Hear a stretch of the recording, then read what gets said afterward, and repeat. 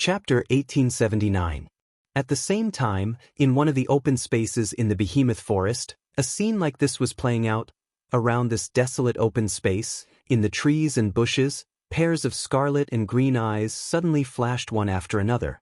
They were like wild wolves lying in ambush in the bushes, waiting for an opportunity to strike, causing the air to be filled with a dangerous aura.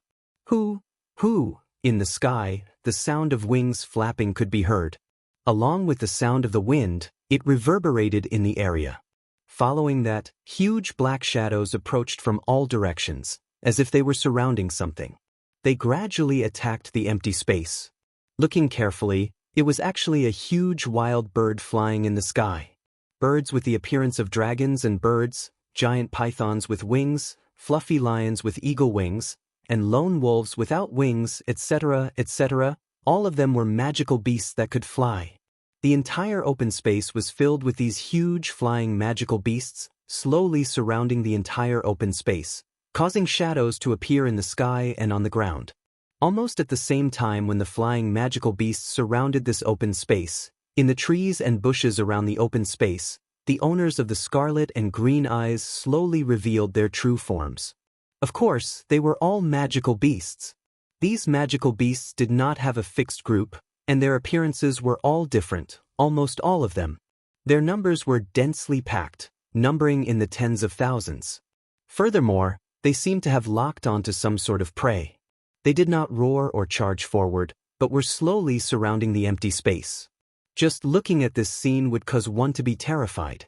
If it was just this, then it would be fine, but the most frightening thing was, the size of these magical beasts could only be described as covering the sky and the sun. Their height was comparable to a building, and with the densely packed numbers and various appearances, anyone who saw it would tremble. Among these magical beasts, there were also some dragons. Of course, these were not real dragons, but magical beasts that only had the appearance of dragons. These magical beasts that had the appearance of dragons were mainly divided into two types.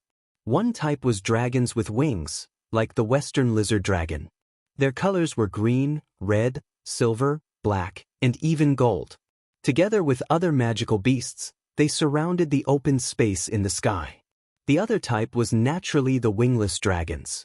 They had the appearance of dinosaurs, stegosauruses, tyrannosauruses, and other dragon-shaped magical beasts. Together with the magical beasts that couldn't fly, they surrounded the open space on the ground. If someone were to identify these magical beasts, they would be horrified to find out. Among the magical beasts that surrounded this open space, regardless of whether it was the flying magical beasts in the sky or on the ground, the weakest one was a rank 7 magical beast. In other words, there were at least 10,000 rank 7 magical beasts here. As for the rank 8 magical beasts, if there were not 1,000 of them, there were at least hundreds of them. 10,000 rank 7 magical beasts. Hundreds of them 8 magical beasts. Who could stop such a magical beast army? Even if the Ailu Empire's strongest knight regiment came, their chances of victory wouldn't be higher than 30%. However, the most terrifying of all were the dozen or so magical beasts that occupied the front of the magical beast army, as if they were the leaders of the magical beasts. These magical beasts were all rank 9 magical beasts. Under the lead of the dozen or so class 9 magical beasts, this terrifying army of magical beasts slowly surrounded the empty space. They only stopped when they were 100 meters away from the empty space. Then, the magical beasts that surrounded the open space suddenly parted to form a path. A figure slowly emerged from the path and walked to the front of the magical beast army. It was a person. A man in his 20s with a devilish appearance. His body was wrapped in clothes made of animal skin, his entire body exuding a murderous aura that made people tremble. The moment the devilish man appeared, the magical beasts in the sky and on the ground lowered their heads as if they were worshipping him. However, the devilish man did not even spare them a glance. A pair of beast-like eyes stared at the open space below. A cold glint flashed in his eyes. So that's how it is. Hiding here? After finishing his sentence, a violent magical power surged from the devilish man's body. However, this magical power seemed to be possessed by a vengeful spirit. It was like a black fog that seemed to contain a demon's roar. It gave off a feeling of ruthlessness and negative emotions when one looked at it. The magical beasts that were closer to the devilish man began to let out low growls of fear. The devilish man ignored them completely. The corners of his mouth curled into a cold arc. A cruel glint flashed in his eyes as he looked at the open space below. They don't intend to give us a choice? As soon as Purple said this, everyone present was stunned. Boom! Before they could react, a terrifying force suddenly descended from the sky and landed on the enchanted field that enveloped the capital of a different era. The enchanted field of the capital of a different era emerged abruptly and flickered with a rich radiance. The Misaka sisters, who were doing their own things on the street, all raised their heads expressionlessly and looked at the thin film-like barrier that appeared above them. What's going on? Wu Yen and the others who were still in the room were shocked. Violet closed her paper fan and looked out of the window. Boom! Another terrifying force descended and slammed into the barrier of the capital of a different era. This time, the entire barrier trembled as if it could not bear the burden. A part of it even cracked, allowing the residual force that surged in through the cracks to take effect. The entire capital of a different era trembled violently as if it was hit by a magnitude 10 earthquake. Ah! Lulu screamed and almost fell to the ground. Ikaros stepped forward and caught Lulu in time. What's wrong? What's wrong? Astria was a little flustered. Barrier? Hinajiku, Mikoto, and Yukari raised their heads and looked outside the window. When they saw the cracked barrier, they froze on the spot. The enchanted field cracked? Wu Yen didn't look out of the window, but his expression turned ugly. Someone's attacking this place. Boom! Just as his voice fell, the third attack also arrived. Compared to the previous two attacks, this attack was even more terrifying and heavily fell on the cracked barrier, causing the barrier to shake violently. Kacha, kacha, kacha. Finally, on the barrier, such a voice could not help but reverberate. The barrier couldn't withstand the third attack. It couldn't withstand it any longer. Boom! Amidst the sound of glass shattering, the barrier that covered the entire capital of a different era completely crumbled and shattered. Everyone in the capital of a different era, including the Misaka sisters, finally saw what happened. The sky above the capital of a different era was filled with an army of demonic beasts. They roared at the ground. Roar! Roar! Roar! The roars of the demonic beasts reverberated throughout the capital of a different era. Wu Yen and the 20,000 Misaka sisters knew what kind of enemy they were facing. Through the window, Hinajiku and Lulu's expressions changed drastically as they saw the army of flying magical beasts covering the sky. Mikoto even cried out in fear. Not good. Sisters. No. It's not just the sisters. Everyone here, no matter if they're in the buildings or on the streets, is within the attack range of the flying demonic beasts.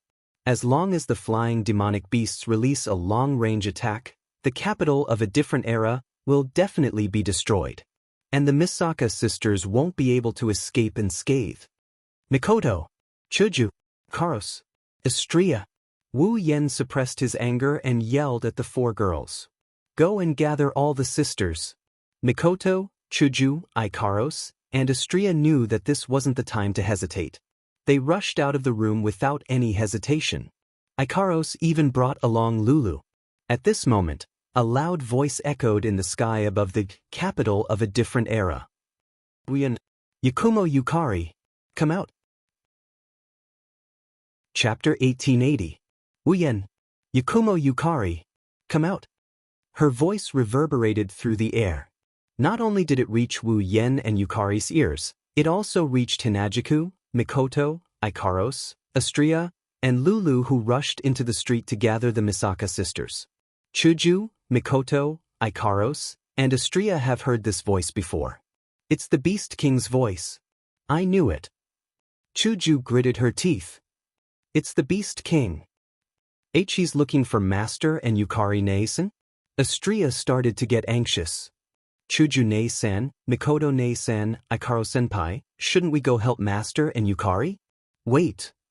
Wait a little longer. Mikoto's face was full of struggle, but in the end she still chose to look at the bigger picture. Let's gather the sisters first. This way, we'll have an advantage whether we fight or retreat. With Yukari and Yan's ruby mode, we'll be fine. Chuju and Astria hesitated for a moment before nodding. Lulu couldn't make the decision, so she followed the girls. Only Ikaros turned her head and looked at the sky. Master! On the other side, Wu Yen and Yukari, who are still in the room, also recognized the owner of this voice. They exchanged glances with each other. Be careful. Yukari nodded as if she knew what Wu Yen was thinking. If the Beast King dares to come looking for us, he must have the confidence to defeat us. Since we don't know what the Beast King has up his sleeves, we need to buy as much time as we can. Wu Yen nodded. He looked at the sky filled with flying demonic beasts. A golden light flashed in his eyes.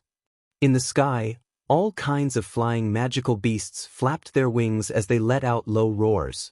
There were at least hundreds and thousands of magical beasts densely packed in the sky. It was truly a scene that made people tremble from the bottom of their hearts. Outside the fortress-like sturdy walls of the capital of alternate generations, there were a shocking number of various magical beasts on the ground. In front of the capital of alternate generations, there are more than a dozen gigantic demonic beasts.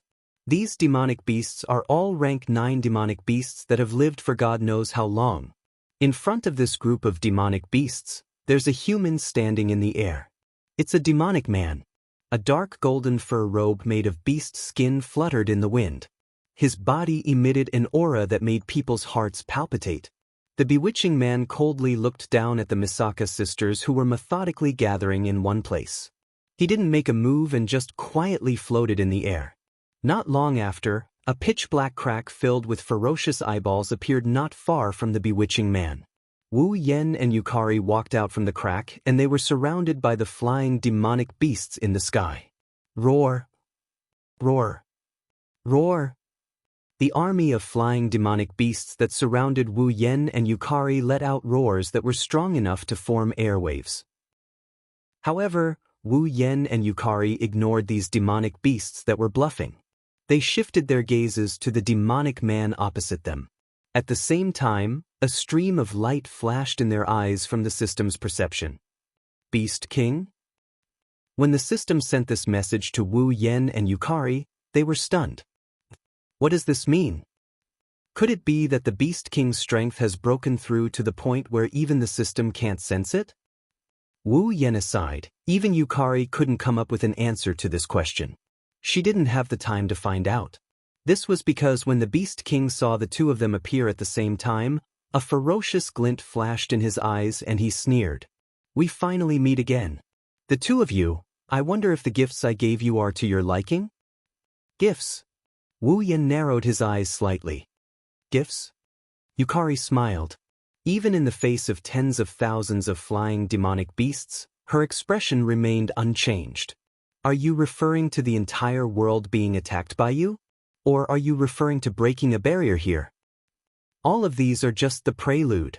The Beast King looked directly at the young lady who had defeated him effortlessly. Since I have shown myself once again, the entire world should be under my control. The beast race should be spread across every corner of this world. Humans are nothing but food for us demonic beasts. Wu Yen couldn't help but laugh when he heard that. His laugh was filled with disdain. Do you think you have the humans under your control? Why can't I think so? The Beast King waved his hand. The demonic beasts behind him all roared in unison, their voices deafening to the ears. Compared to us demonic beasts, how are the humans superior? Humans have 9th grade demonic beasts, but so do we. The humans have Class 8 powerhouses, but the beasts also have Class 8 magical beasts, and they have far more than the humans. In terms of numbers, we demonic beasts may have been holed up in this forest for a long time, but our reproductive ability is strong and our numbers are no less than that of humans. In terms of strength, demonic beasts are born with strong physique and magic power. Compared to humans of the same level, demonic beasts have an absolute advantage. That is why I can attack all 3 empires of the Spalier world at the same time. In just one day, we demonic beasts have conquered a third of the Ailu Empire, a third of the Baruba Empire, and a third of the Fea Empire. It won't be long before the human world, the continent of Silveria, falls under the control of us magical beasts. The Beast King clenched his fist, a victorious smile appeared on his face. Tell me, why wouldn't I think I have the humans under my control? Thus, demonic beasts are generally stronger than humans in terms of both numbers and strength. The 3 empires and the 9 great clans only have a dozen 9th grade demonic beasts. Even if the other 9th grade demonic beasts are included, the total number won't exceed 30. Demonic beasts have a long lifespan. Those that have lived for a very long time are all 9th grade demonic beasts. Disregarding the others, when the Beast King was born, there were a dozen 9th grade demonic beasts guarding him. In addition to the other demonic beasts scattered around, there are at least 50 9th grade demonic beasts.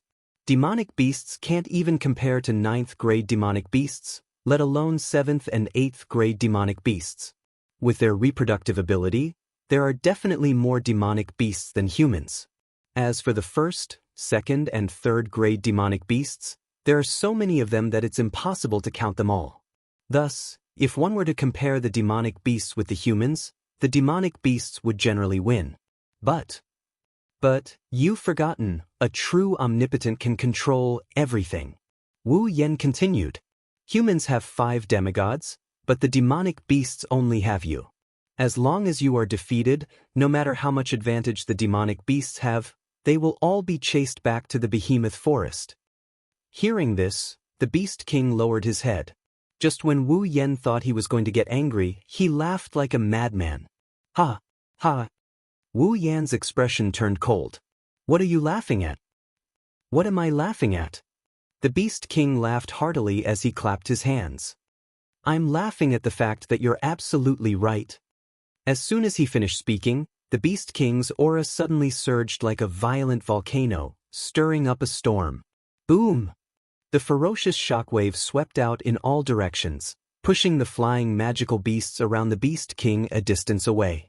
The flying magical beasts all bowed down to the Beast King as they let out low growls. Under that terrifying aura, the Beast King's aura continued to rise from the demigod rank.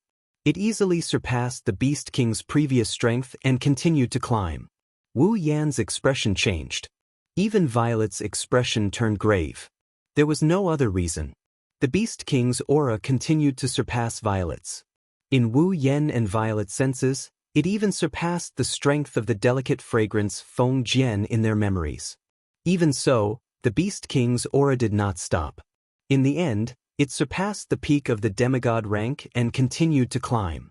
The terrifying aura that far surpassed the peak of the demigod rank caused the air to become chaotic.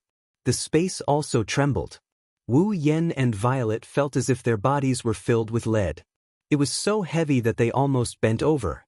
This fact made Wu Yan and Violet hold their breath. Surpassed the peak of the demigod rank? Then wouldn't that be? You're right. A true powerhouse can control everything. The Beast King's voice reverberated in the sky. And I, who have become a god-rank powerhouse, will be the only powerhouse in this world. Chapter 1881. Just like the calm before the storm, the Beast King's terrifying aura was like a volcanic eruption, and the magical beasts all let out excited and fearful roars. Wu Yan and Yukari, who didn't show any change in expression when facing such a terrifying demonic beast army, now, not only did their expressions change, even their hearts started to churn like raging waves. Divine-level fighter? The Beast King has become a divine-level fighter? Is that possible? Wu Yan did not want to believe this possibility. After all, if one wanted to become a divine-level expert, one must first reach the peak of the demigod realm. Secondly, one must find divine energy, absorb it, and borrow the divine energy to transform. Only then could one become a true divine-level expert. The Beast King had just broken through the demigod realm and became a newbie among the demigods. Now, it had only been half a year since the Beast King was born and met Wu Yan in the behemoth forest. In half a year, the Beast King rose from the demigod realm to the peak of the demigod realm? That was absolutely impossible. Moreover, even if the Beast King had used some shortcut to reach the peak of the demigod realm, it was impossible for him to become a divine-level fighter. The divine power that could allow a peak demigod fighter to reach the divine level had disappeared along with the disappearance of the only mythical armament in the Spalier world. Because of this, the Spalier world had never produced a fifth divine-level fighter other than Silveria, Ailu, Balba, and Phil. Without the divine power, how could the Beast King become a divine-level fighter? However, the Beast King's aura had surpassed the peak of the demigod realm and reached a level that was impossible for a demigod realm fighter. Feeling the Beast King's aura that was as strong as a mountain, Wu Yan's heart sank. At this moment, Purple spoke with a serious expression. You should know. Just how many impossible elements were involved in what he said? I know. You won't believe me. The Beast King didn't retract his aura and smiled calmly. It can't be helped. Only after reaching the peak of the demigod level can a life form begin to contain the power of divinity. By absorbing the power of the gods. Together with his body began to change. The barrier to the demigod realm would begin to melt, and at that time, peak demigod powerhouses could attempt to break through. Once you succeed, you can become a god. As for me, since I'm not at the peak of the demigod stage, it's impossible for me to possess the divine power that has already disappeared. In that case, I definitely can't advance to the divine level. If I hadn't found some other substitutes? Substitute? Wu Yan and Yukari were shocked. They stared at the Beast King. Since you two defeated me mercilessly, I'll tell you. The Beast King glanced at Wu Yan and Yukari. A secret belonging to the deities. The Beast King slowly retracted his aura so that Wu Yan and Yukari were no longer suppressed. However, their hearts were still heavy. Under such circumstances, the Beast King spoke. You should know why the power of divinity disappeared, right? Because of the war of the gods. Wu Yan replied. Yukari hadn't heard of the secrets of the deities with him. The power of divinity was born from the only mythical armament in this world. The mythical armament could bring an unimaginable increase in power to the deities. Therefore, in order to fight for the mythical armament and the power of divinity, the four deities fought a war. In the end, the mythical armament disappeared along with it. That's right. The Beast King's tone didn't contain any praise. Then, why did the mythical armament disappear? Wu Yan was stunned. He really hadn't considered this question seriously. Who knew how many years ago this matter wasn't even recorded in history? How could Wu Yan know? Perhaps seeing through Wu Yan's thoughts, the Beast King curled his lips and smiled. Then let's change the question. How did the four deities die? Wu Yan and Yukari exchanged a glance. With just a glance, they understood each other's meaning. Wu Yan was talking to the Beast King while Yukari tried to find some flaws in the conversation. Wu Yan retracted his gaze and answered as if nothing had happened. Wasn't it because they perished together in the process of fighting? Indeed, that's the most likely reason. Although he said so, the Beast King shook his head. But unfortunately, I want to tell you that the deities didn't die in the battle. They died in their own hands. Died in their own hands? Yukari narrowed her eyes. Died in their own hands? Wu Yan frowned tightly. What's going on? The Beast King sneered as if he didn't care about the four deities. He slowly revealed a secret that no one in the Spalier world knew. There was no limit to human greed. The battle of the gods between the four divine-level experts had started because of greed. Since the power of God could allow experts at the peak of the demigod level to obtain the opportunity to break through to the divine level, one of the four divine spirits became greedy and attempted to seize the power of God to cultivate a divine-level expert for his own faction. Because of this, the other three deities couldn't stand by and watch all the deities being born in other factions. Naturally, they couldn't avoid conflict. In the end, the conflict even involved the only deity without a faction. In order to fight for the ownership of the divine power, the four deities broke out into a battle. Thus, the existence and secret of the mythical armament were dug out. From Kite, Wu Yan learned that the battle lasted for an unknown period of time. In the end, after it ended, All 4 deities fell and the only mythical armament disappeared. However, how did they fall and how did they disappear? Even the 5 demigods didn't know, let alone Kite. However, at this moment, the Beast King revealed this secret. Actually, in that War of the Gods, the only mythical armament was destroyed during the chaotic battle of the 4 gods. Destroyed? Yukari was stunned. Wu Yan was even more shocked. The mythical armament was destroyed? Is it strange? The Beast King sneered. After all, the mythical armament is just a natural weapon. If it was attacked by 4 deities at the same time, it's not impossible for it to be destroyed, right? How could the 4 deities fall? Wu Yan refuted. If the source of the dispute, the mythical armament, was destroyed, then the 4 deities didn't have to continue fighting, right? That's why I said that the 4 deities didn't die in the battle at all. The Beast King threw out such a sentence impatiently. However, humans are indeed despicable creatures, and so are the deities. Their crazy ambition is the reason for the fall of the 4 deities. Ambition?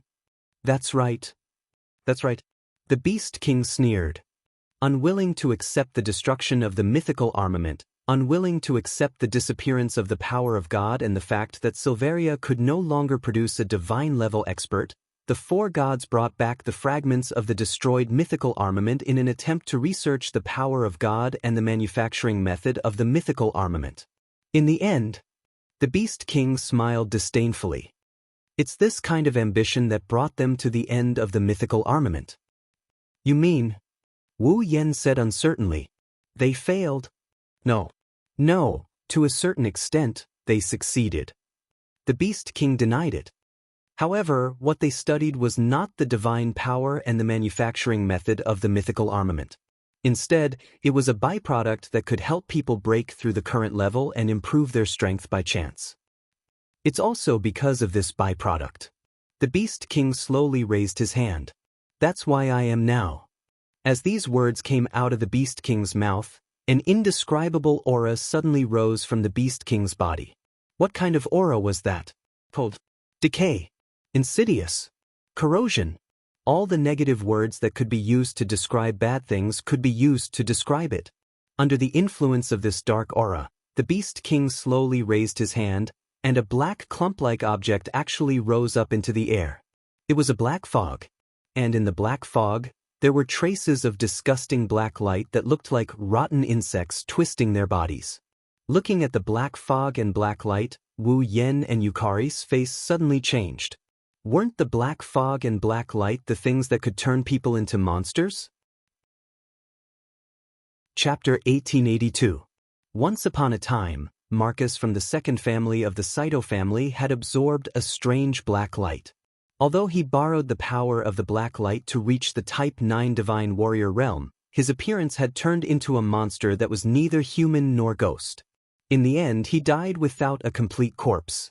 The black light that escaped from Marcus' body returned to the Saito family's base. It possessed the second young master of the Saito family, Bing Mian. In the end, Wu Yan chased the Saito family's base and destroyed both the black light and Bing Mian.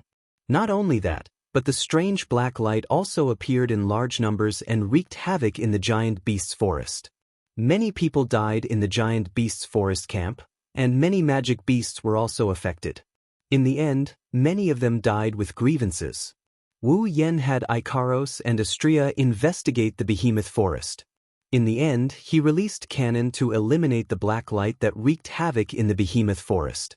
How could Wu Yan not recognize the black light that can increase the power of the possessor but at the same time turn the possessor into a monster? Yukari was the same. Don't forget that Violet personally came to the giant beast's forest to search for this black light. She even met up with 5 demigods from Silveria. It's impossible for her not to recognize this black light. I thought you two forgot about this. The Beast King revealed a sinister smile when he saw Wu Yan and Yukari's expressions change. You forgot about the power of a false god. False god? Wu Yan's expression darkened. Disgusting thing.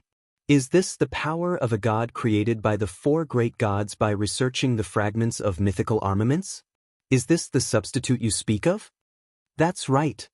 The Beast King fiercely clenched his fist, and the black light and black fog were immediately absorbed into the Beast King's body. This is the byproduct of the power of divinity that the four great gods developed by chance. I think all of you have already seen its effects. This pseudo-god power can unconditionally increase the power of the user, and its effects are even more pleasing than the power of divinity that can only give a peak demigod a chance to advance to the divine level. Better? Unconditionally? Wu Yan couldn't help but mock him. Indeed, it can increase the power of the possessed. However, it can also turn the possessed into a monster. From the looks of it, it can also affect the possessed's emotions. You call this unconditionally? Compared to the increase in power, what's the big deal about the body turning into a monster? The Beast King laughed mockingly. Let's talk about it later. Demonic beasts are monsters in your hearts as well? Wu Yan didn't know what to say. The Beast King was right. For humans, this was the case. Demonic beasts are monsters. However, compared to the monsters possessed by the black light, demonic beasts are more adorable. You reached the celestial rank by absorbing this so-called power of a false god? Yukari looked at the Beast King and finally spoke. Is this so-called power of a false god really that powerful? Could it allow someone who had just entered the demigod level to skip a level and directly advance to the divine level? 1 or 2 is naturally impossible. The Beast King laughed out loud. His laughter was filled with madness. But I absorbed hundreds of billions of rays of the power of a false god. I finally achieved this impossible miracle and became a celestial. Go! Wu Yan inhaled a breath of cold air. Hundreds of billions of rays of black light? To be more precise, it's all the power of a false god created by the four great gods. The Beast King did not hide his joy. You don't know this, but back then, as soon as the power of the false gods was created, the four gods used it on a group of people. As a result, those people all turned into monsters. Some of them even lost their minds and attacked their own people. When the four gods discovered this drawback, more than half of the people in the three forces established by the three gods, which are the three empires today, had already been devoured by the black light of the fake god's power, turning them into complete monsters that only know how to kill. The four great gods realized that if this continued, let alone the three great empires, even the entire Spalier world would be harmed by the power of a false god. It would become a world of monsters. Therefore, the four great gods could only kill those who had become monsters. In order to prevent the power of a false god from harming the entire Spalier world, the four great gods chose to seal all the power of a false god into their own bodies. They used their own divine power to suppress the power of a false god. At this point, the Beast King's tone became regretful. In the end, the bodies of the four great gods were corroded by the false god's power, and their vitality was completely devoured. The god-level powerhouses who should have lived as long as heaven and earth died because of the disaster and ambition that they created. They used up their last bit of strength and turned their bodies into a seal, suppressing the false god's power in their bodies in a sealed place. And the place where the power of a false god was sealed is the behemoth forest. The Beast King spread his hands, as if he was very lucky. Very lucky, I found a small part of the power of a false god in the bodies of some of my kin who had turned into monsters. By absorbing the power of a false god, I was able to obtain this secret memory. From there, I found the place where the power of a false god was sealed. I absorbed all the power of a false god and became a celestial. Listening to the Beast King's loud shout, as if he was announcing his own birth to the entire world, Wu Yan and Yukari both fell silent. Wu Yan finally understood why the Ailu Empire's god left behind an image in the land of gods that said he was the cause of the calamity. He also understood why the god said he was lying to himself and the people around him. It was because the power of a false god that caused the disaster was created by the four great gods themselves. In other words, it was the four great gods who brought the disaster to the entire Spalier world. They were unwilling to accept the disappearance of the mythical armament, unwilling to accept the disappearance of the power of a celestial, unwilling to accept the fact that a celestial could never be born again, unwilling to accept the fact that they had fought until the end and gained nothing. In the end, the four great gods could only use their own lives to make up for the disaster they brought upon themselves. They also left behind a seed of disaster for their descendants. It was really sad. Yukari also seemed to be a little sad that the four great gods of the Spalier world had disappeared in this way. She shook her head. Since the four great gods used their lives to create the seal, why did the power of a false god break out of the seal? Although there is no record of this secret in history, the power of a false god did endanger the entire Spalier world. It almost caused the destruction of the entire Spalier world. Even if the four great gods tried to hide the truth, it was impossible for them to hide everything. The Beast King sneered. Back then, some of the survivors of the disaster tried their best to find the truth. Finally, they found a clue and found the location of the seal. They spent a lot of effort and energy to find a way to tear a hole in the seal. I don't know why, but Marcus managed to get his hands on this method. The Beast King laughed joyfully. What happened next, you should have guessed. Of course. With Marcus' sinister personality, he must have used this method to tear open the seal and obtain the power of a false god in order to take revenge on Wu Yan. As a result, the power of a false god leaked out and was obtained by the Beast King. The Beast King, who obtained this secret memory from the power of the false god, found the place where it was sealed. He completely shattered the seal that had been torn apart and absorbed all the power of the false god. With the endless power of the false god, he broke through the level of his own power. In the end, the Beast King became a god. To you, the power of the false god is a disaster, but to me, the power of the false god is the best tonic. The Beast King laughed out loud again. When magical beasts advance to demigod Beast King, they will shed their original body and take on human form. When they advance to deity Beast God, they will also get a chance to transform their body. Therefore, I abandoned the body that had absorbed the power of a false god and turned into a monster. It was not affected in the slightest. Now, I am no longer the Beast King of the past. The former king of beasts declared loudly. I am the new beast god of the Beast Clan. Chapter 1883. Beast God. That was a title only beasts who had ascended to the celestial rank. In the past, there had been a demigod beast king in the behemoth forest who had obtained the power of a god and broken through to become a beast god.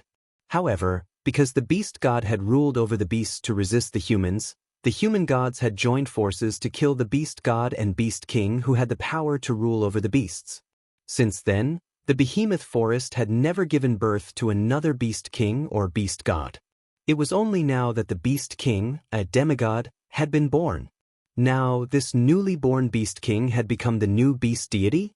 In terms of numbers, we beasts outnumber the humans by leaps and bounds. In terms of strength, none of us beasts lose to the humans. Now, in terms of combat power, we have me. The beast king's eyes burned with a cruel light.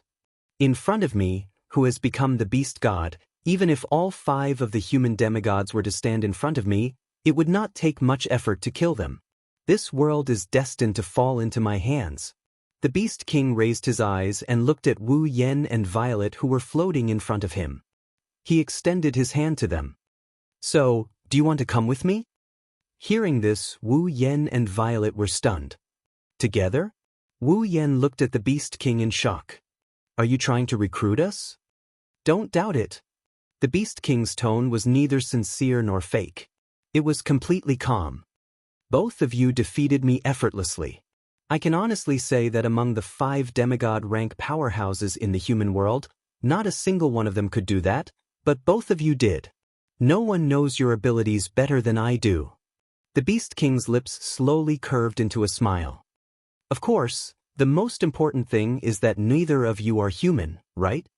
Hearing this, Wu Yan and Violet finally understood.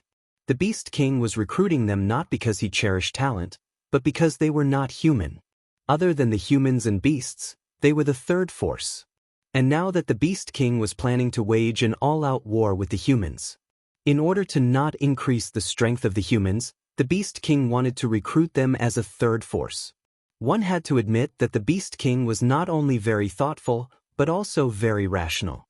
After all, Wu Yen and Violet had almost sent the Beast King to hell. The Beast King chose to give up on revenge for the sake of the big picture, as expected of the King of the Beasts. However, the Beast King had obviously overlooked a problem. Violet aside, Wu Yen was not as magnanimous as the Beast King had imagined. Recruit? Wu Yen sighed and cast his cold eyes on the Beast King. You surrounded my capital of alternate generations with your magical beast army, and even brazenly attacked the barrier, almost injuring my people. Now, you actually want to recruit me. You also know that my magical beast army has surrounded your so-called capital of a different era? The Beast King's expression remained unchanged as he continued to extend his arm. Then, you should also know that if you refuse to stand on the same side as me, I won't mind letting them attack directly, right? Coercion and bribery? Wu Yen let out a sarcastic laugh. Unfortunately, I can't stand being threatened. The Beast King fell silent. I see. The Beast King retracted his arm and nodded. In that case, I don't need to keep you any longer. However, as soon as the Beast King finished his sentence and before he could make his next move, a pitch-black crack filled with eyeballs appeared behind him. Swish! Immediately afterwards, an extremely dense beam of black light shot out from the pitch-black cracks that were filled with eyeballs. It tore through the air and viciously struck the Beast King's back. The Beast King didn't expect the other party to take the initiative to attack in this situation and was momentarily sluggish. It was during this moment of sluggishness that the beam of black light shot out from the pitch-black crack filled with eyeballs and landed heavily on the Beast King's back. Boom! With a loud muffled sound, the huge impact exploded on the Beast King's back, causing it to let out a muffled groan. Light smoke rose from its back, and a trace of blood could be faintly seen dripping down from its back. Looking at this scene, the Beast Kings who were about to attack the capital of alternate generations at any time felt as though their roars were choked and stuck in their throats. On the other side, Wu Yen also didn't expect this development. He turned to Purple, who extended her paper fan toward the Beast King. Purple? That's right. The attack just now was launched by Purple on his own initiative. The Beast King slowly raised his head as wisps of smoke rose from his back. Drops of dark red blood dripped from his body as he stared fixedly at Z. His voice was extremely gloomy, as if it had come from the depths of the abyss. It seems like you're tired of living. Along with this sentence, a terrifying aura erupted from the Beast King's body. Violent murderous aura spread all of a sudden, shrouding the entire place and locking onto Purple. However, under the lock of the aura that even a peak demigod could not compare to, not only did Purple not reveal the slightest bit of panic, but she even smiled very happily. You're injured, and? A ruthless glint flashed in the Beast King's eyes. Do you think this little injury can do anything to me? No, I'm praising you. I used all my strength in that attack just now. Coupled with a sneak attack, you only suffered a little injury. As expected of someone who surpassed the peak of the demigod realm. Purple's gaze seemed to be able to see through all disguises and fixed on the Beast King. But I'm finally certain that you're definitely not a god-level expert, Beast King. When these words came out of Purple's mouth, all the sounds in the world disappeared. Not a god-level expert? Wu Yan's eyes lit up. Although he didn't know why Violet said this, it wasn't impossible since Violet said so. Haha. The Beast King's lips curled into a smile, and it grew bigger and bigger until it was so big that it made him laugh wildly. I thought you were going to say something. Is this all you want to say? That's right. In the face of the Beast King's terrifying laughter, Purple's expression was surprisingly calm. I'm thinking, if a god-level expert were to receive an all-out attack from me, would he be injured? The Beast King's laughter came to an abrupt halt, and his expression darkened. Just because I was injured by your attack, I'm not a god-level expert? You don't have to continue bluffing. Purple ignored the Beast King's gloomy expression, and a smile slowly appeared on his face. To tell you the truth, both Little Yen and I have an ability that allows us to sense the strength of others. The ability to sense the strength of others? Purple must be talking about the system's perception, right? This perception ability can determine a person's current strength in detail, and it can differentiate them by 10 levels per level. Purple met the Beast King's gaze. Level 0 to 9 is the first level, level 10 to 19 is the second level, level 20 to 29 is the third level, and so on. Level 80 to 89 is the ninth level, level 90 to 99 is the demigod realm, and level 100 is the demigod realm.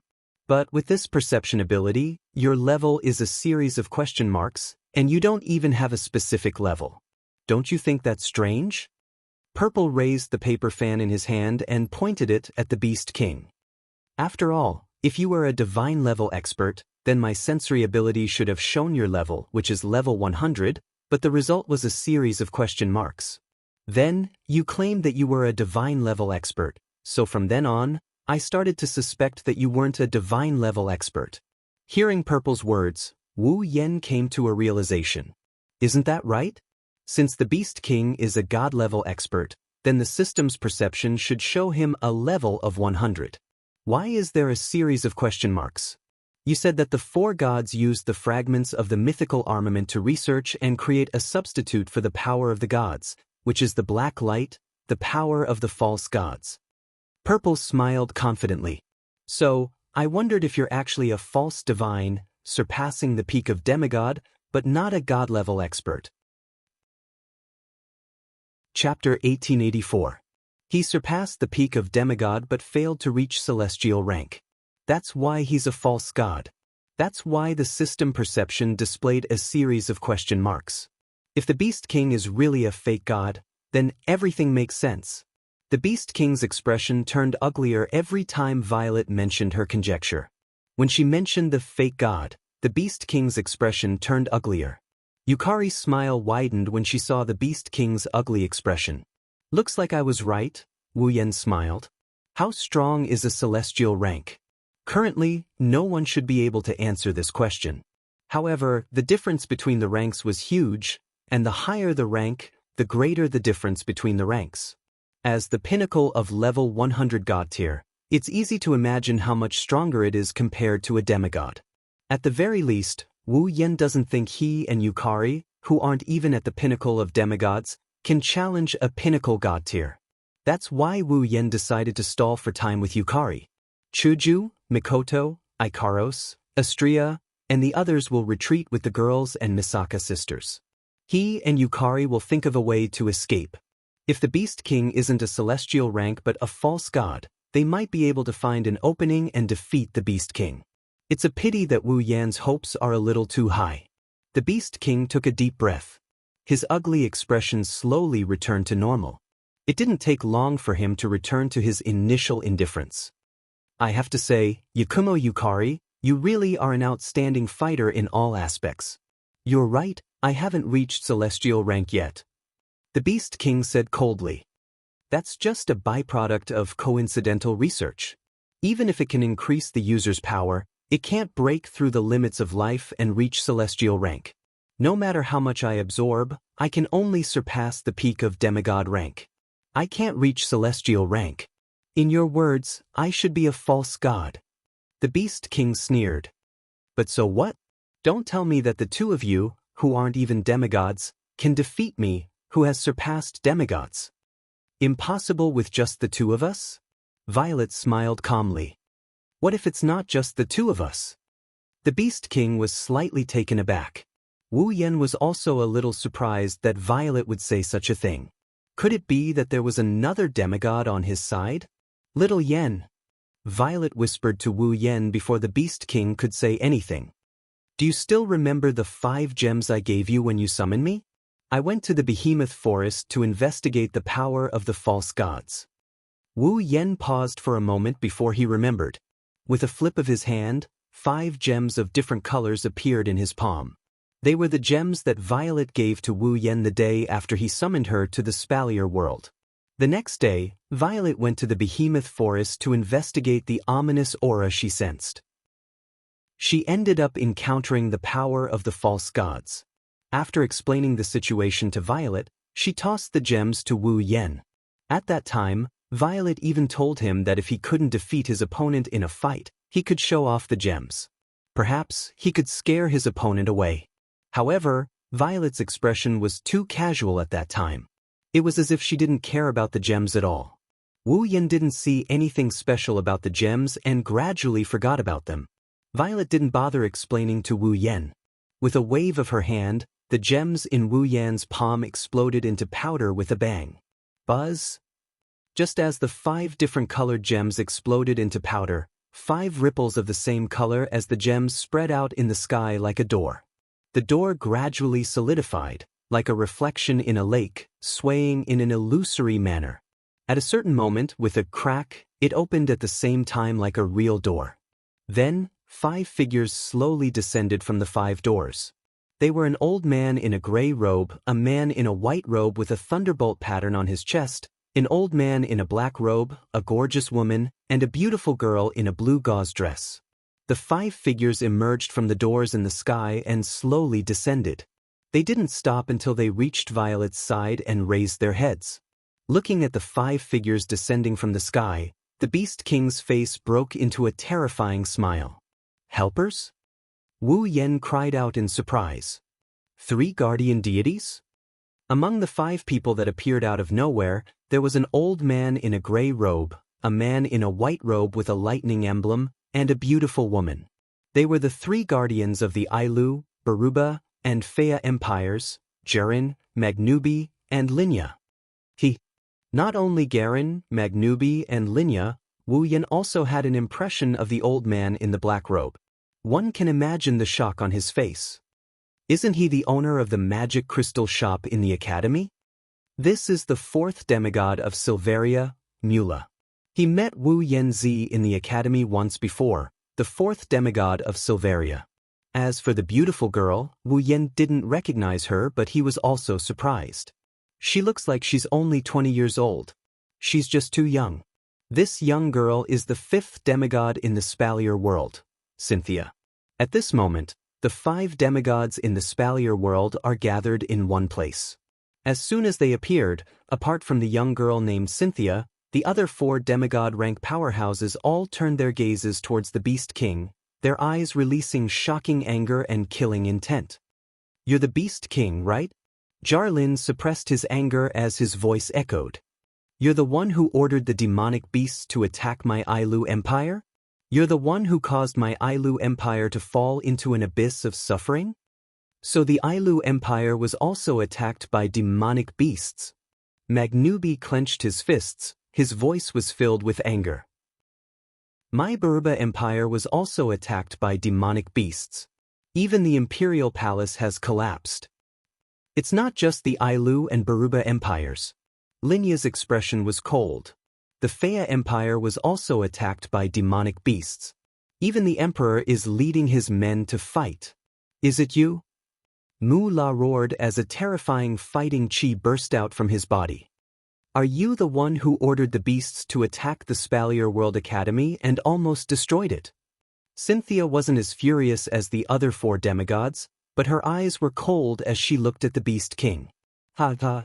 The Beast King was neither afraid nor panicked in the face of the 5 demigods attacking him at the same time. Instead, he burst into unbridled laughter. 5 human demigod rank powerhouses, you've come at the right time. Saves me the trouble of finding you all personally and killing all of you. What did you say? Not to mention the 4 demigod rank experts. Even Cynthia had a trace of anger on her face when she heard that. Dealing with 5 demigod rank powerhouses? Alone? No matter how one looked at it, it seemed like he was spouting nonsense. However, Violet knew that the Beast King wasn't just boasting. All of you better be careful, Violet said calmly. He's no longer the Beast King who just entered demigod rank. He's now beyond peak demigod rank and has touched the divine rank. He's an unprecedented false god rank powerhouse. False god rank powerhouse? Even the 5 demigods hadn't heard of this term before. Of course, not knowing what a false god rank powerhouse was didn't mean that they didn't know what it meant to surpass peak demigod rank. The 5 demigods sucked in a breath of cold air at the same time. Surpass peak demigod rank? Cynthia looked at the Beast King in shock. He surpassed peak demigod rank? Impossible! Mu La exclaimed. He was just a demigod rank beast king not long ago. How can he surpass peak demigod rank now? But Linya looked at the beast king with a serious expression. His aura has indeed surpassed peak demigod rank. False god rank? Magnubi's face was filled with bewilderment. What rank is that? Does such a rank exist? Everyone in the Spalier world knew that beyond peak demigod rank was the divine rank. There was no such thing as a false god rank powerhouse. If the Beast King didn't use the power of a false god, the false god rank wouldn't have appeared. Therefore, the Beast King was the only one who had reached the false god realm since ancient times. It was no wonder that the 5 demigod powerhouses were so surprised and bewildered. It's a bit troublesome to explain it. I'll explain it to you later. Violet looked at the 5 demigods. The 5 of you, do you still remember our agreement? Of course. Jarlin nodded.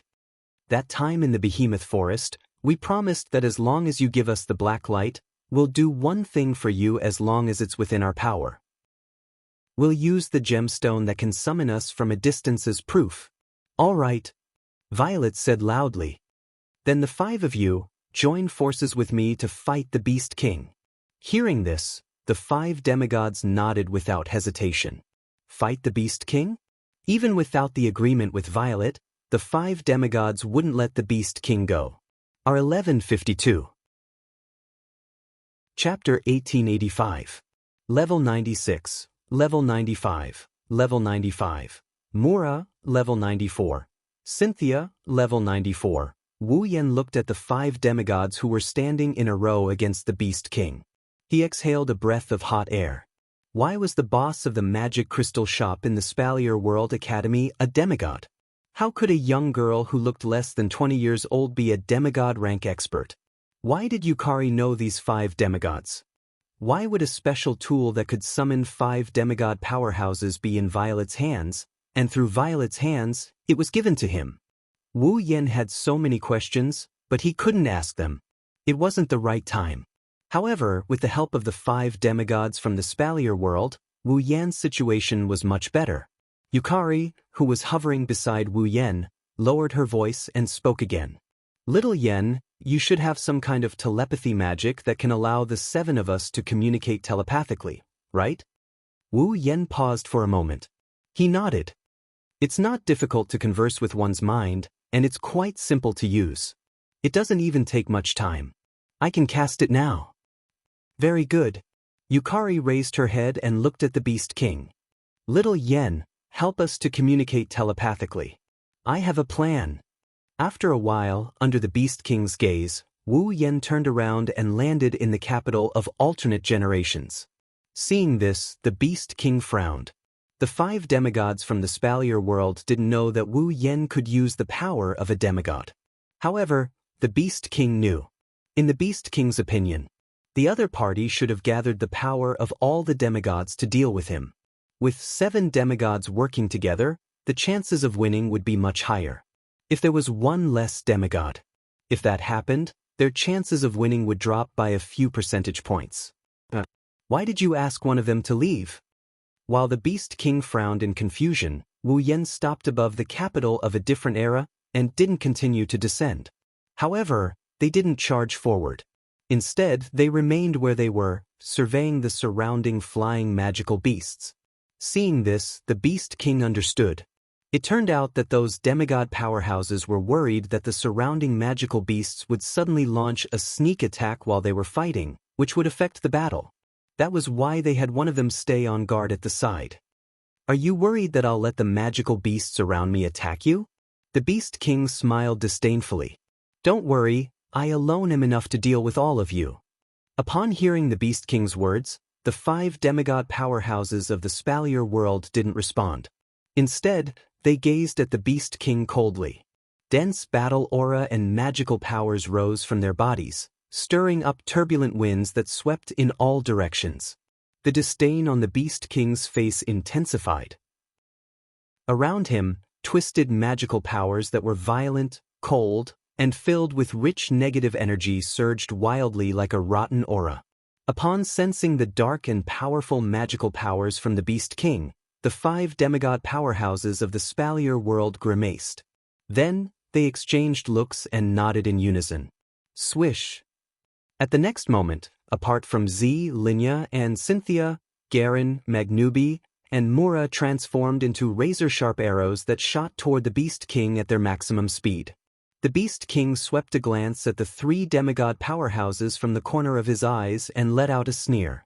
He extended his palm gradually, and the dark magical powers around him gathered and coalesced into an enormous black blade.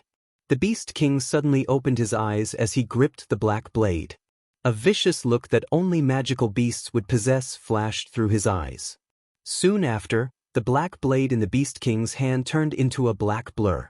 With a sonic boom, it cut through the air like a black windmill. With the Beast King as the center, it viciously slashed through the surroundings. Almost at the same time, Garen, Magnubi, and Mura, who were charging towards the Beast King, suddenly sped up and rushed in front of the Beast King. However, before they could attack, they were met with a windmill slash. Immediately, Garen, Magnubi, and Mura were shocked. The Beast King had actually seen through the trio's intention to speed up midway, and had taken the initiative to attack them. In this situation, it seemed as though Garen, Magnubi, and Mura were the ones who collided with the Beast King's attack. How could they not be astonished? But now wasn't the time to be astonished. Sensing the powerful wind coming towards them, Garen, Magnubi, and Mura hurriedly raised their hands. An ancient night sword appeared in Garen's hand, a pair of razor-sharp claws appeared in Magnubi's hand, and a pitch-black stick appeared in Mura's hand. The 3 unknown weapons stood before Garen, Magnubi, and Mura and welcomed the Beast King's attack. Clink. The black blade that the Beast King had turned into a black windmill swung in front of the Beast King.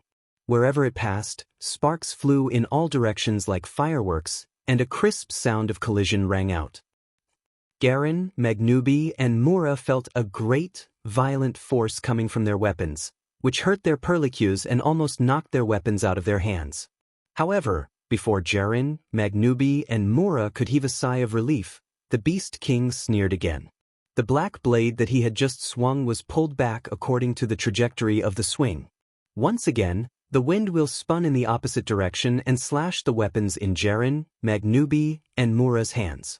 Clang. Garen, Magnubi, and Mura groaned in pain as they were sent flying with their weapons at an even faster speed than when they came in. Buzz. Garen, Magnubi, and Mula were just sent flying. Before they were 3 meters away from the Orc King, a pitch-black crack filled with ferocious eyeballs appeared between the Orc King and Garen, Magnubi, and Mula, who were sent flying. In the dark crevice, Z was like a loaded arrow. Demonic power that the Beast King could not identify surged around him. He flew out of the dark crevice and his body turned into a blurry shadow. In the blink of an eye, he was right in front of the Beast King. This time, it was the Beast King's turn to be astonished.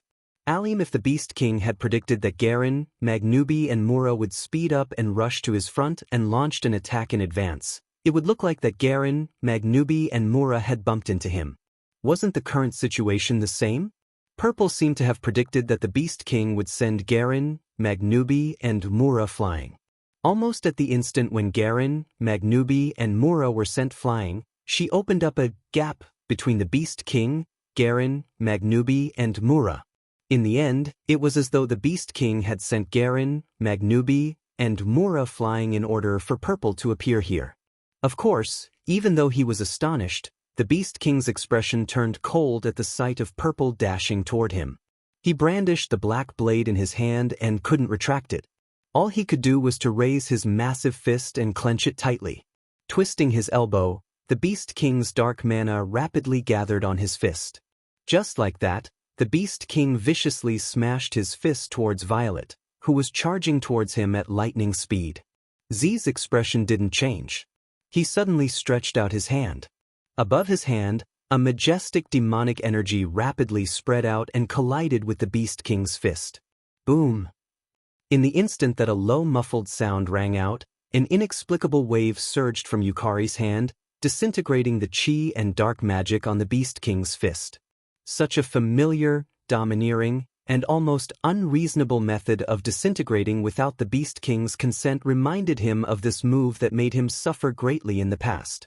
That was the realm of being and non-being. You're indeed full of strange tricks. The power of your realm is really strong. Ikumozi, I'm looking forward to seeing more of you. The Beast King snorted. However, such a small trick is no longer of much practical use to the current me. Show me what you're really capable of. As soon as he finished speaking, the dark magic surging on the Beast King's body suddenly twisted and formed a black fog. It descended and enveloped Violet's body. Chapter 1886. Whoosh! The black fog that suddenly descended from the sky caused Z to be slightly surprised. She lifted her head, and soon after, the thick black fog was like a gust of wind that rapidly magnified in Z's gem-like eyes. The black mist carried an extremely gloomy aura, and the curse-like power made Violet, who was used to seeing all kinds of powers, frown. She staggered, tapped her foot, and retreated like a bolt of lightning. Swish! However, just as Purple's figure turned, the thick black fog was like a sharp arrow that instantly flashed and arrived before him. Seeing that the black fog that contained a dark aura was about to hit Purple like a tide, Purple's face turned solemn. He forcefully pointed the paper fan in his hand forward, and a crack suddenly appeared in front of Purple. It stood in front of Purple like a shield. The black mist containing a gloomy aura rushed into the gap, without slowing down. It was unknown where it was transferred to, but it disappeared in front of Violet's eyes. However, the solemn expression on Violet's face didn't weaken at all. Instead, it became more intense. That was because Violet clearly felt it.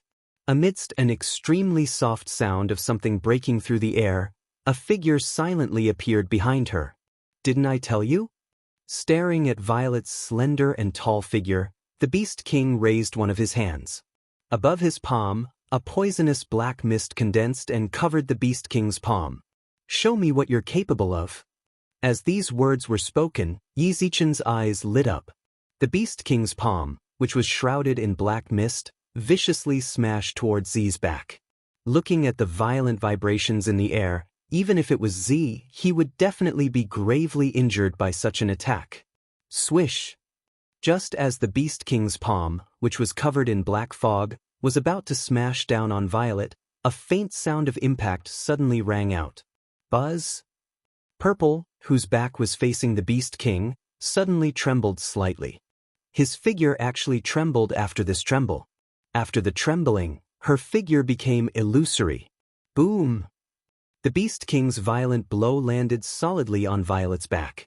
However, this blow was like hitting a rock. It penetrated Violet's body without a single drop of blood. His body was like a shattered piece of glass. Slowly, it shattered. Moreover, there were still ice shards falling from the sky. That figure was just a block of ice. Ice? The Beast King was slightly startled. Then, as if sensing something, he forcefully turned his head to look behind him. There, a beautiful girl in a blue gauze dress was holding up a staff that was blooming with rich magic power, and an icy blue mist was surging around her. Cynthia! That piece of ice was made by Cynthia. That girl may be very young, but she has a very unique magic, a cold voice echoed in front of the Beast King. As long as she can create ice, that girl can teleport the ice she creates to any place in an instant. If necessary, she can even swap places with other things, even if that thing is a human. The moment he finished speaking, a burly figure appeared in front of the Beast King. Taking a closer look, this burly figure had rushed out from the gap that Violet had left behind to divert the black fog. Roar! Then, a huge beast shadow appeared behind the burly figure. Its entire body was wrapped in lightning, and it roared towards the sky. It was a beast battle technique unique to the Baruba Empire. As for Magnubi's beast battle skill, it was even more special. It was a beast battle skill that contained the power of lightning. Magnubi rushed to the front of the Beast King and bent one of his hands into the shape of a claw. The claw-like armament in his hand surged with a majestic aura. Magnubi fiercely swung the claw and compressed the air in front of him into a ball, blasting the Beast King. Boom! Amidst the low muffled explosion, the ripples of air waves rapidly spread out, causing the space to tremble slightly. However, such a violent attack did not directly land on the Beast King. Instead, it smashed into a bone wall that had appeared in front of the Beast King out of nowhere and smashed the bone wall into pieces. Playing tricks all you want. Behind the bone wall, the Beast King shook his palm abruptly. In an instant, black fog surged out and transformed into 3 arm-thick black snakes. They circled around the bone wall and darted out abruptly. Their hideous mouths snarled silently, filling the air with a foul stench. The black snake instantly shot forward and circled around the bone wall. It rushed towards Magnubi, who had clawed at the bone wall, from the top, left, and right, and surrounded him. Magnubi's expression became incomparably solemn when he sensed the faint dark demonic energy being transmitted from the 3 black snakes. He slowly spread out his claws and violently swung them at the black snakes that were shooting over. Roar! As Magnubi swung his claws, the beast shadow behind Magnubi roared violently. It raised its huge claws and crushed the space in front of it as if it was squeezing it into a ball, then smashed it down heavily. Boom! Just as he passed by, the 3 black snakes that were circling around him were immediately crushed into a cloud of black mist under this earth-shattering claw, just like the space around him. Buzz! At the same time, after Magnubi dealt with the 3 black snakes, the space around the Beast King trembled abruptly. 2 gaps split open and spat out 2 figures as though something was being spat out. Hiya! Garen and Mura darted to the sides of the Beast King like loaded bullets. They brandished their simple, unadorned knight sword and pitch-black long stick in a crescent arc and smashed at the Beast King's head. Facing the merciless attack, the Beast King snorted in disdain. With a move of his palm, a surge of black mist gushed out from his body. After a wave of rolling, it actually condensed into a sticky barrier around the Beast King like a swamp. Boom!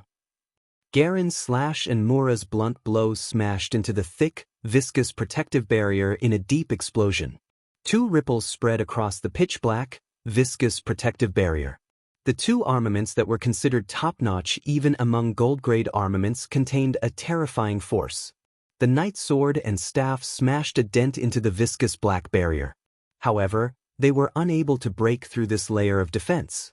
They stopped half a meter away from the Beast King's head.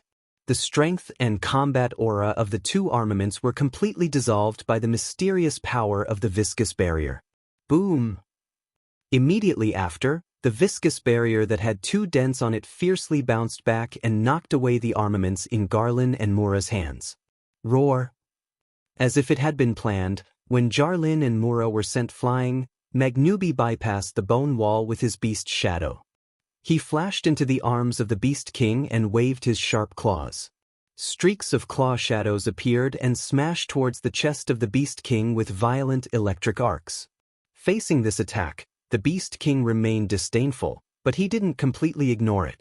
Got to say, the strength of lightning was indeed a kind of strength that contained righteousness and had a certain restraining effect on some evil beings. Coincidentally, the pseudo-god's strength in the Beast King's body was one of such evil beings. Therefore, the Beast King couldn't ignore the claws that were wrapped in electric arcs. Bone armor. Immediately after, the dark magic power around the Beast Monarch surged like lightning. As the black chi surged, the Beast Monarch's body also trembled, and a suit of armor completely made of bones was formed around the Beast Monarch's body. Clang, clang, clang. The claw shadows that carried traces of electric arcs all smashed onto the thick and heavy bone armor. Waves of metal clashing sounds reverberated in the air like vibrating ripples. The defensive power of the bone armor was obviously very strong as well. Under Magnubi's full power and storm-like attacks, there wasn't even the slightest crack on it. Of course, there wasn't a single crack on the bone armor. However, even though the bone armor had absorbed most of the impact, the remaining force from Magnubi's claws still forced the Beast King back. As a result, everyone could see that the Beast King's body was pushed back by the force exerted by Magnubi's claw attack. Clang, clang, clang. On the other hand, Magnubi continued to drive the Do Chi in his body. Along with the huge beast shadow, he continuously swung his claws, causing the clear sound of metal clashing to reverberate in the sky. Chapter 1887. Clang. Another claw attack that contained the power of thunder and lightning smashed heavily on the Beast King's bone armor. Gotcha! Finally, after blocking an unknown number of claws, the Beast King's bone armor finally cracked with a crisp cracking sound. A huge crack appeared on the surface of the armor. Originally, the Beast King had only used this bone armor because he thought that his power of the pseudo-god would be slightly restrained by the power of the lightning. However, one must not forget that the lightning power contained in Magnubi's beast battle skill was just a bonus. After all, it was a beast battle skill that was famous for its strength. After receiving so many attacks, even if the Beast King was a pseudo-god who had surpassed the peak of the demigod stage, it was impossible for his bone armor to not shatter. Judging from this situation, the bone armor would shatter completely after another 2 or 3 claw attacks. But it was a pity that even if Magnubi was aware of this, as the creator of the bone armor, the Beast King would definitely be aware of it. Boom! Before Magnubi could rejoice over the cracking of the bone armor, a surge of dense, dark magical power erupted from the Beast King's body. The dark magical power erupted like a violent storm and instantly transformed into a substantial impact that forced Magnubi back a few steps. Go to hell! Before Magnubi could react, the Beast King's deep and cold voice rang in his ears. His body was sent flying backward, and before he could react, the Beast King's cold voice rang in his ears. The instant the Beast King's voice sounded, Magnubi sensed it too. Above his head, a terrifying force was forming. Magnubi immediately lifted his head and looked above him. When he saw the scene above him clearly, his expression changed. Not far above Magnubi's head, a huge bone spear that was as long as 10 meters and as thick as a pillar appeared abruptly. Amidst the chaotic hissing sound in the air, it landed heavily on the ground. Wind of dissolution. Just as the huge bone spear descended from the sky and was about to land on Magnubi's body, a clear and delicate shout rang out. Swish! A sharp sound of something breaking through the air echoed abruptly, accompanied by a violent, sharp tornado that swept across the sky. It shot into the sky. It crashed heavily into the huge bone spear that was descending from the sky. Boom! A thunderous explosion resounded through the sky. The surging wind spread out like an impact, and the huge bone spear was directly entangled by the sharp tornado. Then, as if it had melted, it was broken down into magic residue and dissipated into the air. The Beast King was slightly taken aback when he saw that his attack was so easily neutralized. Then he saw it. Next to Cynthia, who had been holding her staff, Linya was also floating in the air.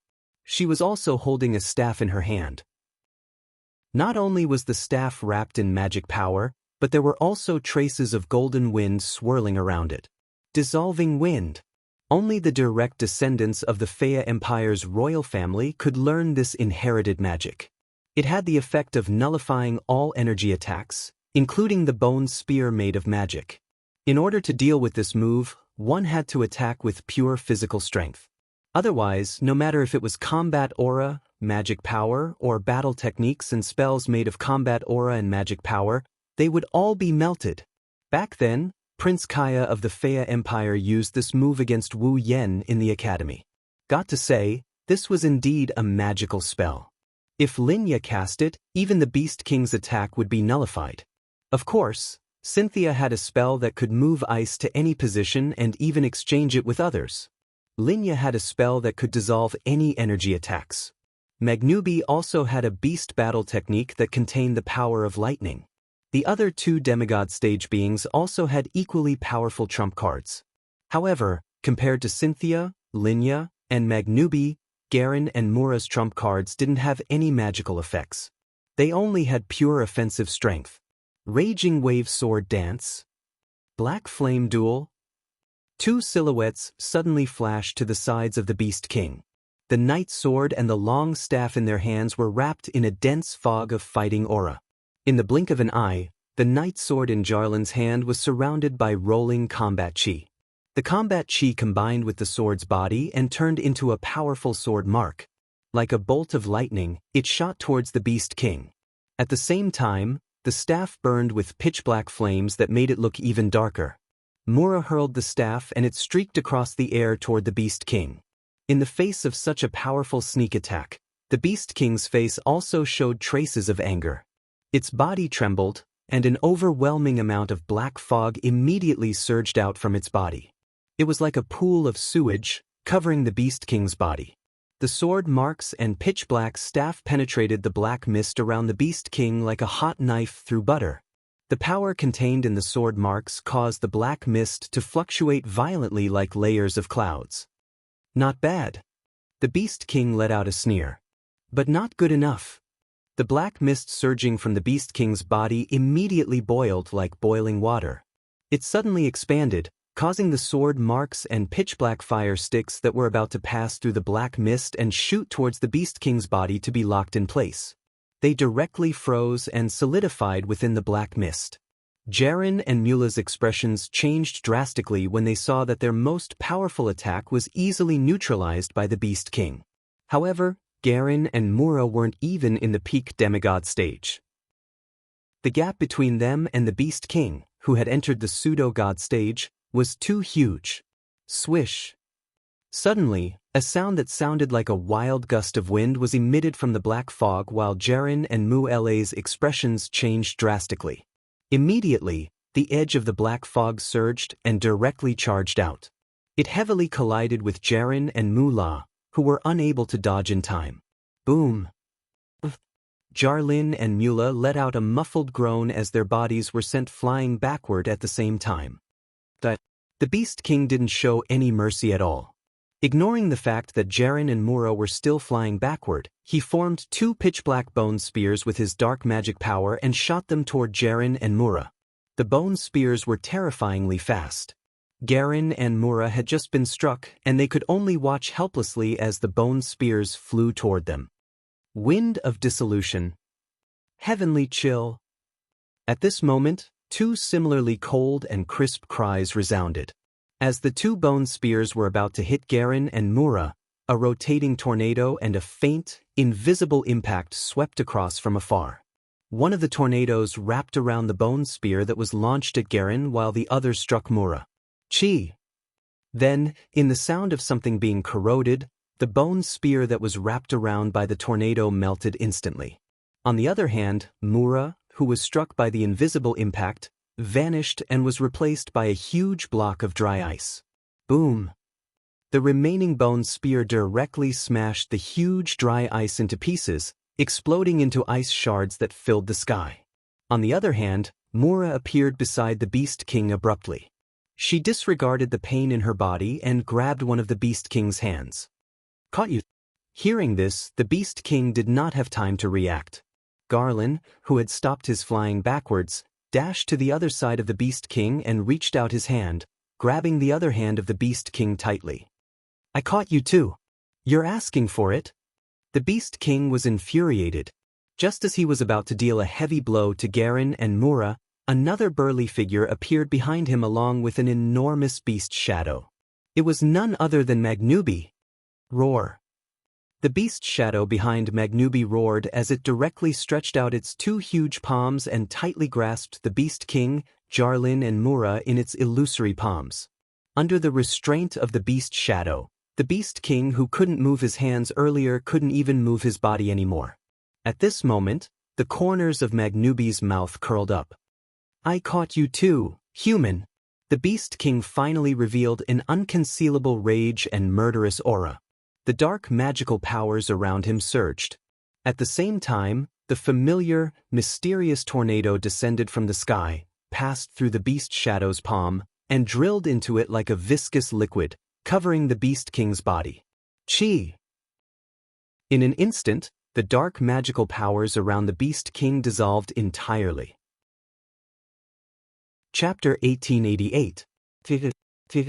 Amidst the sizzling noises, the magic power on the Beast King's body was completely melted by the wind of dissolution and dissipated into nothingness. In order to deal with the wind of dissolution, one had to resist it with pure physical strength. However, the Beast King's body was also restrained by Garen, Mura, and Magnubi. In other words, in this state, the Beast King could not move at all, and there was nothing he could do. However, the Beast King wasn't worried at all. Comparing physical strength? Magical beasts were stronger than humans, not to mention the Beast King. Even if he was bound by Garen, Mula, and Magnubi, he would definitely be able to break free if he put in some effort. When that happened, the Beast King could also dissolve the wind of dissolution on him.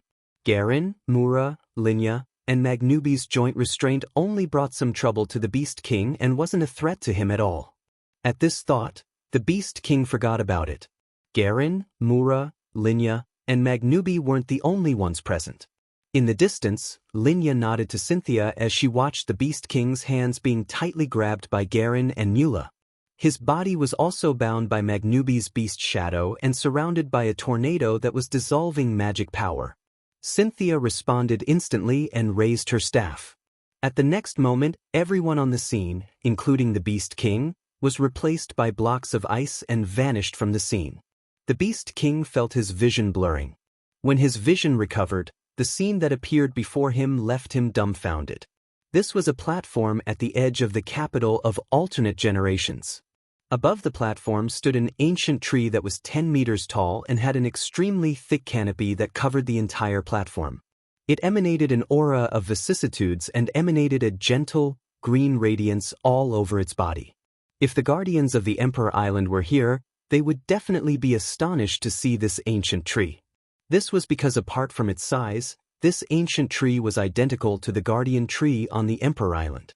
Not only that, but its aura, energy waves, and appearance were also exactly the same. It was none other than the sapling of the guardian divine tree that Wu Yen had brought back from the land of God. Next to the guardian tree sapling, Wu Yen placed his hand on it and injected traces of mana into it. Seeing Wu Yen here, the Beast King's expression changed slightly. Wasn't Wu Yen on guard against his magical beast army? Why was he here? Of course, there wasn't enough time to answer the Beast King's question. Under the infusion of Wu Yan's mana, the guardian tree sapling kept blooming with a soft green light.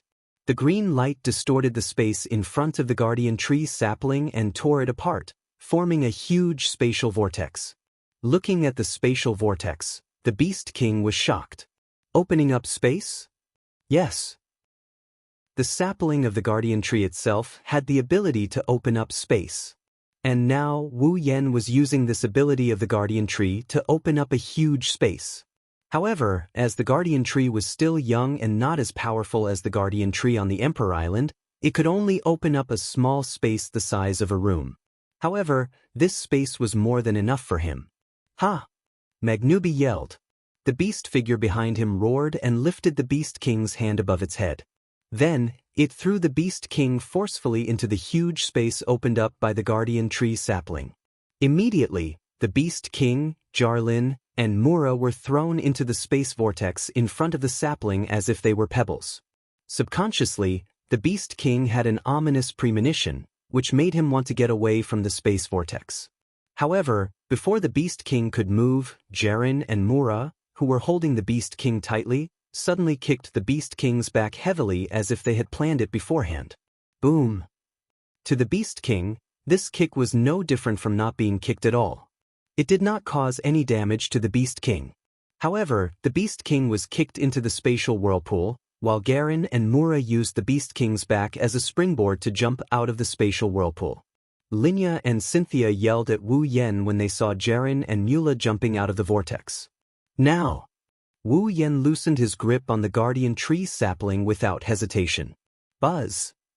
After the supply of mana was cut off, the sapling of the guardian divine tree trembled, and the gentle green light that it was emitting gradually dimmed. At the same time, the spatial vortex that had been opened up gradually closed. The Beast King finally understood what was going on. You're trying to lock me up in this huge space? The Beast King sneered. Do you think that a tiny space can trap me? After saying that, the Beast King raised his fist, intending to shatter the space. It wasn't difficult for the Beast King to do so with his current strength. The instant the Beast King raised his fist, Wu Yan's indifferent voice sounded in his ears from outside the spatial vortex. Of course, a tiny space can't trap you. But not only do we want to lock you up, but we also want to seal you up. As soon as he said that, a power that didn't belong to the Beast King's body started to take effect. Buzz! With the sound of space trembling, the Beast King's body suddenly burst out with a dazzling light, causing the Beast King's fist to stop in its tracks. Then, 5 translucent, crystal-like beads the size of a palm flew out from the Beast King's body. They emitted a strong light as they circled around the Beast King, circling it. What's that? The Beast King's pupils shrunk. Why are these things on me? Perhaps in response to the Beast King's words, the radiance emanating from the 5 translucent beads intensified until it fluctuated all of a sudden. Clink. Along with the crisp sound of wind chimes, 5 translucent white chains suddenly shot out from the 5 translucent beads at an extremely fast speed, so fast that even the Beast King could not react in time. In addition to the fact that the distance between them was extremely close, the 5 translucent white chains suddenly wound around the Beast King's body, then contracted and tightly bound the Beast King. They didn't just bind him. The Beast King could clearly feel that when the 5 chains bound him, the power of the false god in his body was like an extinguished flame, like stagnant water that had lost its vitality. There was no way for it to circulate anymore. Impossible! The Beast King couldn't help but yell. How can there be something in this world that can completely silence the pseudo-god powers? Nothing is impossible. Outside the space vortex, Wu Yan smiled. That's because the 5 beads were created by the 4 gods to deal with the so-called power of the fake gods. They were left for us to seal the power of the fake gods again. Impossible! The Beast King yelled again. Ordinary means can't seal the pseudo-god powers at all. Otherwise, the 4 gods wouldn't have had to use their own bodies to seal the pseudo-god powers. In the end, they turned their bodies into seals to suppress the pseudo-god powers. You're right. The pseudo-god powers can't be sealed by ordinary means. Violet walked out of a crack in the air and came to Wu Yan's side. She raised her eyes and looked at the Beast King. When I first heard that these 5 beads could seal the power of the false god, I had my suspicions. But now, it seems that these 5 beads can indeed suppress the power of the false god. So, I guess that these 5 beads should be made from the fragments of the mythical armament. After hearing Violet's explanation, the Beast King understood. The mythical armament was a divine object that could create the power of divinity on its own. It could also store the power of divinity. Therefore, if these 5 beads were made from the fragments of the mythical armament, it would not be strange for them to be able to suppress the power of false gods. It was precisely because of these tools that the Beast King could miraculously do what he thought was impossible. Realizing this, the Beast King finally understood something. He glared at Wu Yan, Violet, and the 5 demigods of the spalier world outside the space vortex and roared for the first time since he appeared. You tricked me. R1152. Chapter 1889. A scheme? That's right.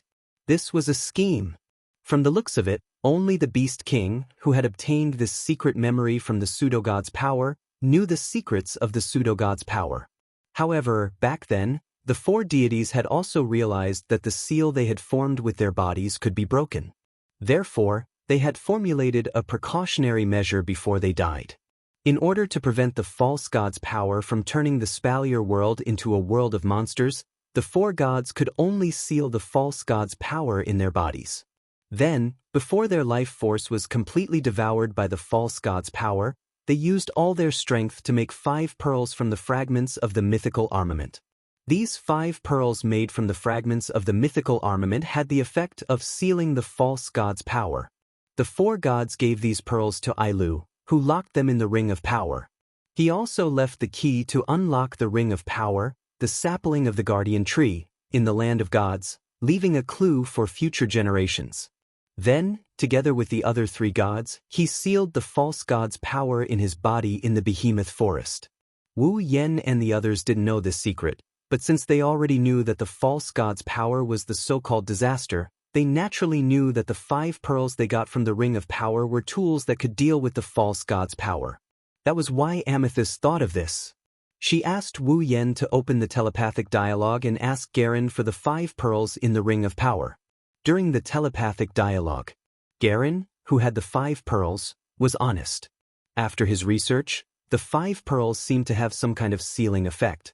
After knowing this, Amethyst asked about the abilities of the 5 demigods in the Spalier world, and before the battle with the Beast King, she formulated this plan.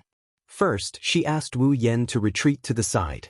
She pretended to be on guard against the Beast King's army, and then let Amethyst and the 5 gods of the Spalier world restrain the Beast King. To distract the Beast King.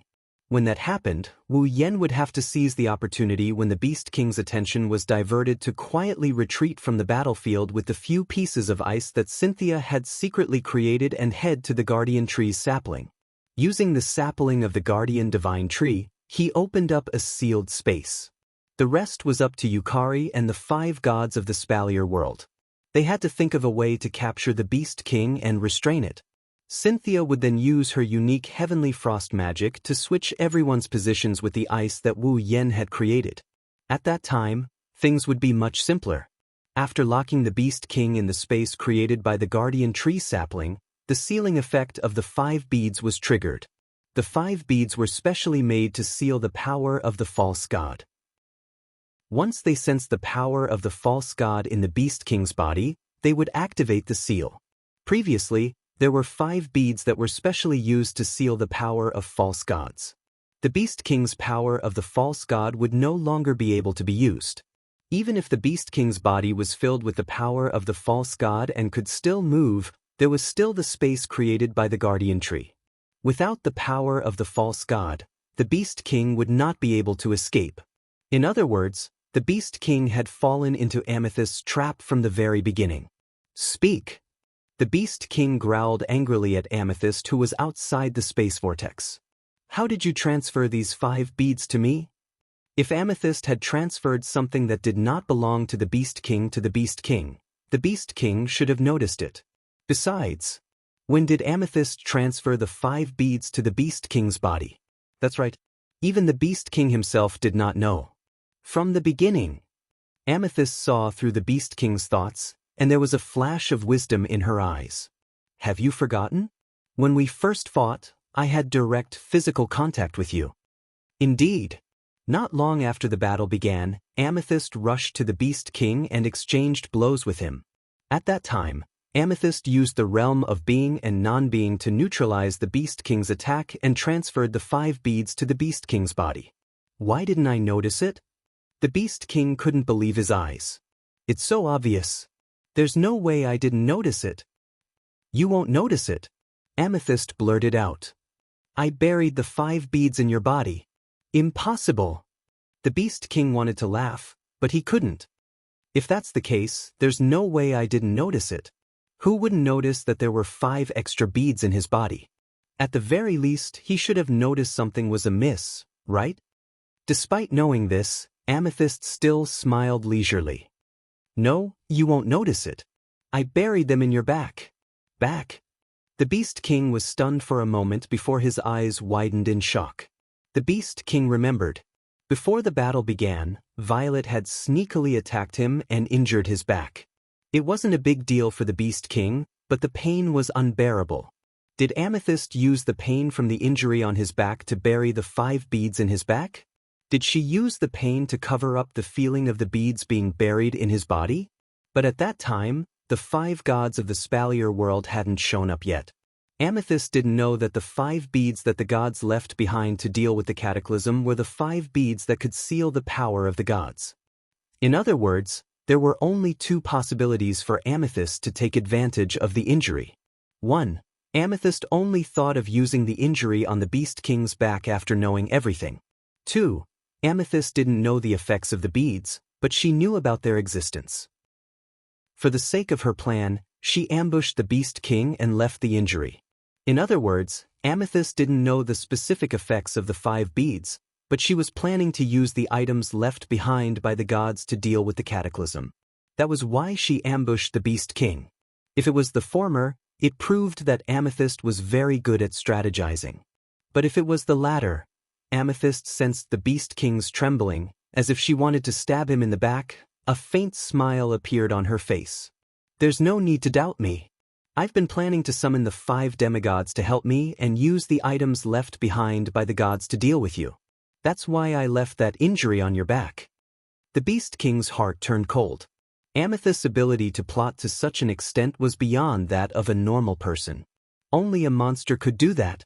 The Beast King didn't know that Amethyst was a monster, a real monster. She was also a sage of monsters who had lived for thousands of years. Her intelligence had long turned into that of a monster.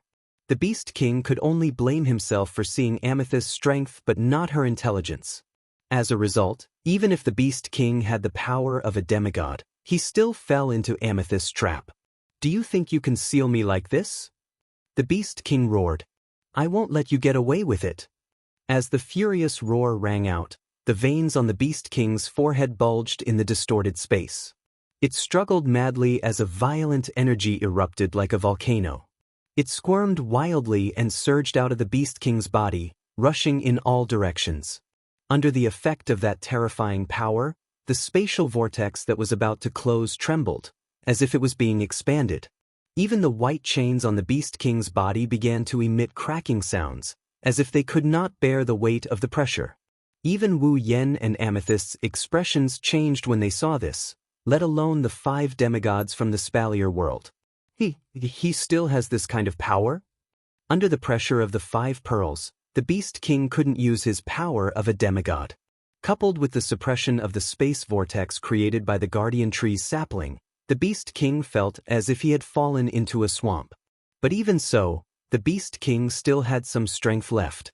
Not only did he manage to open the entrance of the sealed space, but even the white chains that had the effect of sealing the power of the false god were trembling along with the body of the bead, as if they could break free at any time. It was only now that everyone realized what was going on.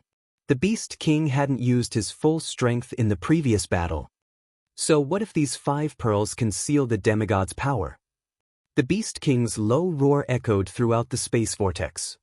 "My demigod's power alone might not be able to escape the seal of these 5 pearls, but did the 4 demigods expect me to absorb all the demigod's power?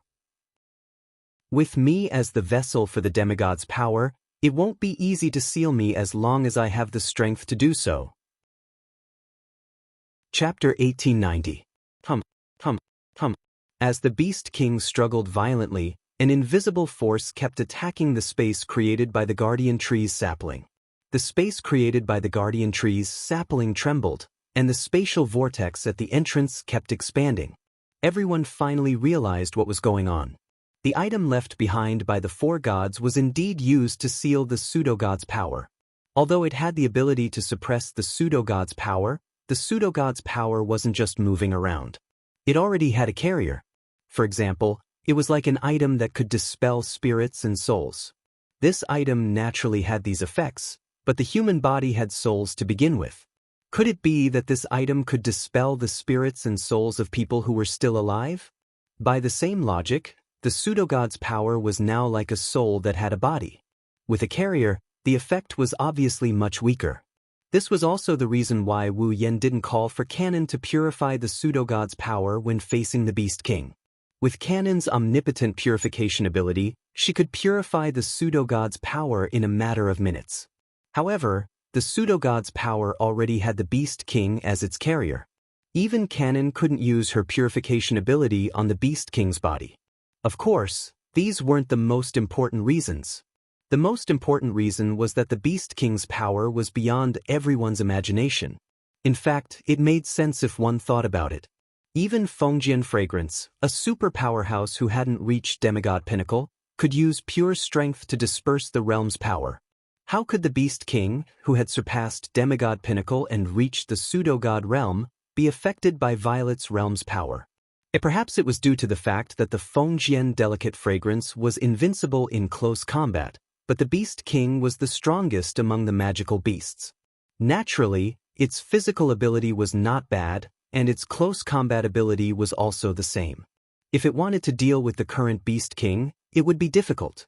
If he could defeat the Beast King now, it would be easy. The Beast King could only blame himself for not expecting to fall into Violet's trap.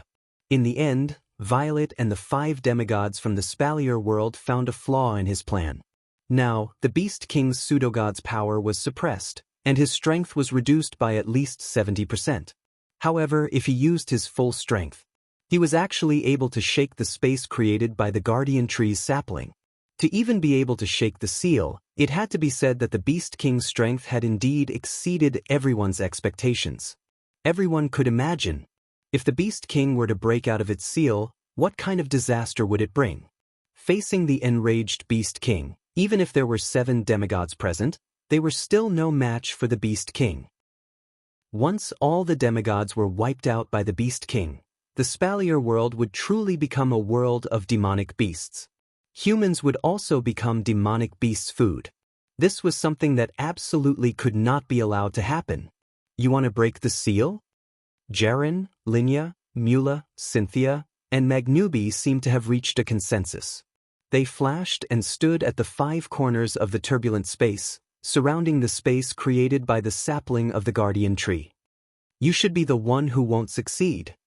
As the 5 demigods from the Spalier world spoke, Jaren, Linya, Mula, Cynthia, and Magnubi, who had surrounded the space created by the sapling of the Guardian Tree, took out an armament each. Compared to the armaments used by Jaren, Linya, Mula, Cynthia, and Magnubi in the battle against the Orc King, the 5 armaments looked much more profound. In Jaren's hand was a huge sword with a twisted blade. The blade wasn't sharp, and the hilt was extremely dim. It looked like a twisted ruler was pieced together with the hilt. It had a very strange shape. In Linya's hand was a strange root-shaped object that looked like a stick. It was extremely slender, but there was a pearl inlaid at the tip. It looked like a magic staff. In Mula's hand was a black stick that resembled a pillar and seemed as though it would shatter at any moment. It was as big as a smaller pillar. In Magnubi's hand was a pair of gauntlets that seemed to have been chopped off from a wild beast. Even though there wasn't any blood, the gauntlets were covered in fur. As for Cynthia's hand, it was a piece of ice. It was translucent and sharp like a spike. There was a glittering ice crystal at the tip. The 5 armaments were strangely shaped, their uses were unknown, and one could barely tell what type of weapon they were. However, the moment they appeared, they exuded an ancient, profound, mysterious, and powerful aura. Shockingly, they were all legendary armaments. 5 legendary armaments. Holding the 5 oddly shaped legendary armors, Jaren, Linya, Mula, Cynthia, and Magnubi simultaneously poured all of their warrior power and magic power into the armors, as if they didn't cost any money. Buzz! At the next moment, a majestic, turbulent wave surged from the 5 armaments, forming a colorful light curtain above the distorted space vortex that enveloped the entire space vortex. Boom! The violent energy from the Beast King collided with the light screen.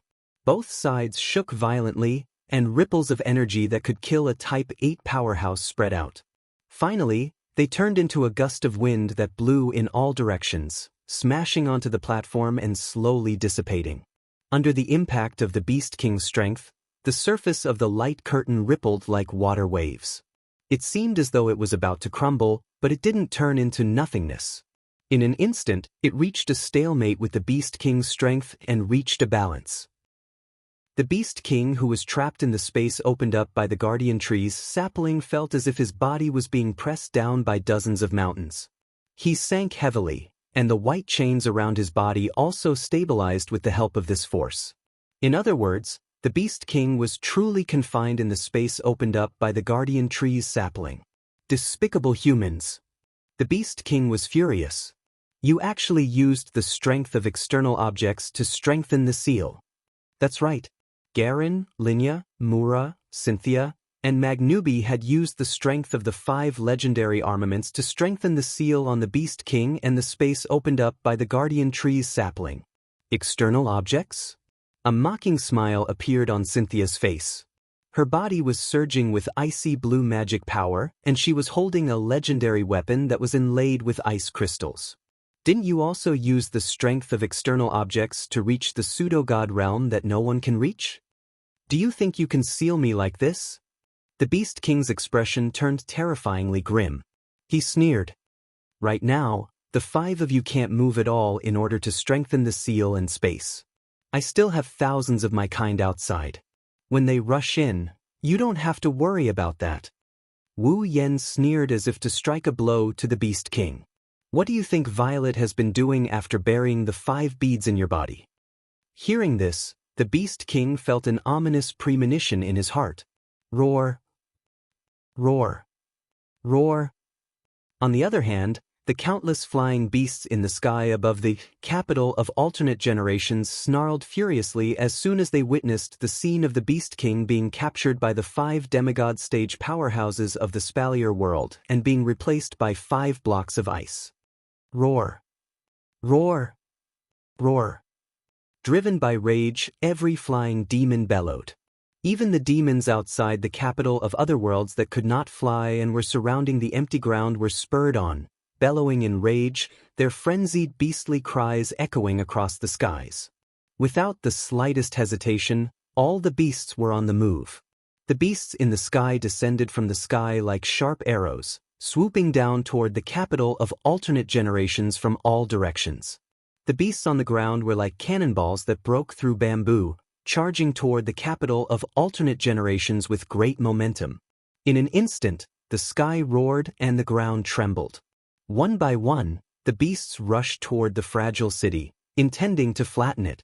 And yet, just as the magical beasts were about to charge into the capital of alternate generations, all of them vanished amidst a formless ripple as if they had sunk into water. Chapter 1891. If someone were to look down from the sky above the capital of otherworldly beings, they would be greeted with an unbelievable sight. The flying magical beasts that blanketed the skies like bees swooped down at the speed of arrows released from bowstrings. Finally, when they reached a certain spot in the capital of an alternate era, they immediately stirred up a circle of ripples as if they were diving into water, before vanishing without a trace. The dense horde of magical beasts that resembled ants also charged forward at the speed of bullets. When they reached the sturdy walls of the capital of a different generation, the walls were like a lake, swallowing the magical beasts one by one and stirring up circles of ripples. In that very instant, the entire capital of alternate generations, be it its surroundings or its peak, rippled violently as if a torrential downpour had hit the surface of a lake. It only stopped after a while. When the ripples in the capital of otherworldly beings subsided, the monsters that surrounded the capital of otherworldly beings and were on standby on the ground, as well as the flying monsters with the ability to fly, had all disappeared from the spot. Of course, saying that they disappeared from the spot might be a little inaccurate. It should be said that the monsters that intended to charge into the capital of otherworldly beings had disappeared from this world. What's going on? The Beast King's expression changed. Where is my army of monsters? Locked up. Locked up for the time being. Zi Rao smiled meaningfully. Locked up in an illusory world. An illusory world. Or rather, it should be said that the magical beasts were all trapped in the realm of illusion and reality. After burying the 5 orbs into the Beast King's body, Violet found an opportunity to quietly leave the scene. Otherwise, there would be no need for Wu Yen to bring the ice that Cynthia created to the Guardian Tree's sapling. After the 5 demigods of the Spalier world captured the Beast King, Cynthia would cast her unique teleportation spell to bring the Beast King and everyone else to the Guardian Tree's sapling. If Violet was here, she wouldn't have to go through so much trouble. All she needed to do was open a gap, and she could easily bring the Beast King and the 5 demigods of the Spalier world to the sapling. The reason why Cynthia was needed was because Violet had her own matters to attend to. It was something that should have been done by Wu Yen. Around the capital of alternate generations, Violet used her ability to control her realm. He unleashed the realm of illusion and reality. It created an illusory world. Just like the 2 sides of a mirror, Amethyst created a capital of a different era within the mirror. Therefore, the magical beasts that intended to charge into the capital of alternate generations had to reach the boundary between illusion and reality. They were all sucked into another illusory capital of a different era. These magical beasts should be in the otherworldly capital inside the mirror. In order to find the Beast King, they were wantonly destroying everything, right? It seemed like the one who was truly wary of the magical beast army brought by the Beast King was not Wu Yen. It was Violet. From the beginning to the end, Violet had planned everything out. Before the battle even began, when she left a wound on the Beast King's back, she had already planned it all out. It was a pity that the Beast King, who had finally entered the realm of false divinity and become the strongest expert in the world, had fallen into Violet's trap before he had the chance to show off his true strength. He was completely suppressed by Violet. In the space vortex, the Beast King, who was surrounded by 5 pearls and bound by white chains, lowered his head and took a deep breath, as if trying to suppress the endless anger and murderous intent in his heart. After a long time, he let out a long sigh. This time it's my loss.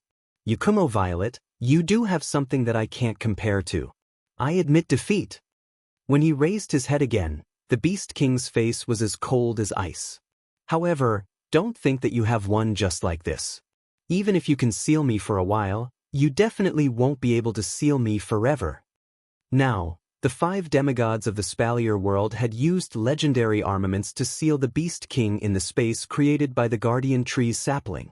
In other words, once the 5 demigods of the Spalier world were not strong enough and the Beast King seized the opportunity, then the Beast King would be able to break out of the seal. In other words, the 5 demigods of the Spalier world were trapped on this small platform together with the Beast King, and there was no way for them to leave. The only difference was that one side was trapped in a cage, while the other side was guarding outside the cage. Could the 5 demigods of the Spalier world be able to seal the Beast King forever? The answer was, of course, no. As long as the Beast King could catch his breath and suppress the 5 demigods of the Spalier world, then the Beast King would be able to break out of the seal. On the other hand, when the 5 demigods of the Spalier world exhausted their strength, fighting aura, and magic power, the Beast King would also be able to break out of the seal. This period of time would definitely not be too long. When the Beast King reappeared in this world, then it would be time for the Spalier world to welcome a true disaster. Wu Yen, Violet, and the 5 demigods of the Spalier world were all very clear on this point. Therefore, not only did they not feel relieved after suppressing the Beast King, but they also felt a little heavy. On the other side, the Beast King slowly withdrew his power as if he had given up. He was like an ordinary person, and the aura of his whole body was withdrawn. However, everyone understood that the Beast King didn't give up. Instead, he wanted to accumulate enough strength to break through the seal of the 5 demigods of Silveria and break the time limit of the seal. Without the Beast King's power, the space created by the Guardian Tree's sapling began to slowly close. The space vortex also began to shrink. Everyone silently watched as the Beast King's figure gradually disappeared into the space vortex that was getting smaller and smaller. In the end, the Beast King left everyone present with an unchanging cold smile. Since you all made me fall today, I'll give you a kind reminder. Don't think that without me, the demonic beasts will stop attacking the Spalier world. Hearing this, the 5 demigods of the Spalier world were shocked. What does this mean? Each of the 3 empires of Silveria has a guardian deity behind them. Knowing this, do you think I would come here with peace of mind and allow my army of beasts to invade the 3 empires? What do you think I'm relying on to do so? The Beast King sneered. Let me tell you, there is a Beast King in each of the 3 armies of demonic beasts attacking the 3 empires. Wow! Everyone's mind went blank. Beast King? There are Beast Kings among the demonic beasts? And there are 3 of them? Don't doubt it. Seeing the sudden change in everyone's expression, the Beast King finally couldn't help but laugh out loud. There are 3 peak 9th level demonic beasts in my beast clan. These 3 peak 9th level demonic beasts have received the power of the false gods that I have bestowed upon them. With their leadership, my army of demonic beasts will not give up on attacking the Spalier world. Originally, I had prepared these 3 Beast Kings to deal with the demigods of the 3 empires. But now, all of you are here, and in order to seal me, you can no longer retreat. The Beast King's voice was filled with joy. What do you think will happen to the 3 empires that have lost their 3 guardians under the attack of 3 Beast Kings? What will happen? Does it even need to be said? In the face of a demigod, if there were no other demigods, no matter how many demigods there were in the three empires, they would be nothing but fodder. In the end, the three empires will not be able to escape the fate of destruction. I would like to see how the Spalier world will resist my army of demonic beasts after losing all 5 of their demigods. The Beast King slowly closed his eyes. I hope that when I reappear, the Spalier world will still be the world of humans. After leaving the sentence, the Beast King's voice completely disappeared into the closed space vortex. What was left was a small, transparent vortex that was covered by the 5 demigods of the Spalier world. It was slowly rotating, and there was a stifling silence. Chapter 1892. 7 pairs of eyes focused on the transparent whirlpool in front of the guardian tree sapling, which was surrounded by a light screen, and remained silent for a long time.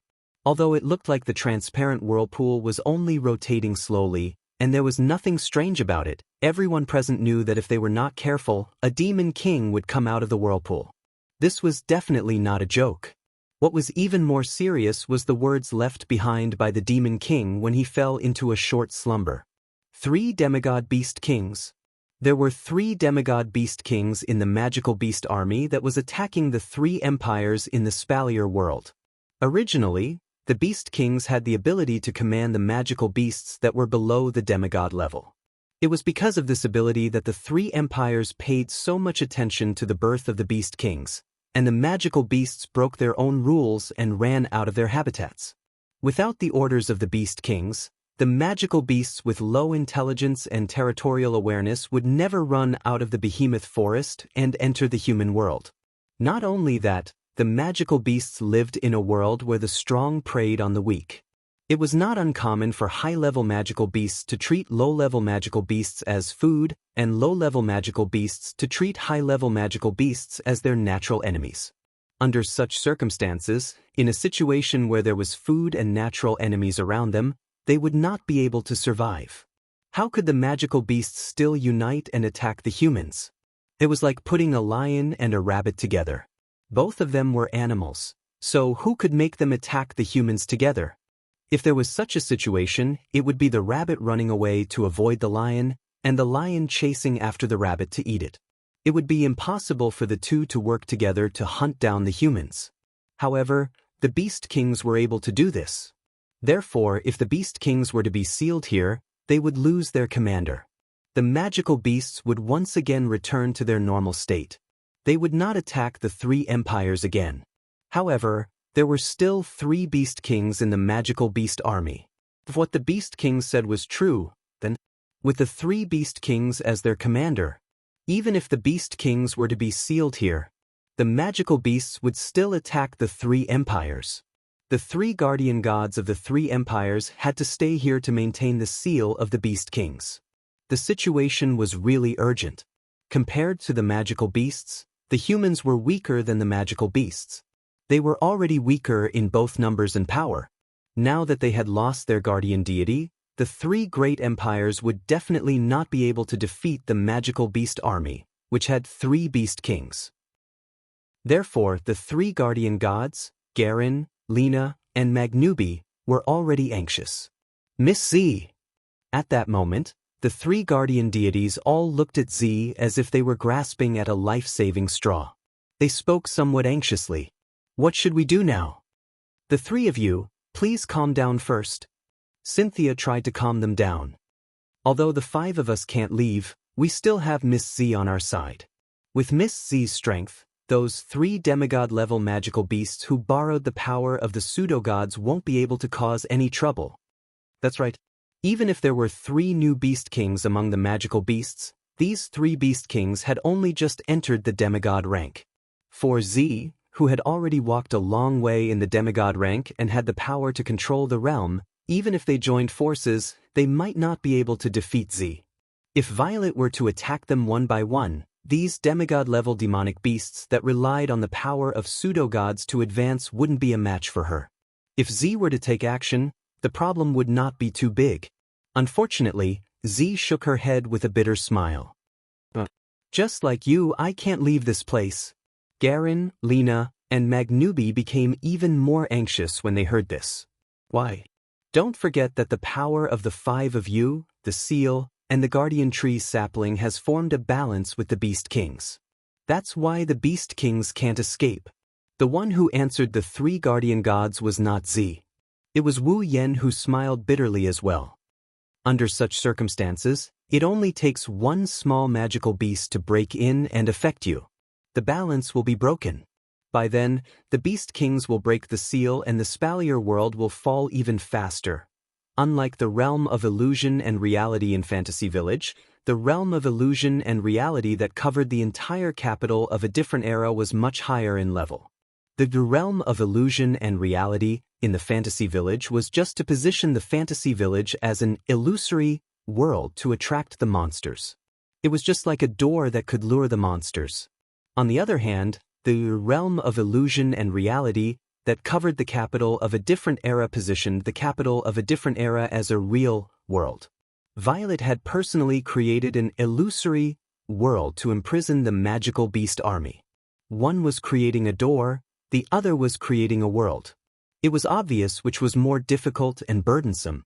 Therefore, unlike the Fantasy Village, Z could not leave this place as long as she maintained the realm of illusion and reality. Otherwise, the illusory world she created would definitely fall apart. At that time, the terrifying magical beast army would launch an attack on the capital of alternate generations and attack the 5 demigod-level experts with their lives on the line. The 5 demigod-level experts who were unable to free themselves to protect themselves would become living targets.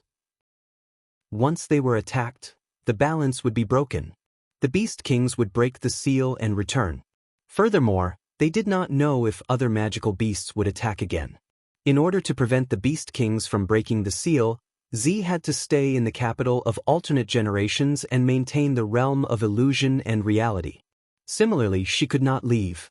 In other words, it was not just the 5 demigod-level powerhouses of the spalier world. Even Z could not leave this place to deal with the 3 half-baked beast kings. Understanding this point, the hearts of the 5 demigod-level powerhouses of the spalier world instantly sank. If the beast kings were sealed, the 3 empires would still be attacked by magical beasts. If the beast kings were not sealed, the spalier world would still be destroyed. Wasn't this unsolvable? Of course, it was not unsolvable. The 5 demigod-level powerhouses of the spalier world were indeed unable to leave, and Z also had to stay in the capital of alternate generations. However, Wu Yen did not have such restrictions. With the Red Jade mode, Wu Yen could obtain the same level of power as Z at any time. How could he not be able to deal with the 3 half-baked beast kings who had reached the demigod level through external means? It was just that the 5 demigod-level powerhouses of the spalier world did not know this, which was why they were so gloomy. Thinking of this, Wu Yen sighed softly and took a step forward. Just as he was about to explain his ability to the 5 demigod-level powerhouses of the spalier world, Z suddenly spoke. Everyone, please rest assured. The 5 demigod-level powerhouses of the spalier world were startled at the same time, then their faces lit up with joy. Miss Z. Mura, who was the most impatient of them all, spoke impatiently. Do you have any way to deal with the 3 beast kings and save the 3 empires? Garin, Linya, Cynthia, and Magnubi also looked at Z expectantly. Z did not disappoint the 5 demigod-level powerhouses of the spalier world. Z's gem-like eyes flashed with wisdom as if she had thought of something and nodded. Not only do I have to deal with the 3 beast kings and save the 3 empires of the spalier world, I also have a way to deal with the beast kings who have reached the demigod level. This time, not to mention the 5 demigod-level powerhouses of the spalier world, even Wu Yen was pleasantly surprised. Everyone understood that even if the 3 beast kings and the demonic beast armies' attack on the human world were dealt with, the real problem was not solved. This was because the beast kings who had reached the demigod level were the real threat. As long as the beast kings broke out of their seal, no one would be their match. At that time, the spalier world would still be faced with a great disaster. However, the beast kings breaking out of their seal was something that could not be avoided. If Z really had a way to deal with the beast kings who had reached the demigod level, then the real problem would be solved.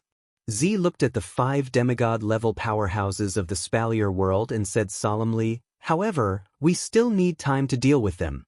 So, I hope you can buy as much time as you can." Garen, Linya, Mura, Cynthia, Magnubi, and the other demigod-level powerhouses of the Spalier world looked at each other and said in a determined tone in unison, "Please rest assured, Miss Z. We will do our best." Only then did Z smile in relief. Chapter 1893. From the moment the Beast King led his army of demonic beasts to the capital of otherworldly beings, to the moment the 5 demigods of the Spalier world sealed the Beast King in the space created by the Guardian Tree sapling, only 30 minutes had passed. In a short 30 minutes, the densely packed locust-like magical beasts that had surrounded the capital of a different era were all gone. At the very least, they no longer appeared in this world, giving off a feeling that everything that happened just now was just an illusion. However, the Beast King destroyed the barrier around the capital of otherworldly beings, and the strange ripples that came from the platform at the edge of the capital of otherworldly beings told everyone that everything that happened just now was a false alarm. The Misaka sisters that were gathered by Chuju, Mikoto, Ikaros, Astria, and Lulu have returned to their respective residences. However, they didn't continue with their peaceful daily lives. Even though he had escaped unscathed, being surrounded by a semi-divinity stage Beast King and a horde of demonic beasts, he had only managed to shatter a barrier, and none of the buildings were damaged in the slightest. That was an extremely fortunate thing. However, they were lucky enough to encounter such a thing once, but would they be as lucky a second time? At the very least, for the Misaka sisters who were more rational than emotional, they would rather rely on themselves than place their hopes on an illusory fortune. Thus, after returning to their own residence, the group of Misaka sisters all chose some clothes that were more suitable for battle as if they had agreed beforehand. They also brought some weapons along with them. Of course, these weapons weren't armaments or machine guns like the ones the Misaka sisters used in the Magic Catalog world. They were the display device that Wu Yen brought back from the date battle. I have to admit that the Misaka sisters are pretty good. From the time Wu Yen brought back the display device and distributed it to the Misaka sisters, it has only been about a month in the Spalier world. In this short period of time, the Misaka sisters learned how to use the display device. Therefore, at present, in the capital of alternate generations, people could see people wearing swimsuit-style tights and equipped with some large weapons on every part of their body. They were armed to the teeth and looked identical as they flew around the sky under the propulsion of propellers, appearing to be on high alert. Moreover, the Misaka sisters were in contact with each other through the Misaka network. They didn't need wireless communication to communicate with each other. It would take less than a second for them to communicate with each other. Since the Misaka sisters were in charge of guarding the capital of otherworldly beings, they should be reliable. With Yukari's realm of illusion and reality, she could trap all hostile demonic beasts into her illusory world.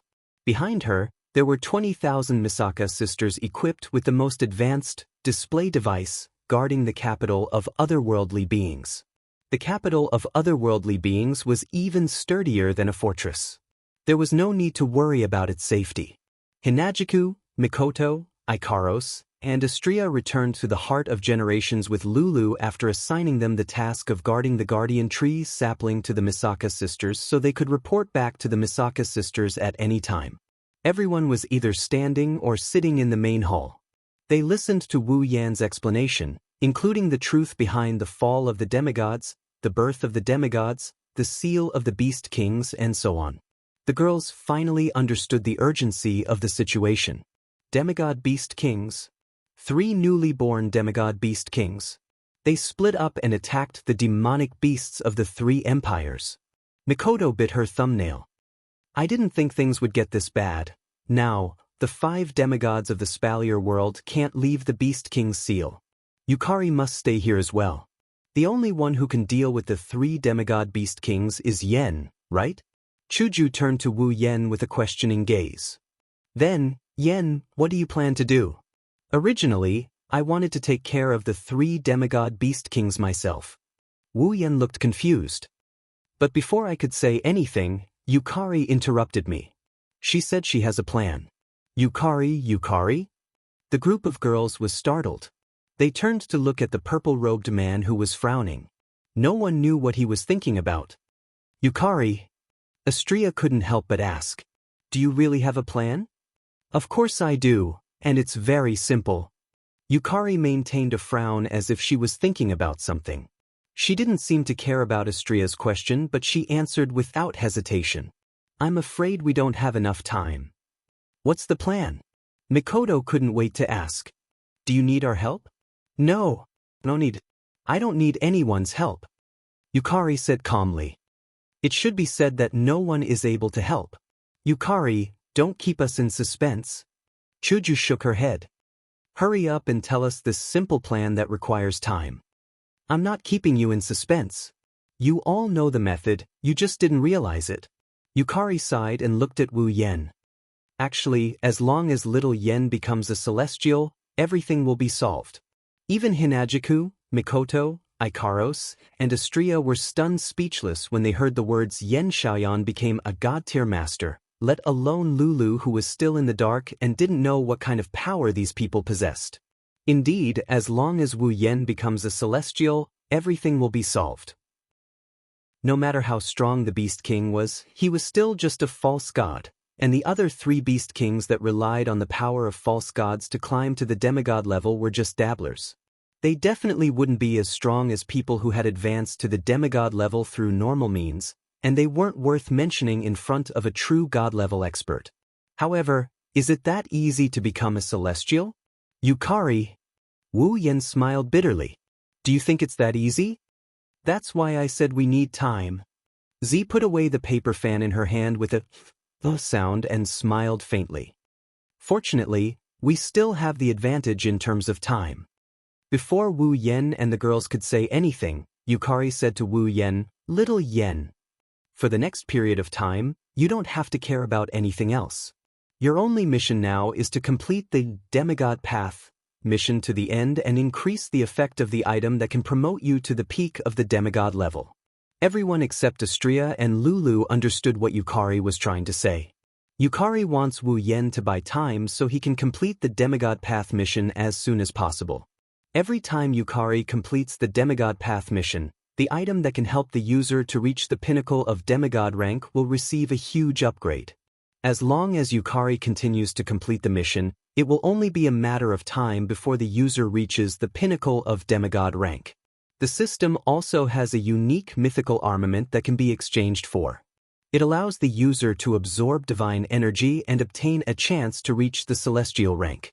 In other words, as long as Wu Yen can complete the demigod path quest, he can obtain the item that can raise the user to the pinnacle of demigod. Then, he can exchange it for a mythical armament from the system. That way, Wu Yen will have a chance to reach god tier. When the time comes, not even the Beast King of demigods will be able to do anything to Wu Yen. Wu Yen will defeat the Beast King and save the entire Spalier world. Fortunately, 1 day in the Spalier world is equivalent to 100 days in other worlds. This is our advantage. Yukari looked straight at Wu Yen. If you can reach the celestial rank before the Beast King breaks the seal, then we win. If you can't, then the consequences will be unimaginable. Hearing Purple's words, both those who understood the reason and those who were still in a daze fell silent.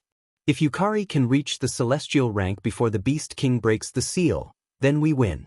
If Yukari can't make it in time, then everyone will be killed by the Beast King, including everyone in the Spalier world. R1152. Chapter 1894. Behemoth Forest, capital of alternate generations. In the sky, the Misaka sisters, who were equipped with personal display devices for combat, were on high alert as they flew. On the streets, the Misaka sisters, who were armed with heavy weapons, formed groups of 2s and 3s as they patrolled the area. In the houses, many of the Misaka sisters were like snipers, hiding in ambush between the buildings. They used binoculars and sniper rifles to observe their surroundings. On top of the city walls, the Misaka sisters stood guard like sentinels. They looked identical and had the same expression. Their delicate faces were devoid of any emotions.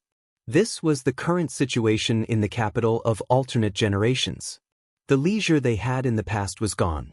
In order to bring back this leisure, the Misaka sisters had put down their daily desires and worked hard to eliminate the dissidents, hoping to find what they wanted with their own hands. Since hard work was necessary, the Misaka sisters would not be stingy with their efforts. After all this time, the Misaka sisters were no longer risking their lives for a groundless experiment. Instead, they were working hard to take back the life they wanted. Therefore, there was no need to be stingy with their efforts. Walking down the street, Wu Yan looked at this scene and he couldn't help but sigh. The Misaka sisters were still expressionless and did not say anything.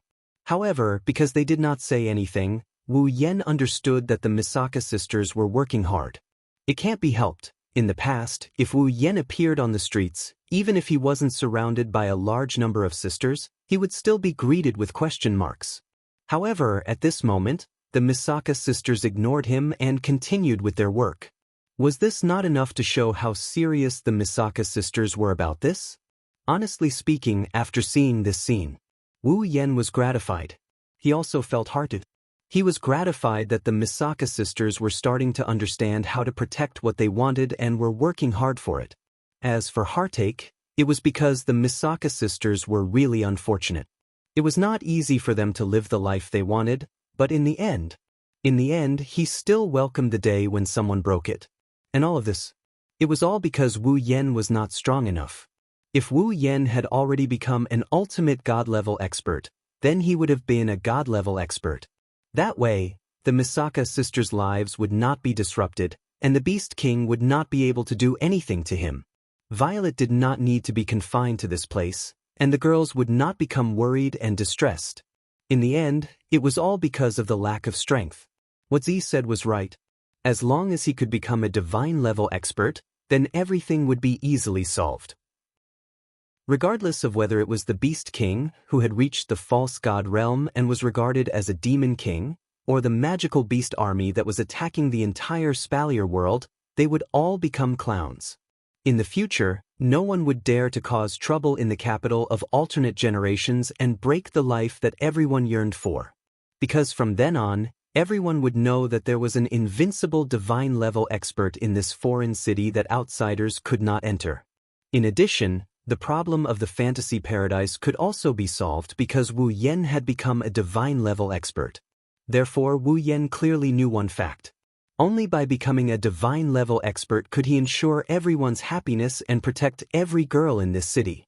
In fact, Wu Yan had known this fact since the beginning. It was also because of this that he had been rushing between the various instance dungeons to increase his strength. However, compared to now, in the past, Wu Yan had never yearned for it as much as he did now. He yearned to become an ultimate expert. Only then could he protect everything. Therefore, he had to reach divine level. After making this decision in his heart, Wu Yan quickened his pace and walked forward. Violet had said that the Beast King could break out of the seal at any time. However, even Violet could not predict the exact time it would break out of the seal. Therefore, Wu Yan had to complete his demigod path mission as soon as possible and fight for every minute and second. The sooner he became a divine-level expert, the more insurance he would have. Because of this, Violet did not even intend to let Wu Yan deal with the matter of the 3 Beast Kings. Instead, she claimed that she would leave the matter of the 3 Beast Kings to her. Wu Yan only needed to focus on completing the demigod path mission. For this reason, Wu Yan wanted to refute with all his might. Now, the 5 demigod experts of the Spalier world were unable to leave the sealing platform. Violet also had no way to leave the capital of alternate generations. Apart from Wu Yan, the rest who could unleash the power of the demigod level could not make a move. Since that was the case, if even Wu Yan left, who would deal with the 3 Beast Kings? Of course, he wanted to refute, but this reason was not enough to convince Violet. After all, compared to the 3 Beast Kings, the Beast Kings with the power of the demigod level were the real threat. If he were to waste too much time dealing with the 3 Beast Kings, what would he do if the semi-divinity realm Beast Kings were to break out of their seals? At that time, even if the 3 Beast Kings were dealt with, no one would be able to deal with the Beast Kings at the demigod level. The humans of the Spalier world would still be wiped out.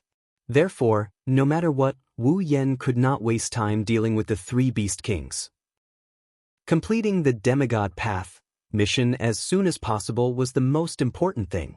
It was also because he understood this point that although Wu Yen wanted to refute, he did not say anything. Instead, he agreed. However, before he raced against time, Wu Yen still wanted to check out the situation on the platform. After passing through the streets that seemed to have been transported from different eras, and passing by the buildings that were out of place, yet strangely dreamy, Wu Yen came to the edge of the capital of a different era, and came to the platform where the sapling of the guardian tree was planted. On the platform, the sapling of the guardian tree was still emitting a weak, gentle green light and a ripple of vicissitudes of life. In front of the sapling of the guardian tree, a transparent space vortex that was only the size of a palm was rotating slowly. The vortex was surrounded by a layer of colorful light curtain, as if a circle of rainbow had been added to the vortex. It looked very beautiful. But although it was beautiful, once this beauty was disturbed, it would become the most hideous and dangerous thing in the world. Garen, Linya, Mula, Cynthia and Maganubi surrounded it in the middle and stood straight as if they were the guards of a prison. Because of this beautiful scene that could become the most dangerous thing at any time, Garen, Linya, Mula, Cynthia and Maganubi surrounded it and stood straight like the guards of a prison. With a closer look, one could see streams of warrior power and magic power slowly rising from the bodies of Garen, Linya, Mula, Cynthia, and Magnubi. The streams of warrior power and magic power were being injected into the weirdly shaped legendary weapons in their hands. The 5 legendary armaments were emitting a soft glow and ripples that could not be seen by the naked eye reverberated on the rotating space vortex. Gradually, the ripples turned into streaks of colorful light and injected into the light curtain that covered the space vortex, maintaining it. With the enhancement of Garen, Linya, Mura, Cynthia, and Magnubi with their legendary armaments, as well as the seal left by the gods and the power of the sapling of the guardian tree, the Beast King was barely sealed in the space vortex. If this balance was broken, the Beast King would break out of the seal. In order to break the seal, the Beast King was secretly accumulating his power. On the other hand, Garen, Linya, Mura, Cynthia, and Magnubi were constantly consuming their power in order to strengthen the seal and the space vortex. It was only a matter of time before the Beast King broke out of the seal. It was not unreasonable for Purple to be so eager for Wu Yen to complete the mission of the demigod path and become a god-level master.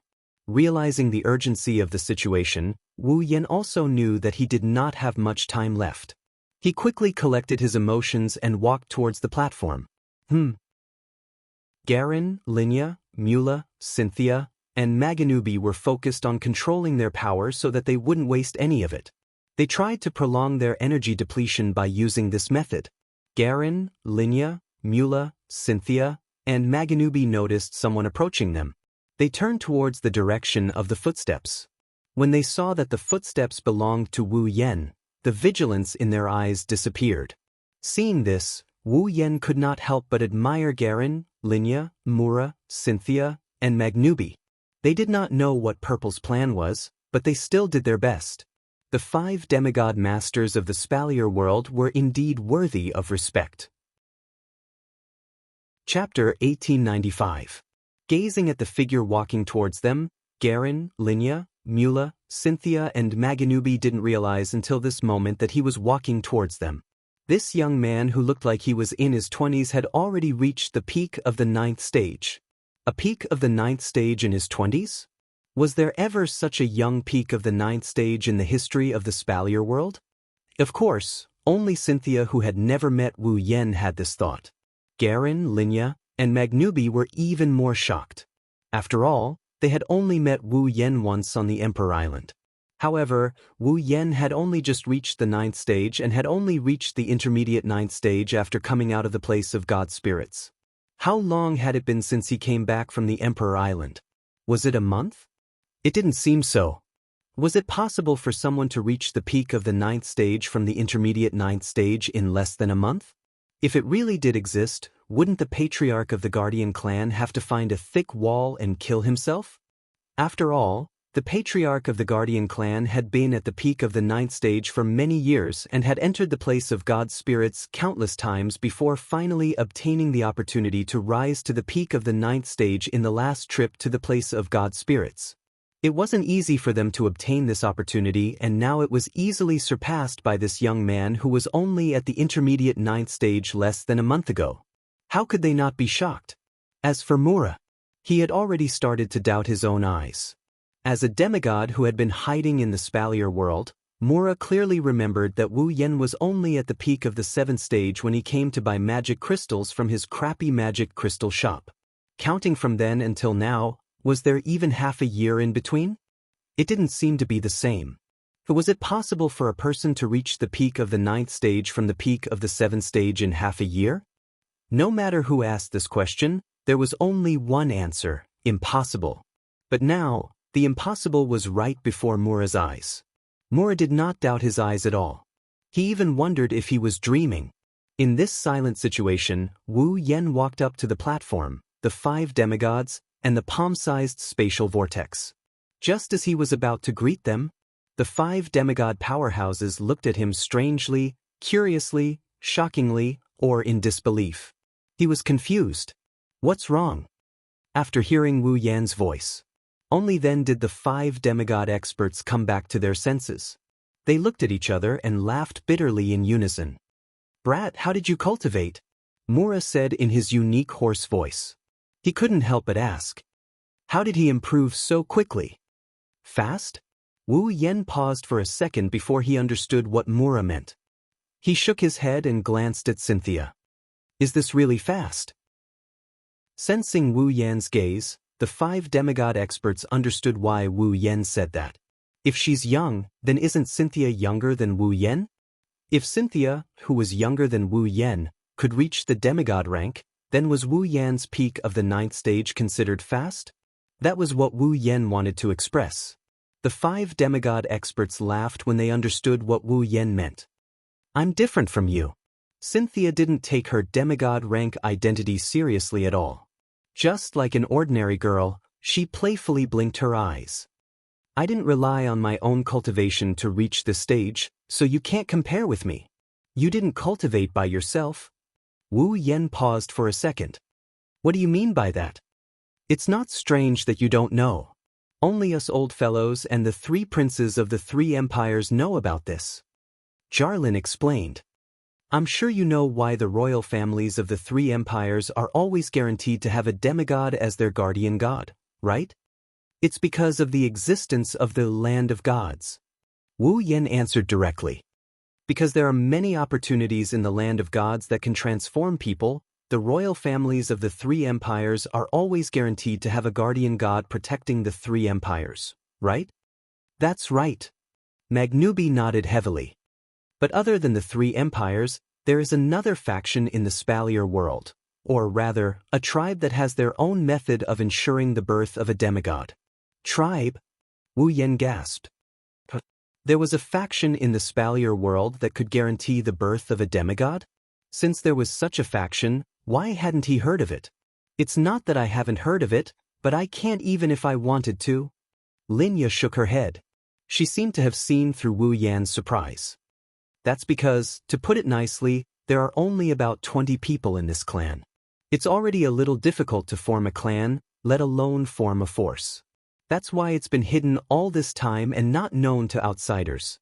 Then, Wu Yen turned to Cynthia. Then, Miss Cynthia, are you from that tribe? I am the saintess of the Iceland tribe. Cynthia didn't intend to hide it and smiled politely. The Iceland tribe is a tribe that lives on an island. A long time ago, a demigod was born in our tribe. Now, we call him the Divine Ancestor. The Iceland tribe was overjoyed at the birth of the Divine Ancestor. However, the Divine Ancestor was only able to become a demigod due to luck. By the time the Divine Ancestor became a demigod, his lifespan was already nearing its end. He would pass away soon. Cynthia seemed to have a lot of yearning for the Divine Ancestor. Her playful tone turned respectful. In order to prevent the demigod power that he had spent his entire life to successfully break through to become a demigod by chance, The divine ancestor did everything he could to create an inheritance method before his lifespan ran out. Based on the special bloodline of the Iceland clan, he could pass on all of his power to his descendants. This inheritance method could only be used by the Iceland clan with the purest bloodline in order to obtain the divine ancestor's demigod power. The Iceland tribe calls the person who obtains the divine ancestor's power the Saintess. I am the current Saintess of the Iceland tribe. Cynthia looked directly at Wu Yen and said in a playful tone, "Even though I managed to obtain the power of the divine ancestor through the inheritance and become a demigod, the power that I possess right now is the power of the divine ancestor.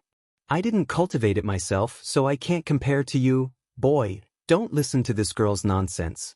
If anyone could use the inheritance method that could give all the power of the predecessors, the three empires wouldn't need to enter the land of deities. They might as well learn this secret method." Mura shouted rudely. Although this inheritance method can be used by anyone who has the bloodline of the Iceland clan, it can only be used by super geniuses who have reached the 8th step at the age of 17. In the entire Iceland clan, there have only been 3 such geniuses who have obtained the divine ancestor's power and become demigod rank powerhouses. This girl is one of them. If you think that her talent isn't good enough, then be careful of the Iceland clan's people. Wu Yen was shocked. Reaching tier 8 at the age of 17? Even the famous genius Princess Sylph couldn't do that. In the entire Spalier World Academy, there wasn't a single genius who could reach tier 8 at the age of 17, let alone Sylph. In the history of the Spalier world, the number of geniuses with such talent can be counted on one hand. If even Sylph, the strongest student in the Spalier World Academy, couldn't do it, then no one else could. However, Cynthia did it. Cynthia, the Saintess of the Iceland tribe, is the most talented genius in the entire Spalier world. Wu Yen, who had such a thought, completely forgot about it. Cynthia took more than 10 years to reach tier 8. Wu Yen, on the other hand, took less than 3 months to reach tier 8 from a normal human.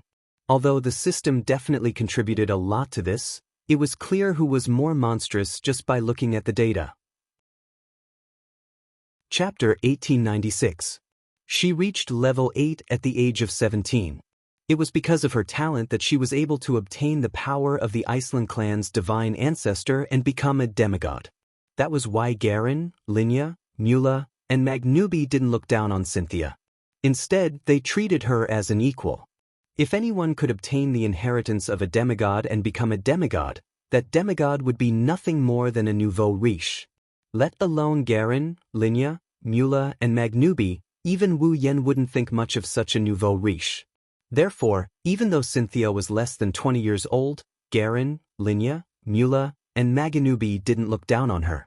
Mula couldn't help but stand up for Cynthia. Unfortunately, Mula's way of speaking was too crude. Cynthia couldn't help but chide him. "Mr. Mula, please don't exaggerate." "How am I exaggerating?" Mura curled her lips indifferently. "You're a super genius who reached tier 8 before the age of 17. Don't take your demigod strength as the work of others.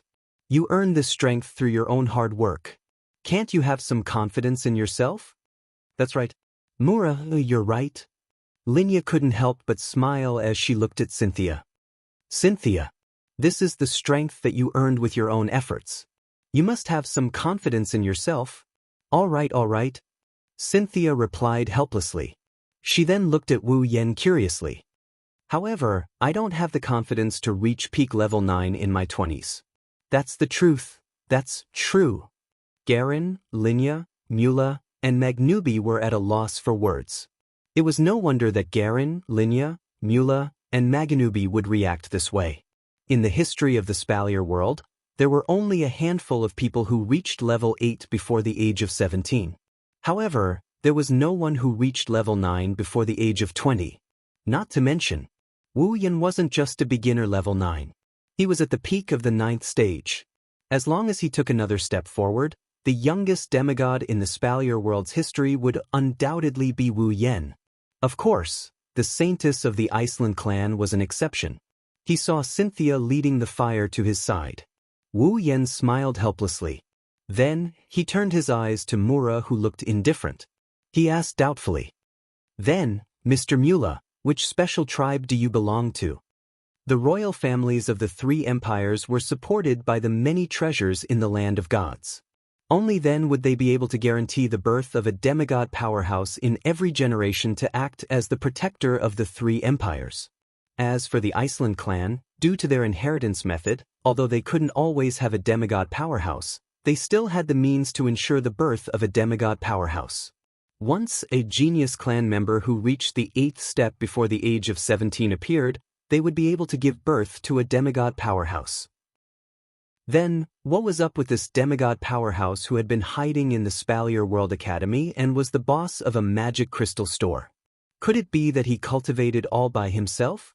Wu Yan wasn't sure if it was his illusion, but after the topic was shifted to Mura, Garen, Linya, and Magnubi's expressions became a little strange. They were a little helpless and a little angry. It's a little complicated for me.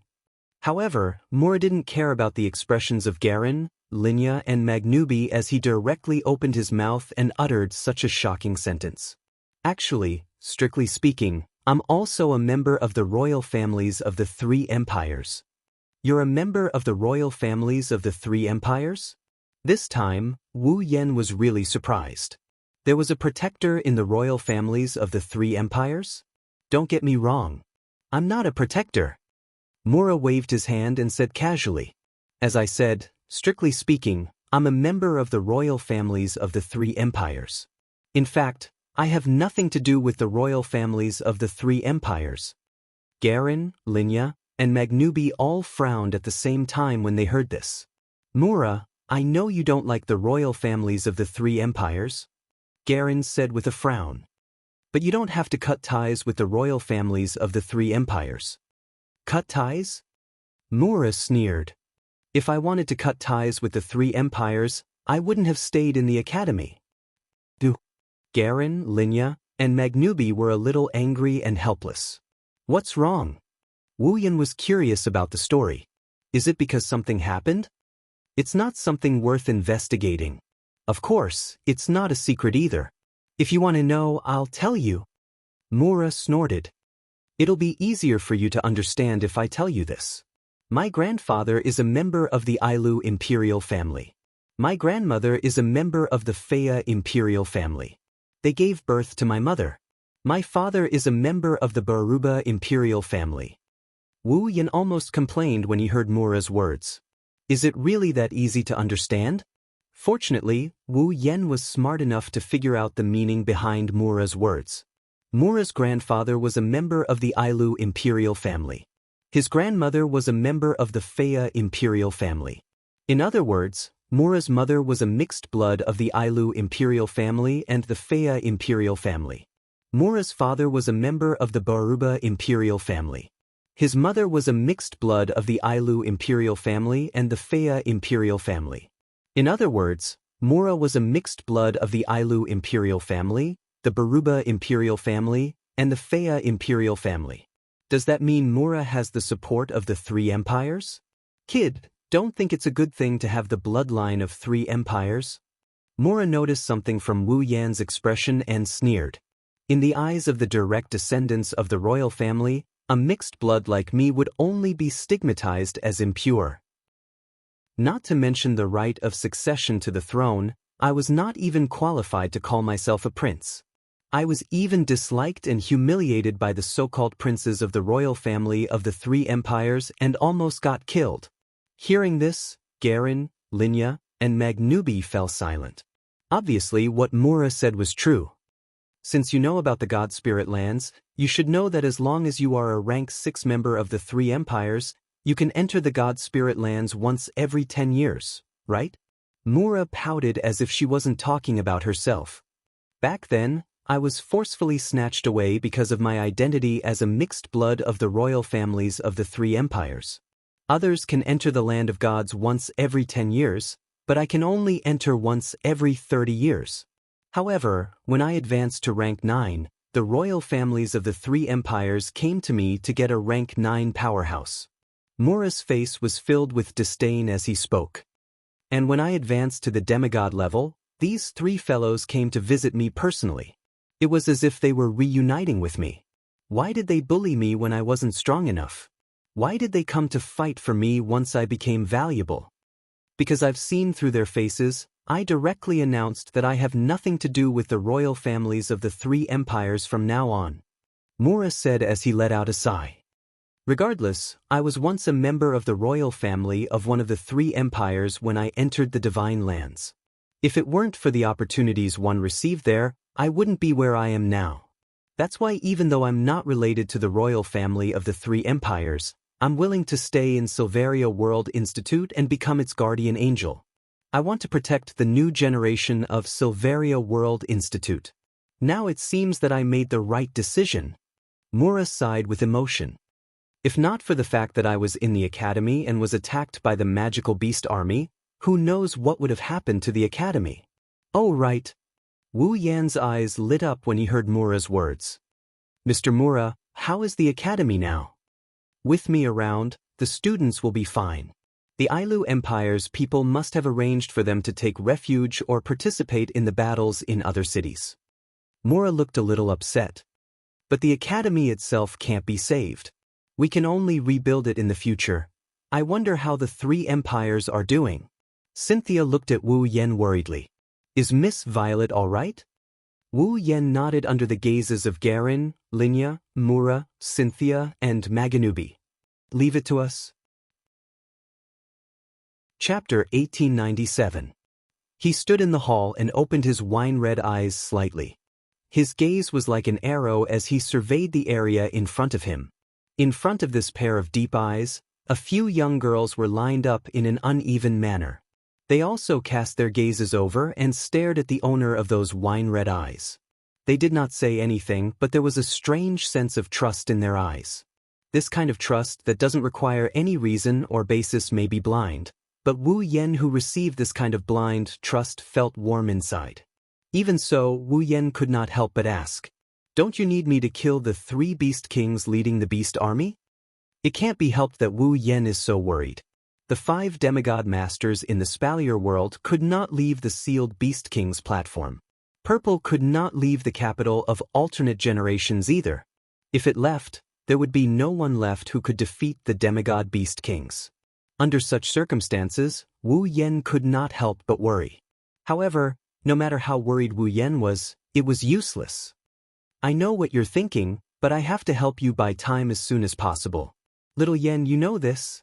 Purple shook its head gently as if it was patiently teaching a child who was throwing a tantrum. Instead of worrying about the situation here, it's better to finish the mission as soon as possible. If that's the case, you might be able to kill the 3 Beast Kings when you come back. Purple was not just saying that for fun. Although they had to complete the Demigod Path mission and upgrade the effect of the Demigod Path reward item to the pinnacle of the Demigod level, the system didn't mention how many rounds of the Demigod Path mission one would have to complete in order to upgrade the effect of the item to that level. Therefore, no one knew about it. Maybe he could reach the goal in the next round, or maybe he would have to complete dozens of rounds. Anyway, anything was possible. If he was lucky, the next round of the Demigod Path mission would be announced as over. Wu Yan would then be able to kill the 3 Beast Kings in time due to the difference in the time ratio between the 2 worlds. If he was unlucky, the Demigod Path mission had never reached its ideal state. Perhaps they would wait until the Beast King broke the seal. Wu Yan was still wandering around in some unknown instance dungeon world. On the other hand, the system had no idea how many more rings it would have to complete before Wu Yan could advance to the peak of a demigod. After all, the items required for each round of the Demigod Path mission were different. Among these items, there were some that could increase the effects of the Demigod Ascension tool by a lot, while others could increase the effects by a little. There was no way to know in advance, so even the system did not know to what extent the Demigod Ascension tool would be. This was also one of the reasons why Violet asked Wu Yan to hurry up. No matter what, the sooner it was completed, the better. Even though he knew this, Wu Yan still couldn't help but worry. You really don't have to worry. It was rare for Chuju to speak so softly as she smiled confidently. Although our opponents were 3 demigod powerhouses, Didn't we also encounter a demigod level 9 giant spider queen when we were searching for treasures in the supply town with the auction house? Didn't we also come out unscathed then? What do you mean peak of a tier 7? Wu Yen said helplessly. Didn't we have Ikaros with us? But isn't Ikaros also at peak of a tier 8? Mikoto rolled her eyes. You don't have to worry so much. There are so many of us here, there's bound to be a way. Plus, we won't die. As Wu Yan summons, even if the girls were killed, Wu Yan only needed to spend half of the summoning points he spent to summon them to revive them. This was what Mikoto wanted to say. But this reason was not enough to convince Wu Yan. Could it be that because he could be resurrected, he could safely send the girls to their deaths? Others might be able to do it, even the girls themselves, but Wu Yan admitted that he couldn't do it. How about I summon another demigod? Wu Yan frowned. There shouldn't be a problem then, right? No problem, Yukari said with a half-smile. If there isn't a problem, why didn't you summon them from the start? Wu Yan choked. Little Yen, you don't have any summoning points left, right? Yukari exposed Wu Yan's lie. You must have used up all your summoning points when summoning that squatting princess in the Forever Pavilion, right? I still have 5 demigod magic crystals on me. Wu Yan retorted like he's trying to be brave. If you take out 5 demigod mana crystals and exchange them for items that can be exchanged for summoning points, you should be able to gather enough points to summon a demigod, right? That may be the case, but I don't agree with that. Yukari sighed. Let's not talk about us. Little Yen, since you knew you had 5 demigod rank magic crystals, why didn't you exchange them for items that could earn you summoning points to summon a demigod rank character? This time, Wu Yen fell silent. Yukari is right, Wu Yen did have 5 demigod tier magic crystals left. He wanted to trade them for summoning points and turn them into the system. That way, he would be able to gather enough points to summon a demigod tier powerhouse. But he gave up on that idea. Now that the Spalier world was in danger, who would have the time to trade with Wu Yen? Besides, even if he had the time, Wu Yen would have to complete the Demigod's Path mission. It was a race against time, wasn't it? Wu Yen couldn't help but hate himself. Why didn't he prepare more summoning points? It wasn't Wu Yan's fault. His strength had reached a point where it couldn't be ignored. There were very few places where he could rely on the system. It's because he's gradually getting rid of his dependence on the system that he didn't actively increase his points. Now, when he needs them, he doesn't have them. He's in a tight spot right now. I told you you're worrying too much. Mikoto complained. Stop wasting time. Let's get going and complete the Demigod's Path mission as soon as possible. You should have more faith in us. Chuju stroked her waist-length pink hair and smiled. Even if we face 3 demigod beast kings, we won't lose. I will do my best. Astria clenched her fists. I won't disappoint Master. Master. Ikaros looked at Wu Yen with a determined gaze. She didn't say anything, but she conveyed her thoughts to Wu Yen. See that? Yukari shrugged and smiled. It's good for a man to be protective, but overdoing it will turn a woman into a vase. Yen, it's time for you to show these girls that they aren't just vases. Chuju, Mikoto, Ikaros, and Astria nodded in unison. Wu Yen lowered his head and after a moment of silence, he bitterly smiled. Since you've already said so much, I'm going to look like an old woman if I don't. Wu Yen looked at Chuju, Mikoto, Ikaros, and Astria again. His lips curved into a smile. If I'm going to do something, I have to do it to the best of my ability. I can't lose. Astria smiled. Ikaros' expression softened. Chuju and Mikoto looked at each other with confident smiles. They said in unison, "Who do you think we are?" White Emperor College's student council president is someone who doesn't know what it means to admit defeat. Tokuwadai's electric princess was also a person who charged forward bravely and would never admit defeat. This is Chuju and Mikoto's confidence. It's a dazzling confidence. Recalling the confidence of these girls, Wu Yen laughed out loud. His smiling face became an afterimage in the eyes of the girls. Then he disappeared from the spot. The girls stared at the direction where Wu Yen disappeared in silence. After a while, Yukari patted her fan. Alright, it's time for us to welcome our comrades. Ikaros, Astria and Hinajiku, Mikoto and Hinajiku were also taken aback. After a while, they seemed to have thought of something and chuckled. That's right. Without their help, it would be a very troublesome matter. Chapter 1898. This is an open-air platform located at the top of the heart of Generations. The floor of the platform was made of red stone bricks that were as red as blood, but it didn't make people feel horrified. Instead, it revealed a trace of beauty. Just like the carpets in the luxurious halls, it exuded a kind of aura that only high-end consumers could enjoy. It made people feel restrained. There's no ceiling above the platform. Instead, there's a fence made out of ceramic bars that cover the entire platform. There are canopies on both sides that can be opened to form a ceiling. The platform was surrounded by extremely strange walls. The walls were not like the platform's floor, which was paved with stone bricks. Instead, they seemed to be made of water, like a sponge that kept rippling. It made one unconsciously feel as if the platform was soaked in the deep sea. The walls of the platform weren't originally like this. The reason why they're like this is because the owner of the Heart of Generations and the owner of the capital of alternate generations set up a barrier around the platform. Of course, the reason for setting up the barrier was very simple. It was to protect the lake in the central area of the open-air platform, which was about 1 meter higher than the ground. To be precise, it should be said that it was to protect the beautiful girls in the lake who were either sitting or lying in the water with their beautiful eyes tightly closed. These beautiful girls had been in this tranquil state for quite some time. But today, this tranquility is destined to be broken. At a certain moment, the door to the open-air platform slowly opened with a kacha sound. Yukari led Chuju, Mikoto, Ikaros, and Astria into the quiet place. They stepped on the carpet-like ground and mercilessly tore the tranquility apart. They climbed the stairs in front of the platform and arrived in front of the lake.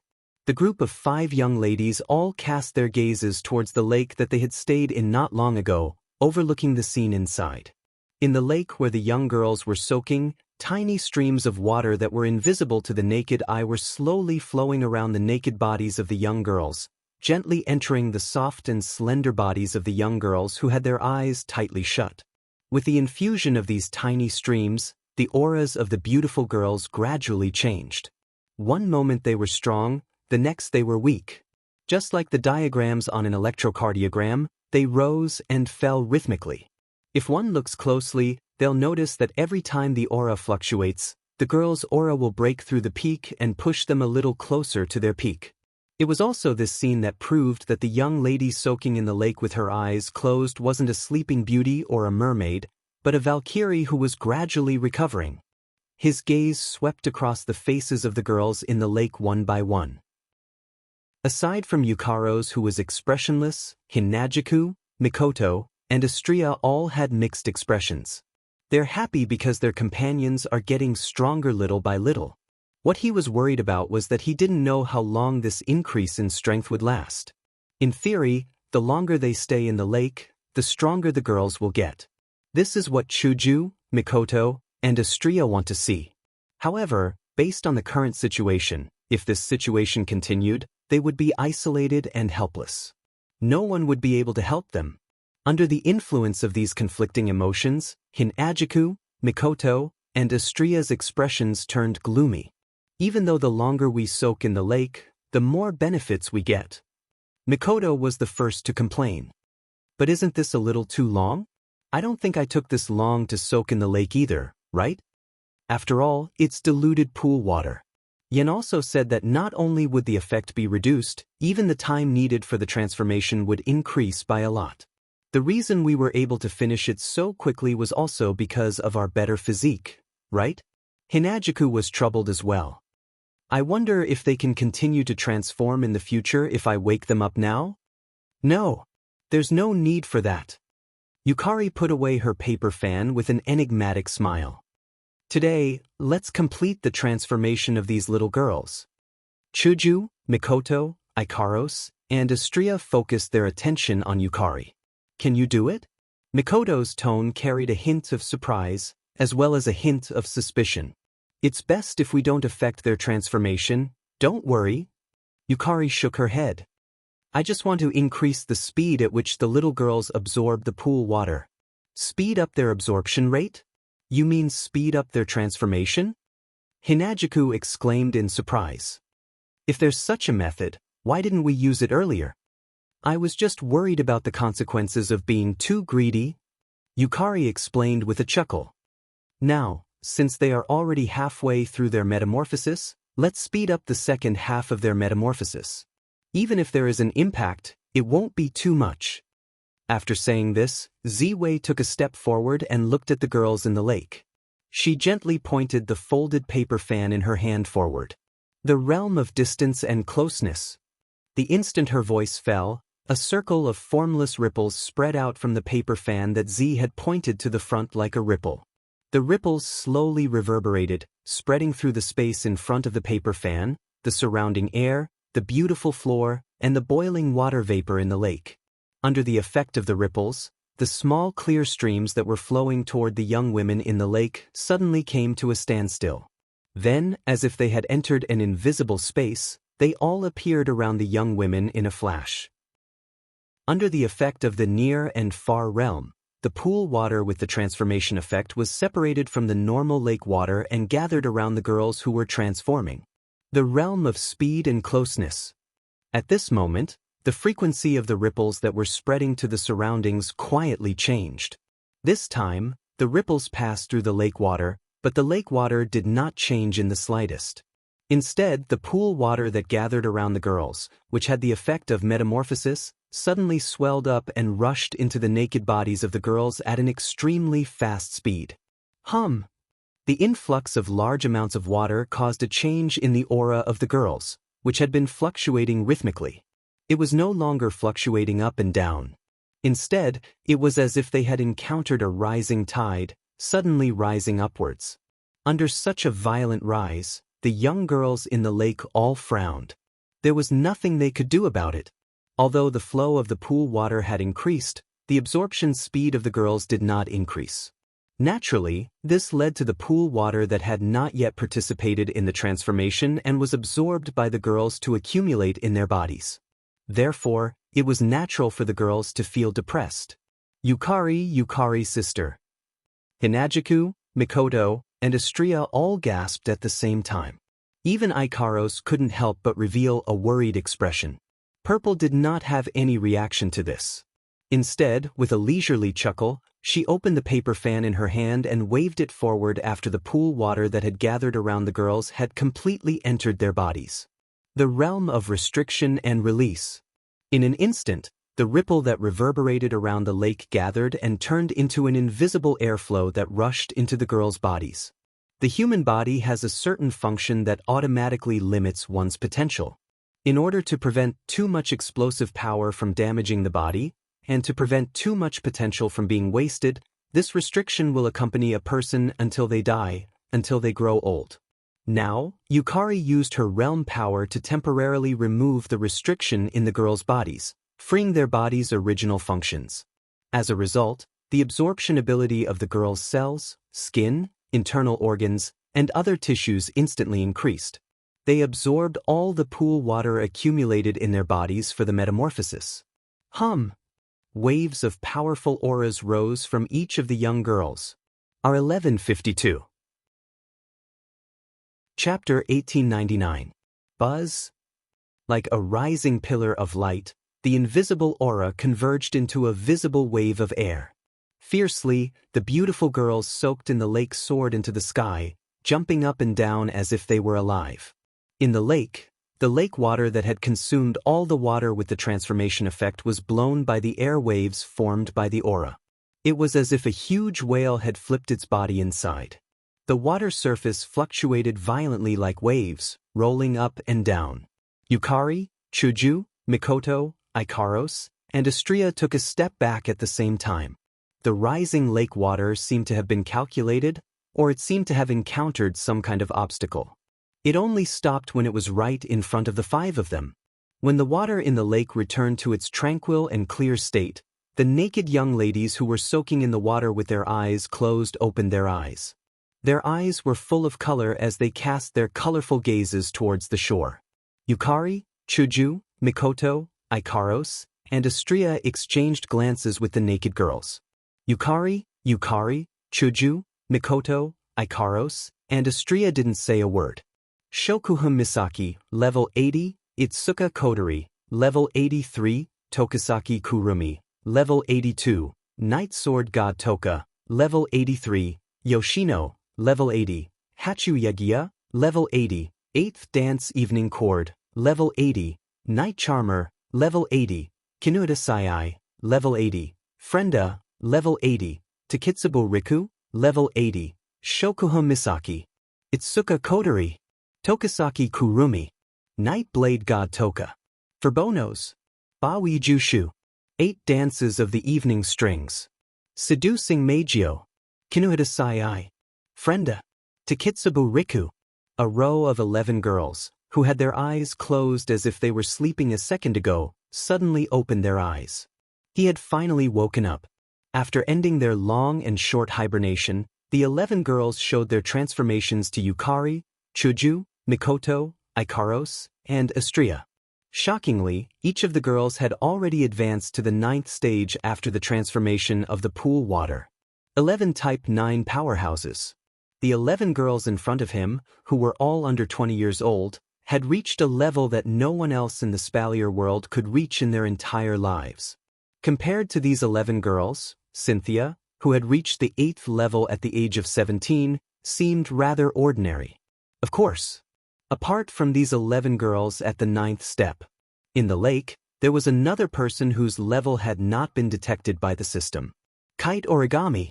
Although the system didn't detect the level of this girl who could only display a slightly stronger fighting technique in the state of an ordinary person, everyone here knew that when Tabichi Origami put on her personal combat display device, she would be able to display her full strength. Only then would his true strength be revealed.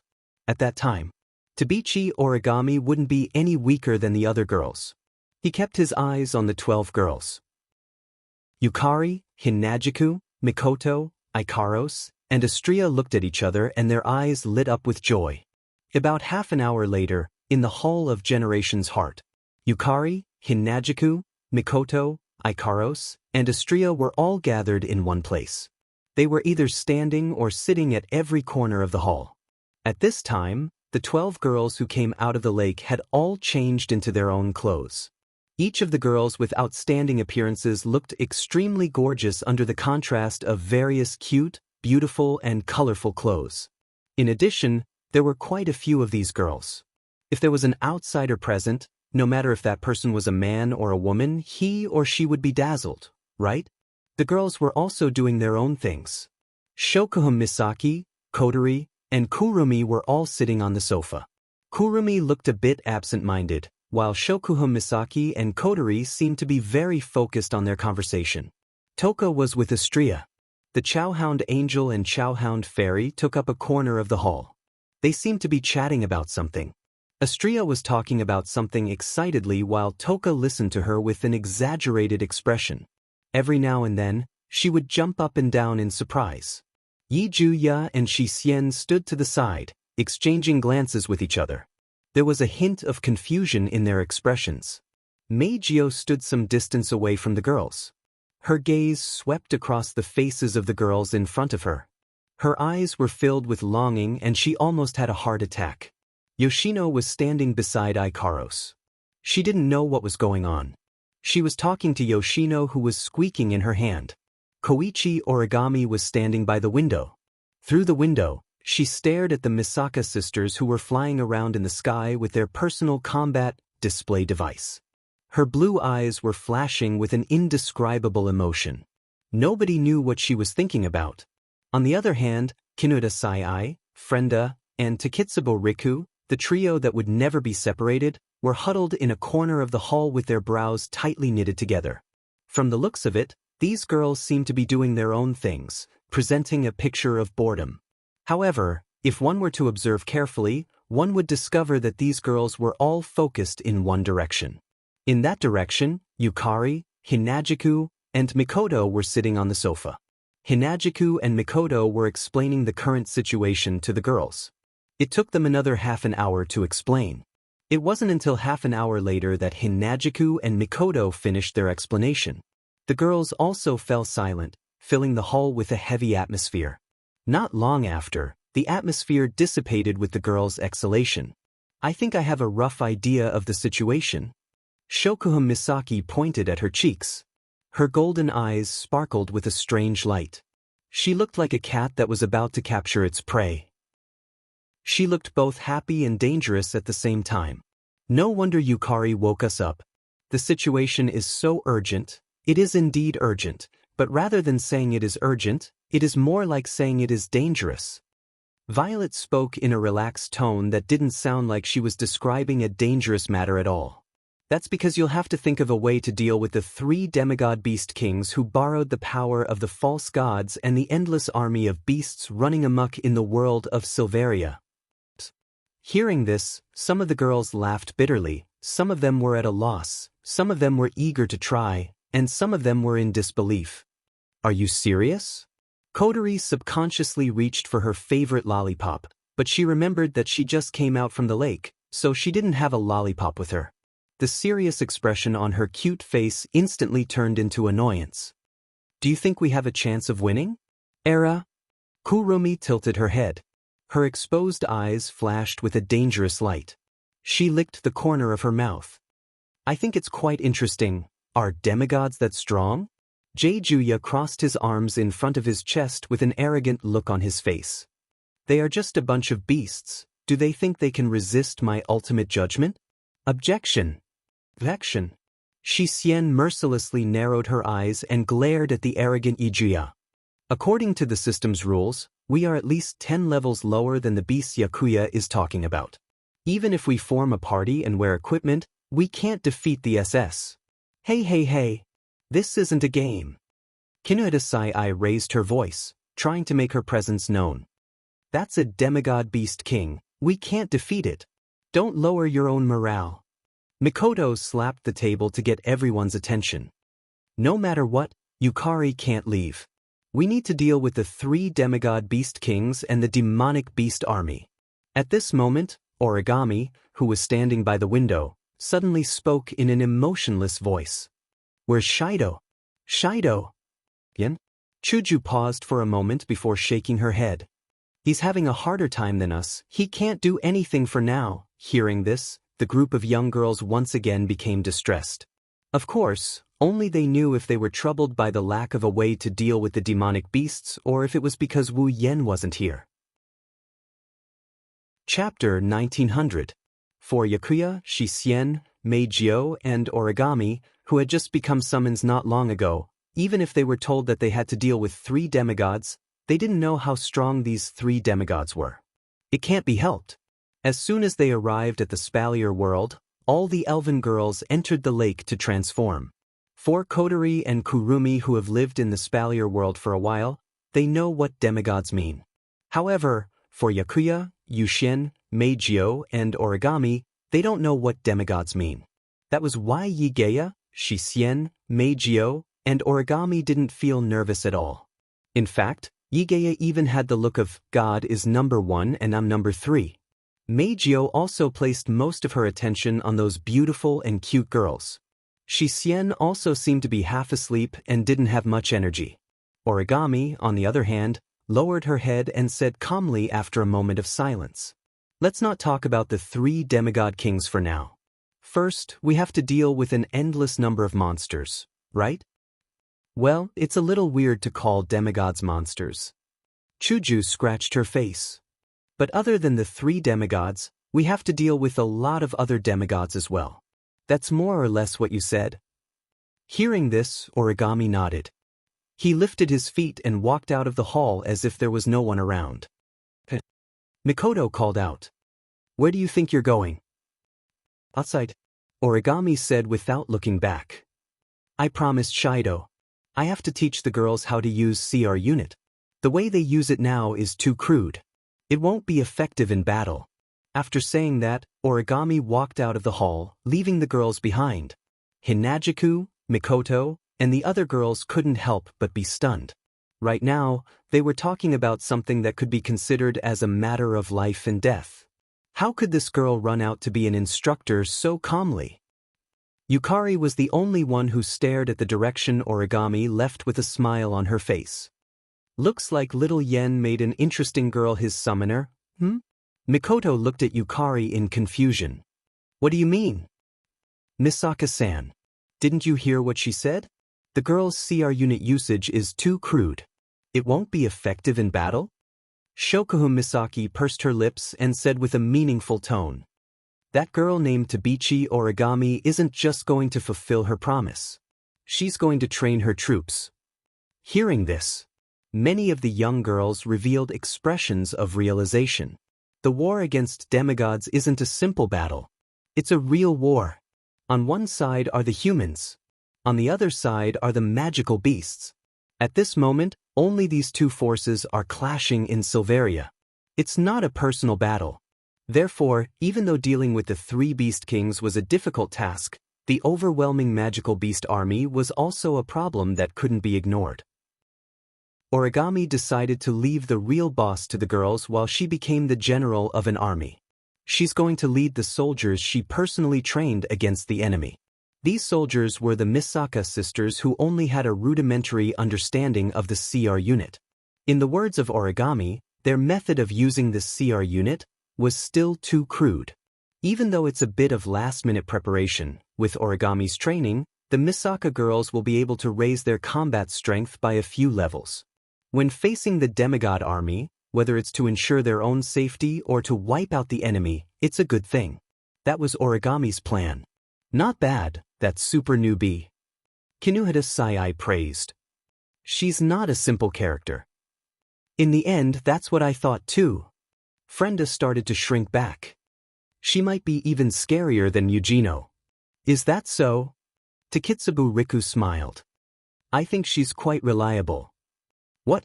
Are you interested in Miss Toshiyuki? Meijio, who saw the opportunity, sneaked into the middle of the trio, giving Kinuhata Sai, Frenda, and Takitsubu Riku a shock. We would like to get to know you guys better. How about we have a cup of tea tonight? After saying that, Meijio looked at Kinuhata Sai, Frenda, and Takitsubu Riku with her sparkling eyes, causing them to have a strange feeling. Intuition told Kinuhata Sai, Frenda, and Takitsubu Riku that if they agreed to this request, they would lose something very important. That's right. Something very important. However, Kinuhata Sai, Frenda, and Takitsubu Riku couldn't directly reject a newcomer. They looked at each other and nodded, causing Meijio's eyes to turn into crescent moons. Tonight, Kinuhata Sai, Frenda, and Takitsubu Riku will regret their hasty decision. Of course, by that time, they won't be able to get back what they thought was important. Alright, let's get back to the topic. Shokuha Misaki pretended to be deep in thought and looked at Yukari. Yukari, you should have a plan, right? In an instant, all the girls turned their attention to Yukari, who was sitting on the sofa. Under the gazes of all the girls present, Violet didn't even say a word. She only stretched her hand forward. Puchi. In the next moment, on the wall that the purple finger pointed at, 3 pitch-black cracks filled with sinister eyeballs appeared in front of all the girls with a tearing sound. In these 3 gaps, there were 3 scenes with the same plot even though the specific content was different. They were 3 cities that occupied vast areas and were surrounded by sturdy city walls. But now, these 3 sturdy cities were being attacked by all kinds of ferocious and terrifying magical beasts. Under the attack of the magical beasts, on the walls of the 3 cities, soldiers and spellcasters wielding bows and arrows were releasing arrows and spells imbued with battle energy, resisting the charging magical beast army. Suddenly, the roars of all kinds of magic beasts, the roars of soldiers, the murmurs of magicians chanting magic incantations, and the roars of the knights in the city reverberated in the air. It was as if the end of the world had arrived, and it made one's heart feel very heavy. While the group of young ladies were feeling depressed, Violet spoke up. As you can see, the 3 empires are only left with these 3 imperial cities.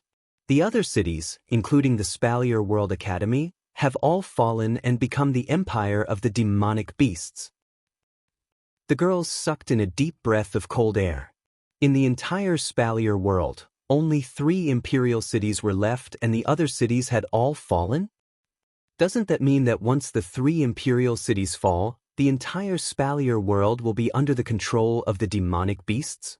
Even Shokuhun Misaki couldn't hide her shock. But how many days has it been since the demonic beasts attacked the Spalier world? Had he already fallen to such a state? That's right. If the humans of the Spalier world really wanted to defend their cities, they wouldn't have fallen to this extent in just a few days. Yukari shook her head. However, the 3 emperors have already seen the current situation. They believe that if they continue to defend the other cities, they will be overwhelmed by the demonic beasts sooner or later. Thus, the 3 empires have decided to take away the important resources from the other cities and concentrate their forces on the imperial cities. They plan to use one imperial city as their base to fight the demonic beasts. A wise choice. Kotori nodded in agreement. If they were to stubbornly defend the other cities, not only would they disperse their combat strength, but the cities would still fall in the end. At that time, even the materials would be destroyed. To be able to make such a wise and decisive choice, the 3 great emperors are truly capable. However, there are pros and cons. Once the 3 imperial cities fall, the humans will be finished. Shokuhun Misaki muttered. The 3 beast kings are near the 3 imperial cities, right? That's right. That's right. Purple nodded and glanced at all the girls present. Then, you should know what to do now, right? Chuju, Mikoto, Shokuhun Misaki, Kotori, Kurumi, and the others looked at each other and smiled. Destroy them one by one. Hearing this answer, Z also smiled. Chapter 1901. The next day, when the first ray of sunlight shone down from the sky, passing through the realm of illusion and reality that did not obstruct it at all. When it shone into the capital of a foreign era, the streets of the capital of a foreign era seemed to have lost their vitality as silence filled the air. However, that didn't mean that the residents of the capital of alternate generations were slacking off in their own homes, hiding in their warm beds and refusing to get up. On the contrary, the residents were even more hardworking than usual. This was because in front of the heart of generations was an empty space where 20,000 residents of the capital of alternate generations who were identical in appearance, height, hair color, and physique were lined up neatly like an army, waiting for the arrival of their general. At this moment, the 20,000 Misaka sisters were all wearing extremely revealing skin-tight outfits. Every part of their body was equipped with a certain amount of technological elements. There was a thruster on their backs and a heavy cannon in one hand. This was a personal equipment that utilized all the display devices in battle. Its full name was the Tactical Display Unit, or CR Unit for short. The display devices used in battle were stored in a type of connecting device called a circuit suit. In other words, the tights that carried the display devices could be instantly equipped during battle. As the basic equipment, the circuit suit had a basic display device that could create a domain around the user that was invisible to ordinary people and could perform different functions according to the user's wishes. It was the Turde Tori. Of course, this was a function that all the CR units had. The performance of these functions depended on the overall performance of the CR unit. The better the performance of the CR unit, the greater the power it could unleash. It wasn't easy to unleash the full potential of a CR unit. Not only did it require the user's control skills, but it also required the user's brain to be more developed than ordinary people. It was because of this that magicians who could use CR units were so rare and precious in the date battle. There were only a handful of people who could use CR units to fight against the elves. These 20,000 Misaka sisters were all equipped with the best mass-produced CR units available at the moment.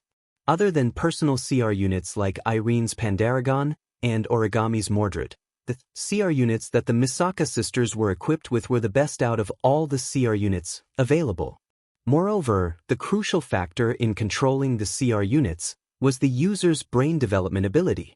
Without a doubt, these CR units had increased the strength of the Misaka sisters, who were at least tier 7 at the very least, by leaps and bounds. After all, superpowers were born from the personal reality after the development of one's brain. Although the highest superpower the Misaka sisters had was only LV4, their brain development was much stronger than ordinary people. Perhaps if the Misaka sisters were to become magicians in the date battle world, the elves wouldn't be able to live a carefree life anymore. Looking at the neatly arranged troops that seemed to stretch on endlessly, the girls couldn't help but sigh in amazement. They really looked the same. Yakuya even forgot to maintain his Chunibu tone. He pointed at the army of Misaka sisters and shouted at Mikoto. Are all of these really your little sisters? Your mother sure is good at giving birth. Are you scolding me? Mikoto furrowed her brows. She thought about it and decided not to get angry. She chose to ignore Yajuya and looked at the other girls around her. Shall we depart now? Yes. If we delay any longer, I'm afraid the 3 kingdoms will fall. Shokuha Misaki pointed at her own face with her white-gloved finger and smiled. So, let's proceed with the plan. Yes. All the girls present nodded their heads. This so-called plan was decided by the girls last night while they were thinking about how to fight. However, this so-called plan is actually quite simple. Shokuha Misaki, Kinuta Sai, Frenda, Takitsubo Riku, and Astria looked at each other and exchanged glances. They stood in front of one of the neatly arranged Misaka sisters. We will lead 5,000 Misaka sisters to the Ailu Empire. Kotori, Kurumi, Toka, Mikoto, Yoshino, and Origami also stood in front of another group of Misaka sisters. We will lead 5,000 Misaka sisters to the Baruba Empire. Immediately, Hinajuku, Mikoto, Ikaros, Yakuya, and Yushien stepped forward and stood at the head of the middle group of sisters. We will lead 5,000 Misaka sisters to the Feiya Empire. After they returned to their positions, the 16 girls in 3 rows looked at the others and declared in unison. Find the Beast King. Destroy them one by one. Yukari was the only one who didn't step forward. Her delicate face softened as she shook her head at the girls. The remaining 5,000 Misaka sisters will be in charge of protecting the capital of alternate generations, so you don't have to worry about the situation here. I just want to say that it would be best if we can defeat the Beast King and repel the demonic beast army. However, if there is no other way, you have to protect yourselves and stall for time until Xiao Yan returns. Hearing this, the group of girls nodded their heads heavily. Originally, the best plan would have been for everyone to work together and deal with a magical beast army first. They would have killed one of the Beast Kings, and then they would have done the same thing. They would have found the Beast Kings one by one and defeated them together. That would have been ideal. Unfortunately, if they did that, who knows which one of the 3 kingdom cities would be conquered by the demonic beast army while the girls were dealing with the other Beast Kings. If that happened, the other demonic beast army would be able to help the other 2 sides. That would only make things harder for them to deal with. Therefore, the girls could only split up and fight 1 Beast King and 1 demonic beast army each. It would be best if they could defeat the other side, but if they couldn't, they had to stall for time until Wu Yen returned from his mission. That was the general idea of the so-called plan. As for the details, they had to come up with a strategy to deal with the Beast King and the demonic beast army that they were in charge of. Different people had different opinions about this. Yukari turned around and waved her hand in the direction of the generation's heart. A huge crack appeared in the space in front of them, revealing ferocious and terrifying eyeballs to the girls. Now, in order to maintain the state of illusion and reality, the range of my ability is very limited. This crack can only send you to the nearest supply town. You will have to travel the rest of the way by yourselves. After saying that, Yukari silently retreated to the side and sighed. Remember, protect yourselves. Even if you don't care about your own lives, you have to think about Xiao Yan who has returned. The girls who were prepared to fight to the death held their breaths when they heard this. After a moment of hesitation, they nodded helplessly. Yukari smiled in satisfaction when she saw this. She flipped her hand, and 3 rings appeared in her hand. They were 3 space rings. Yukari tossed the 3 space rings forward, and the space rings that formed an arc in the air were swallowed up by the crack that opened up in midair. The next moment, Hinajuku, Shokuha Misaki, and Kotori noticed that a ring had appeared on their hands. Put it on. Yukari smiled as the girls looked at her in confusion. It will be of help to you." After saying that, Yukari turned around. It seemed like she had no intention of bidding farewell to the girls. However, this action didn't anger the girls. Instead, it warmed their hearts. With Yukari's personality, if she didn't bid them farewell, it meant that she didn't want them to leave. Even though she didn't say anything, it was the best blessing, wasn't it? Therefore, the group of girls did not say anything, nor did they bid farewell to anyone. They led a total of 15,000 Misaka sisters into the huge gap and disappeared one by one from this dreamy city. Chapter 1902. The Behemoth Forest is located in the middle of the Ailu, Baruba, and Faya empires. Each of the three empires occupied a part of their territory. The Ailu, Baruba, and Faya empires each built a small city on the edge of the Behemoth Forest territory. These cities were used to transport the resources they obtained from the Behemoth Forest to other cities in their empires. Unfortunately, ever since the Beast King was born, the Behemoth Forest became a dangerous place. Normal humans, warriors, and magicians were no longer allowed to enter. All the resources from the Behemoth Forest were supplied by the Behemoth Forest's campsite. They were no longer transported through the supply town. As a result, the Ailu, Baruba, and Faya empires used to be an important resource hub. Today, the supply town can only be used as a hub to transport the resources from the Behemoth Forest to other cities. As for the low-level warriors and magicians who used to live in the supply town and hunt the Behemoth Forest's magical beasts for a living, they can no longer be seen in the supply town. Even so, the supply town is still a prosperous place. After all, there are many shops and auction houses here. It is the closest location to the Behemoth Forest. There are also other ways to obtain rare treasures in the supply town. For example, medicinal herbs, high-level magical beast parts, and all sorts of other treasures. These are all things that have a high market value. Therefore, even if the supply town is not as prosperous as it used to be, it is not that different. Yet, in such a bustling city, the girls and the Misaka sisters are witnessing such a scene. The luxurious auction house turned into a dilapidated building riddled with holes. The bustling trading company turned into a pile of rubble. The roofs of the hotels burned with flames. The buildings were all over the place, covered in charcoal. The asphalt road cracked inch by inch. The bricks and tiles were a mess. They were casually tossed to the ground. Big, small, exquisite, and simple stalls were in shambles. The smell of burnt flesh filled the air. Thick smoke rose from the sky. Flames could be seen everywhere. All signs of life were extinguished. The bustling scene of the past is gone. There is not even the slightest sign of life. Everywhere is a sign of destruction. To put it bluntly, this is a place filled with despair. No one would believe it. This place. Not long ago. Furthermore, it was a bustling and beautiful little city with all kinds of colorful magic lights shining in the night sky. Seeing such a scene, let alone Shokuhu Misaki and the others who had witnessed the prosperity of the supply town, they were stunned. Even Yeguya, Dusk Cord, Meijio, and Origami, who had come to the supply town for the first time, were speechless and depressed. As for Hinajiku and Mikoto, who had stayed in the supply town for a period of time, played around for a period of time, and even caused a ruckus at the auction house, they were clenching their fists and biting their lips, their faces dark and gloomy. Phew! Hinajiku exhaled and spoke in a low voice. War is indeed the cruelest thing. That one sentence voiced out everyone's thoughts. The war between humans was indeed terrifying, but the war between races was even more terrifying. If humans wanted to live a peaceful life in the Spalier world, they couldn't allow demonic beasts to invade their territory. On the other hand, demonic beasts treated humans as their food.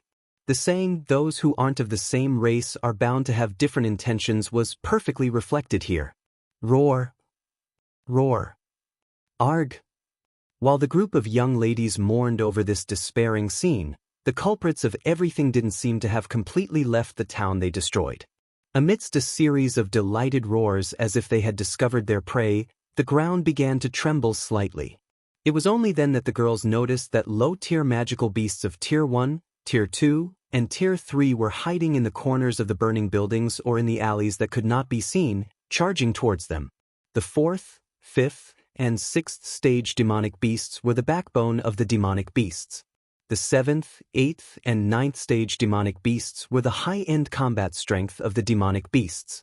These two groups of demonic beasts would definitely be gathered by the 3 beast kings to deal with the 3 royal cities. As for the 1st, 2nd, and 3rd stage demonic beasts, although there were many of them, they were nothing more than a bunch of cannon fodder in a war. Therefore, in the cities that were conquered by the demonic beasts, there would basically be these low-level demonic beasts that were symbolically left behind by the demonic beasts as a sign that they had occupied the area. However, the low-level demonic beasts that didn't have the ability to occupy a territory didn't have any territorial awareness. Like a bunch of thirsty beasts, they treated the supply town as another behemoth forest. They would either laze around or hunt their own kind when they were hungry. Of course, they weren't only found in human cities. There were also low-level demonic beasts active in the behemoth forest. It was due to the presence of these demonic beasts that Violet needed to guard the capital of alternate generations and maintain the illusion and reality realm day and night. Otherwise, if one of them were to slip in and disturb the 5 demigod powerhouses of the Spalier world who were strengthening the seal, the situation would be dire. It was only by maintaining the illusion and reality realm that the seal of the 5 demigod powerhouses and the beast kings of the Spalier world wouldn't be affected. It was for this reason that Violet didn't leave the capital of alternate generations and took on the responsibility of guarding it. The moment they thought of Violet, who had been guarding the most important seal in the capital of a foreign era, a determined look appeared on the faces of the girls who were awakened by the charging low-level demonic beasts. The Misaka sisters raised the heavy cannons in their hands and were about to kill the demonic beasts, but Shokuha Misaki stopped them. Shokuha Misaki's beautiful, starry eyes glinted coldly. She stroked her dazzling, waist-length golden hair and an inexplicable glint flashed in her eyes as though all the stars in them had lit up. In the next instant, the ferocious roars of the low-grade magical beasts all came to an abrupt halt, and they stopped in their tracks in a daze. The ferocious light in their beastly eyes was replaced by starry eyes, and their expressions became ferocious once again. Roar! Roar! Roar! The demonic beasts roared in unison. But this time, the demonic beasts didn't charge at the group of young ladies. Instead, they pounced on their own kind as though they saw their mortal enemy and started tearing each other apart. This was all Shokuha Misaki's doing. Mikoto couldn't help but be surprised. You can use your ability without a remote control now? My ability isn't something that can't be used without a remote control. Shokuha Misaki replied nonchalantly. If it's just a remote control, it's easier to switch the power on and off and it's easier to aim at the target. If my ability is a bullet, then the remote control is like a pistol. I don't have to rely on it anymore. Shokuha Misaki shook her head and changed the topic. Then let's split up here. The group of young ladies nodded. Oh. Kotori, who was checking the space ring that Violet gave her, raised an eyebrow. She revealed her usual unfriendly smile. I didn't think there would be a need for it. With that, Kotori stroked her space ring. A moment later, a massive object appeared in the sky and appeared before the group of girls. It's an airship. Fraxinus. It's decided. Kotori looked at her companions. Let's take the air route. Kurumi, Toka, Mikoto, Yoshino, and Origami nodded happily and walked towards Kotori. Chuju, Mikoto, Ikaros, Yugiya, and Yushin looked at each other and smiled bitterly. Let's take the air route as well. Other than Chuju, Mikoto, Ikaros, Yugiya, and the Misaka sisters can all fly. Ikaros brought Chuju along and the group flew towards Feiya Empire. As for Shokuha Misaki, Kinuta Sai, Frenda, Takitsubo Riku, and Astria, it's even easier. There should be airships left behind by people who didn't have the time to use it, right? Chapter 1903. Ailu Empire, King City. As the city of Ailu Empire's royal palace, King City's prosperity was undeniable. However, at this moment, there wasn't a single ordinary person in this prosperous city. The shops, auction houses, and other buildings were all closed, and there wasn't a single idle person on the streets. Instead, there were fully armed knights and soldiers doing all sorts of things with tense and solemn expressions. At this moment, a large number of warriors and magicians were standing on top of King City's walls. The warriors were all armed with bows and arrows, looking into the distance. They were the type of long-range attack type. The magicians, on the other hand, were lined up in a row, standing behind the warriors who were armed with bows and arrows, holding magic staves in their hands. Every warrior and magician had a tense expression on their faces as they looked at the empty space below the city wall in front of them. Their combat aura and magic power were slowly increasing in intensity. At the same time, the Do Chi and magic power that were slowly strengthening also exploded and surged violently at the same time as a loud shout sounded out. The first wave of demonic beasts has entered the attack range. As the battle cry rang out, a large army of magical beasts stomped hard on the ground in front of the city, charging forward amidst chaotic roars and rolling dust. They entered the attack range of the warriors and mages on the city walls. However, none of the warriors and mages guarding the city walls took action immediately, apart from raising their aura and mana to the peak. All of them held their breaths and didn't do anything else. The second wave of demonic beasts has entered the attack range. Then, less than 200 meters behind the first wave of demonic beasts, another wave of demonic beasts roared and charged over. If one were to observe carefully, they would discover that the second wave of magical beasts was much larger than the first wave, whether it was in size or momentum. Moreover, the first wave of demonic beasts was only a group of 4th and 5th rank demonic beasts. The second wave of demonic beasts was a group of 6th rank demonic beasts. Of course, even though their ranks were different, the number of demonic beasts was still as dense as locusts. They outnumbered the humans in King City by more than 10 times. It was terrifying. However, even so, the warriors and magicians on the walls did not attack. Instead, he continued to wait on the city wall. It wasn't that they didn't want to attack. It was just that long-range archers had a maximum attack range of 2,000 meters. Magicians, on the other hand, differed according to their magic. Some were only a few hundred meters tall, while some were more than 3,000 meters tall. Right now, the first wave of magic beasts had just entered the highest range of attack. In other words, they had just entered 3,000 meters. The second wave of magic beasts was even further away. It was far from the time to attack. Only when the magical beasts charged into the attack range of the archers would it be time for them to attack.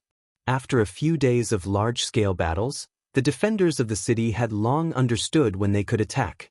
Therefore, at this time, everyone was still able to remain calm.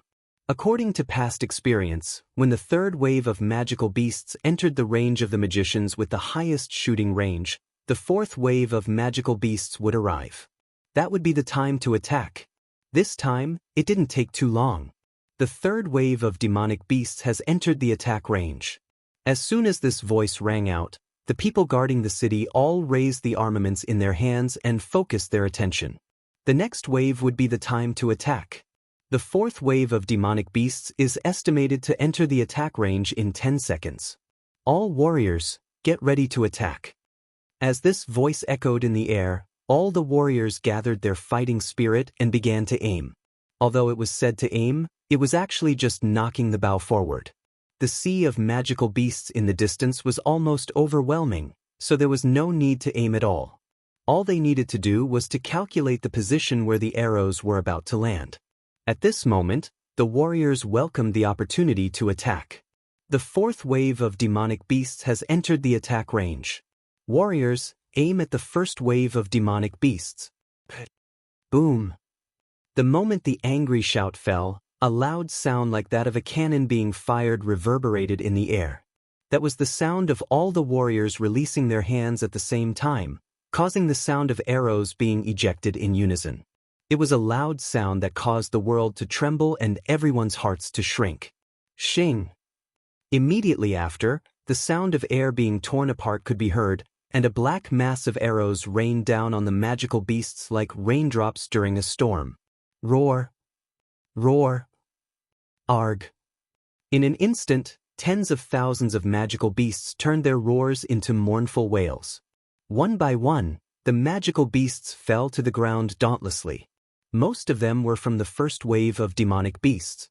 However, there were still a large number of arrows that missed and hit the second and third wave of demonic beasts. Surprisingly, the second and third wave of demonic beasts had entered the shortest attack range of 2,000 meters. Not only that, but the fifth wave of demonic beasts had also charged over from the horizon. The fifth wave of demonic beasts has entered the attack range. Mages, get ready. Under the command, the mages in neat rows took a step forward and chanted spells. The staffs in their hands flickered in a glaring magical radiance. Aim for the second and third wave of demonic beasts. Mages, buzz. As though rehearsed, in an instant, fireballs, icicles, wind blades, thunder bombs, and rocks exploded in the sky above the city walls like fireworks and a tide that blasted toward the second and third wave of demonic beasts. Along with the wails of the magical beasts, the second and third wave of demonic beasts were struck by 4 to 5 magical spells at the same time. They were either wrapped in a layer of flame or charred by electricity. Some were pierced by icicles, torn apart by wind blades, or smashed by rocks. Thus, the second and third wave of demonic beasts suffered the same fate as the first wave of demonic beasts. In such a situation, the magical beasts continued to roar crazily, completely disregarding the deaths of their own kind. They even stepped on their corpses mercilessly and charged toward the city. In the sky, arrows were still shooting wildly and magical spells descended one after another, reaping the lives of the overwhelming number of demonic beasts. While this battle was going smoothly, at a certain moment, a nervous shout sounded from the other end of the city walls. High-level demonic beasts are attacking. Hearing this, everyone's heart suddenly rose to their throat. The 4th, 5th, and 6th level demonic beasts were only appetizers. The ones that truly posed a threat were usually the high-level demonic beasts above the 7th level. Not long after, everyone on the city walls also saw it. In the distance at the edge, a large group of demonic beasts with huge bodies and powerful auras were charging toward them. This made the people guarding the city start to feel nervous. Hurry! Get rid of all the mid-level demonic beasts. Only by getting rid of the annoying mid-level demonic beasts could the people free up a large amount of combat power to deal with the high-level demonic beasts. That was why everyone's attack frequency became faster and faster all of a sudden. The first wave of demonic beasts was almost wiped out by the archers. The mages were also reaping the lives of the second and third waves of demonic beasts. The 4th and 5th waves of demonic beasts were also charging toward them one after another. Due to the attacks of the archers and warriors, the demonic beasts' charge was slightly stagnant. A large number of demonic beasts' corpses divided the battlefield into 2 parts. One was the surviving vanguard, and the other was the demonic beasts that were mercilessly trampling on the corpses of their comrades. Based on this situation, if they could maintain this state, the mid-level demonic beasts would all die before they could even touch the city walls. Then, the people would be able to concentrate on dealing with the high-level demonic beasts of the 7th level.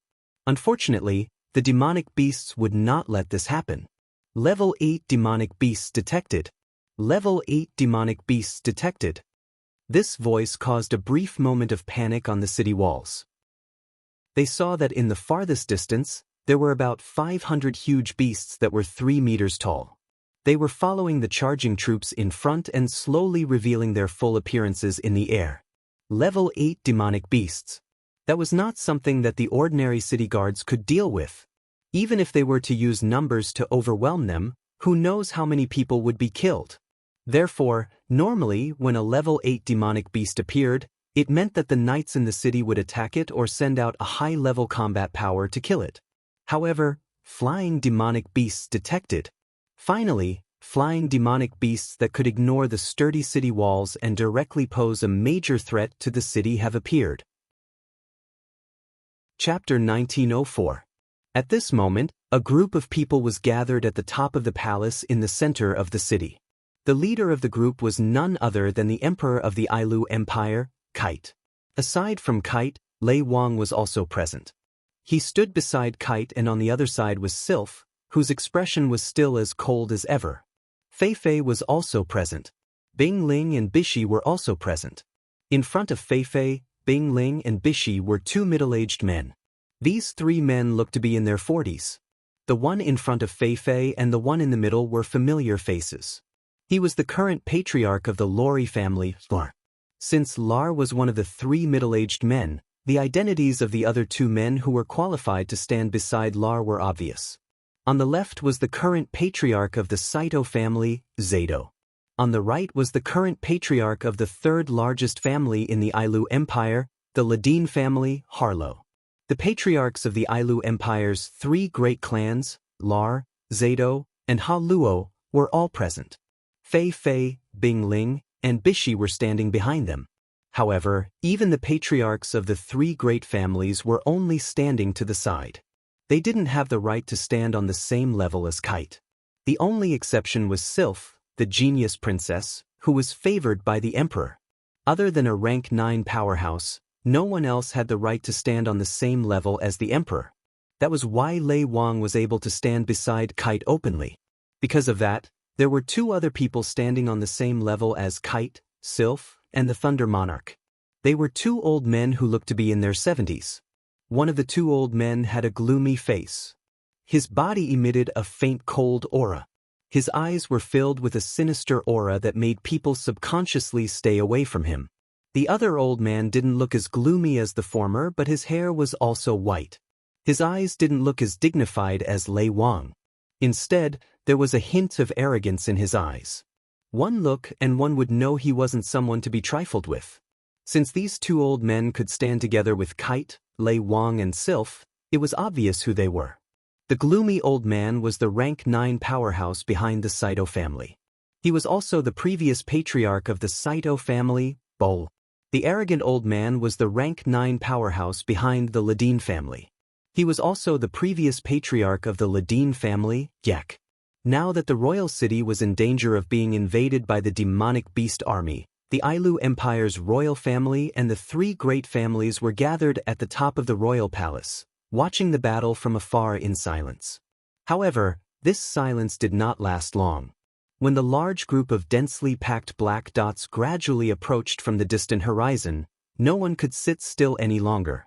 Flying demonic beasts. The Beast King's expression. In the end, these flying demonic beasts still showed up. During the siege a few days ago, the biggest threat to King City wasn't the large number of rank 4, 5, and 6 demonic beasts. It wasn't the powerful rank 7 and 8 demonic beasts either. It was the flying demonic beasts that could fly. Not only could these flying magical beasts fly over the sturdy city walls, they could also increase their altitude and fly out of the range of the long-range attacks of the warriors and magicians. Then, they would dive down and rush into the city, causing a lot of damage to the city at one point. If it wasn't for the formation of a large barrier around King City, these flying demonic beasts would have invaded King City and started a massacre. That's why these flying demonic beasts were the most troublesome to deal with in this war. It's not just flying demonic beasts, Burrell said in a low voice as he stared into the distance of King City. Even from here, he could see the large number of giant beasts that were getting closer and closer. The rank 8 demonic beasts have also started their attack. There are at least a few hundred of them. If they attack together, no matter how sturdy King City's walls and barrier are, they will still be breached. When that time comes, Yak smiled coldly. The rank 9 demonic beasts should also show up, right? Hearing this, everyone present fell silent. Everyone present knew that there would definitely be rank 9 demonic beasts among the attacking demonic beasts.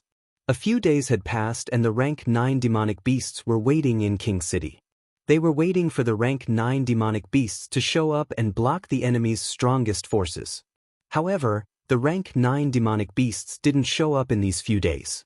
Carter and the rest didn't dare to act rashly. Not to mention, the other side had a truly terrifying general that made one's heart turn cold. The Beast King. A demigod Beast King. Although they didn't see the Beast King appear, the fact that the demonic beasts broke the rules and attacked the human world with such rhythm and coordination was enough to prove that there was a general in the enemy's army. Who else could command all the demonic beasts besides the Beast King? Of course, Carter and the rest didn't know about the existence of the three Beast Kings. They thought the ones leading the attack were the demigod Beast Kings that were born in the Behemoth Forest. The Beast King hasn't made an appearance either. The Thunder King frowned. They should be wary of the demigod Beast Kings on our side, right? Hearing the Thunder Emperor's words, Bolu and Yak nodded and simultaneously looked at the silent kite. Your Majesty! Burrell hesitated for a moment before speaking. Sir Guardian God still doesn't plan to show up? That's right. Your Majesty! Yak hurriedly spoke. This is a critical moment that will decide the fate of the Ailu Empire. Is Sir Guardian God really not going to show up? Carter pondered for a moment before laughing bitterly. I have been to the treasury to look for Sir Guardian God many times, but he isn't here. Wah! Everyone sucked in a cold breath. Sir Guardian God isn't here? What's going on? No, let's not talk about this for now.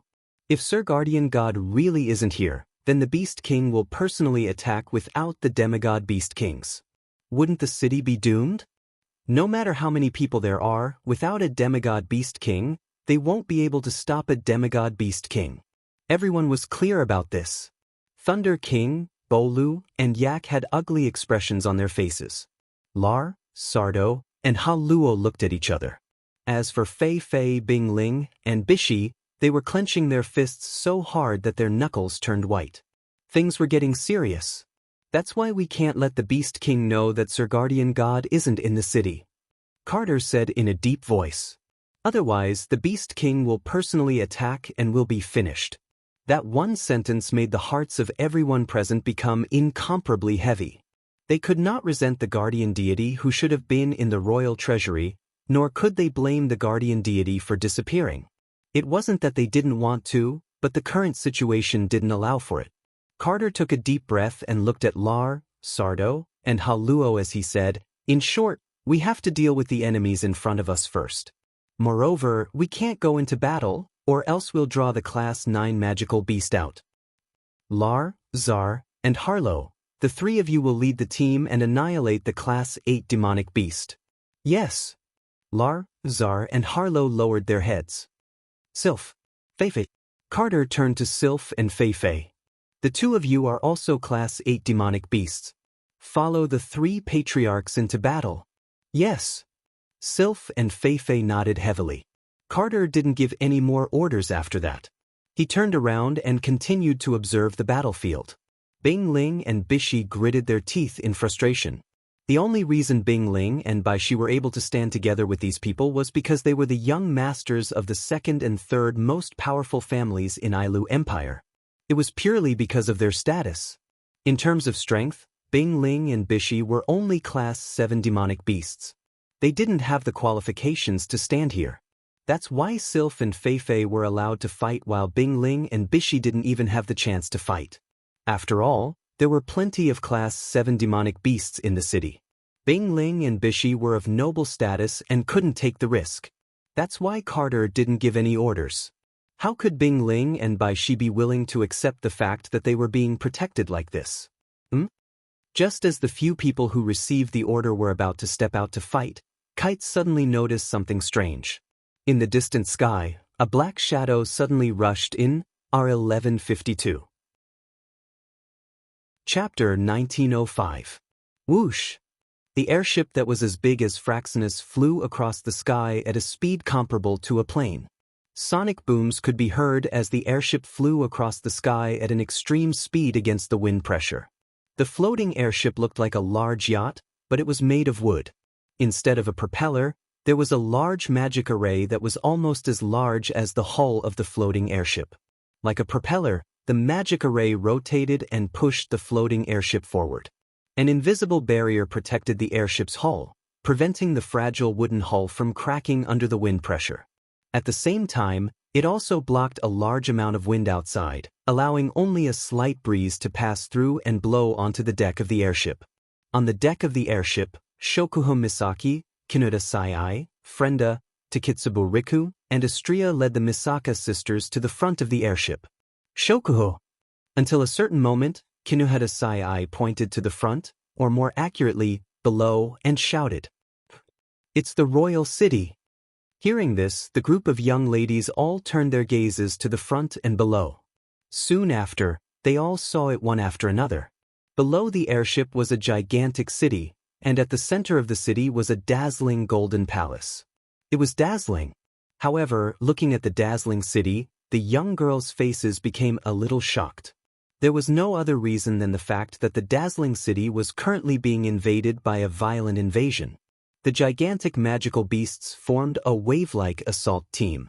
Wave after wave, they ran out from the mountains in all directions and charged towards the city in the center in an extremely violent and direct manner. In the sky, the flying magical beasts that had transformed into huge black shadows were lined up neatly like fighter jets. They glided. Once they found the right time, they would dive down and crash into a translucent barrier around the city, causing the barrier to tremble violently. Arrows, fireballs, wind blades, lightning bolts, rocks, icicles, and other ranged weapons and spells were fired from the city. They landed on the charging demonic beasts and the gliding demonic beasts. Every single one of them caused a huge explosion. Many demonic beasts fell to the ground. Corpses of demonic beasts could be seen everywhere within a few thousand meters of the city. Some of them were only left with broken limbs and bones. It was a hellish scene. The only fortunate thing was that there were no traces of humans among the corpses. The demonic beasts were only 1,000 meters away from the floating airship. They didn't enter the city. The city walls were still fine. The barrier was shaking, but it still managed to hold on. At first glance, it looked like Fang Zheng had the upper hand, but Shokuhun Misaki frowned and said, "Let's go." "This isn't good, huh?" Kinueda Sai, Frenda, Takitsubu Riku, and Astria looked at Shokuhun Misaki in confusion. Why is the situation so bad? Frenda was puzzled. Isn't the floating airship holding the advantage? Yes. For now, Shokuhun Misaki's eyes were filled with worry. But this won't last long. Why? Takitsubu Riku asked. Is the barrier about to break? That's one of the reasons. That is also one of the reasons. The barrier might be able to withstand the attacks of the flying demonic beasts, but once the Class 8 demonic beasts reach it, it will break sooner or later. Shokuhun Misaki looked at the demonic beasts furthest from the city and shook her head. Also, didn't you notice that the demonic beasts haven't used any spells yet? Yes. The girls finally realized what was going on. Yes, the demonic beasts haven't used any spells yet. Demonic beasts tend to use spells that have high attack power. In terms of area of effect, their spells should be weaker than human spells. Shokuhun Misaki frowned. But because of this, the magic of the demonic beasts is much more powerful than that of humans. Now, they have not reached the attack range, so they can only charge. But once the demonic beasts charge into a certain range and collectively release magic, the barrier of the royal city will shatter sooner or later. The girls understood the severity of the situation after hearing Shokuhun Misaki's explanation. Unfortunately, this isn't the most serious problem. The barrier won't be able to withstand the attacks of several hundred Tier 8 demonic beasts. Shokuhun Misaki stepped forward and looked at the flying demonic beasts.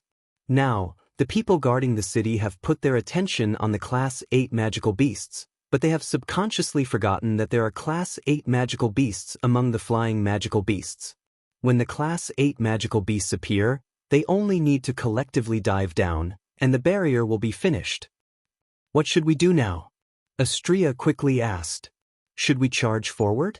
Yes. Charge forward. Shokuhun Misaki's lips curled into a sly smile. That's right. We have to charge forward. With that, Shokuhun Misaki raised her hand and swung it down. Everyone, Tori, Domain of Will, activate. The moment she finished her sentence, the Misaka sisters on the deck stepped forward and extended their arms. Buzz! In the next second, a protective barrier made of emerald green crystals appeared around the Misaka sisters and spread out to their surroundings. It combined with the Tori around them and spread out together. Not long after, the Misaka sisters collectively released a territory to form a gigantic territory barrier, enveloping the entire airship within. Shokuhun Misaki shouted again. Take control of the airship. charge forward. Right away, the floating airship that was enveloped by the realm of will sped up and dashed forward violently with an intense air-braking sound. With the protection of the Tori, the impact on the airship would be reduced to 0, and the girls on the airship wouldn't be affected at all. However, that's only true for the girls. To the magical beasts that were within the range of the airship's charge, the airship that was enveloped by the Tori, domain at will, was no different from a meteorite falling from the sky. Therefore, before the demons could even roar, the floating airship that had turned into a meteor charged into the battlefield between the humans and demons under the cover of the Tori, domain of will. The airship charged towards the direction of the capital as it charged ferociously. Boom, boom, boom. The territories.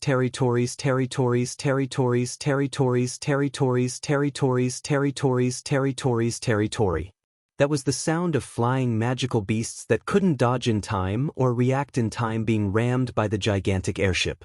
These flying magical beasts that were hit mercilessly were sent flying by the impact. Then they fell to the ground like large pieces of trash.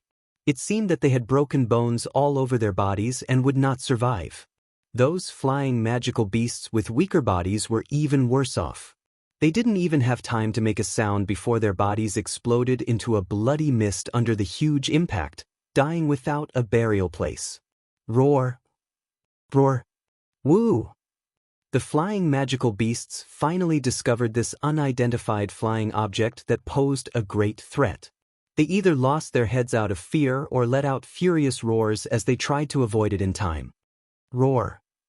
Roar! Woo! Quite a few flying magical beasts around the airship began to use magic to bombard the airship, but all of their attacks were blocked by the Tori around the airship. Shoko! Inside the airship, Kinuhata Sai pointed in the direction of the king's city and yelled, "Look over there!" In the direction that Kinuhata Sai pointed at, an opening appeared in the enchanted field of the king's city. Shokuha Misaki reacted quickly and yelled, "Hurry! Fly in!" Thus, the airship dived down and entered the barrier. Chapter 1906. Roar! Roar! Roar! When an entrance opened in the barrier of Royal City, the group of flying magical beasts closest to the entrance immediately roared in joy and flew in the direction of the entrance. Boom! With a muffled sound, the floating airship that was wrapped in the Tori fell from the sky like a meteorite. It directly knocked the flying beasts that were trying to drill into the entrance and sent them flying into the barrier. Roar! Roar! Roar! The rest of the flying beasts snarled and followed behind the floating airship in an attempt to enter the enchanted field.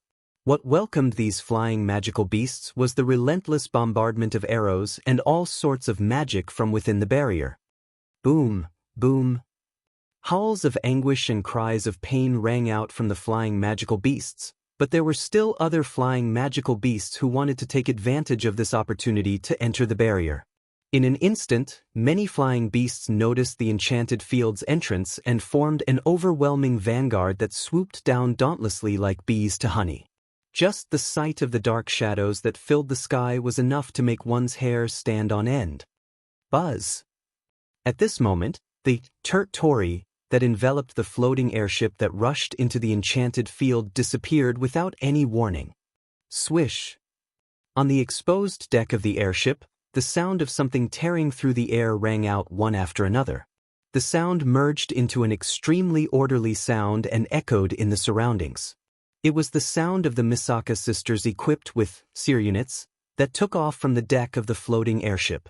Apart from the Misaka sisters who were piloting the floating airship, a total of 4,000 Misaka sisters flew out from the deck of the floating airship and soared into the sky under the propulsion of the thrusters as though they wanted to block the entrance of the enchanted field.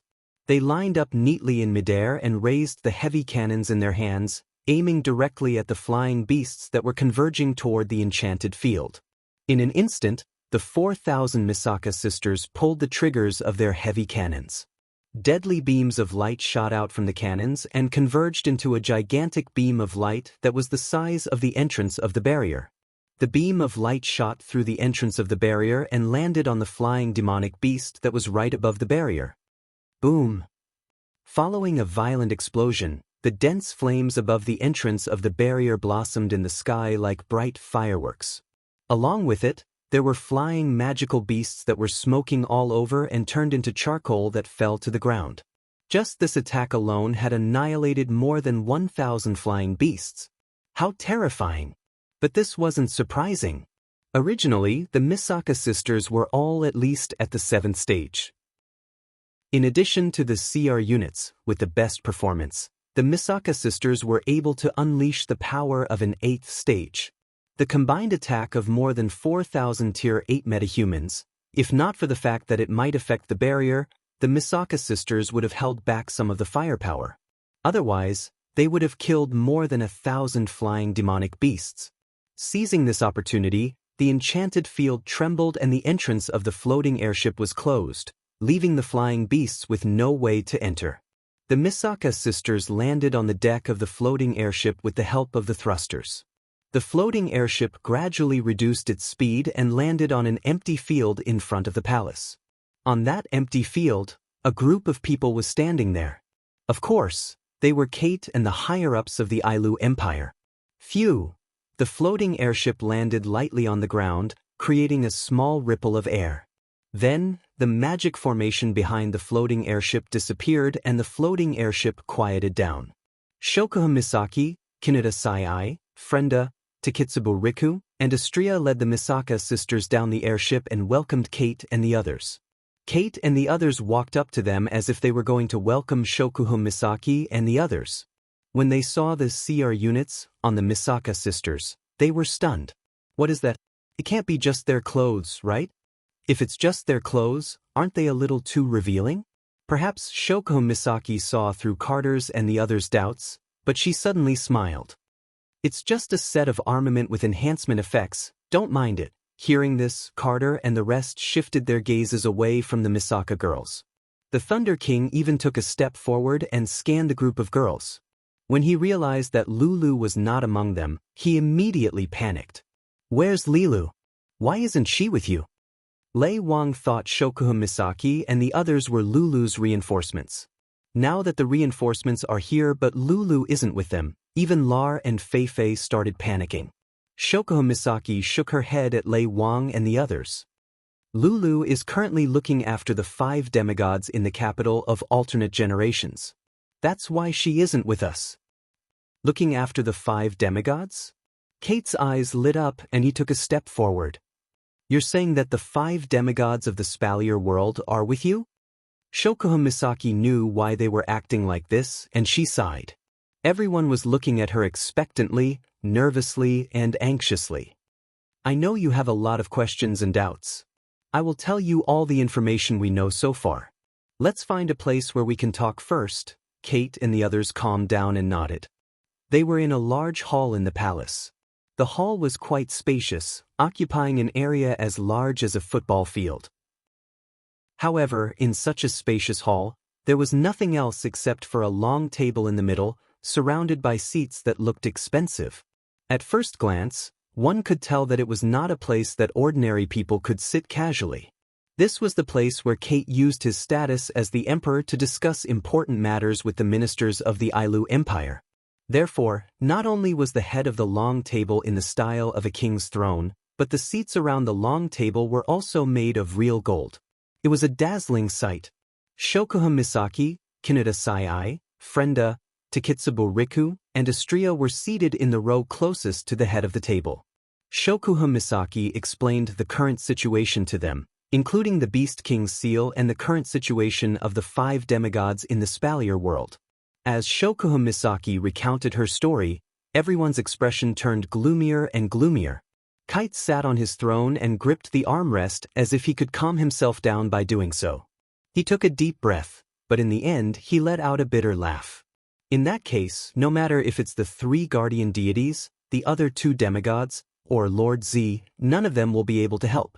Under such circumstances, we still have to deal with a demigod-level Beast King ourselves, right? The other 2 empires are in a similar situation. Shokuha Misaki didn't seem to be affected by the harsh situation. She still had that elegant smile on her face. She tapped her cheeks with her white-gloved hand. She didn't seem nervous at all. She didn't seem nervous at all. That is why you should prepare for the worst. Hearing this, the expressions on everyone's faces became even more unsightly. Are you telling us to retreat? Burrell's expression darkened.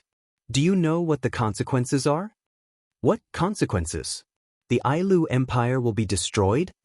Shokuha Misaki looked at the old head of the Saito family with a half-smile. Do you think the Ailu Empire will be destroyed? Or do you think the human race will be destroyed? Burrell was speechless. Are we going to give up just like that? Yak's voice was filled with unwillingness. Give up on the only city left? Give up on the Ailu Empire? Shokuha Misaki raised an eyebrow. I'm not telling you to give up, I'm just telling you to prepare for the worst.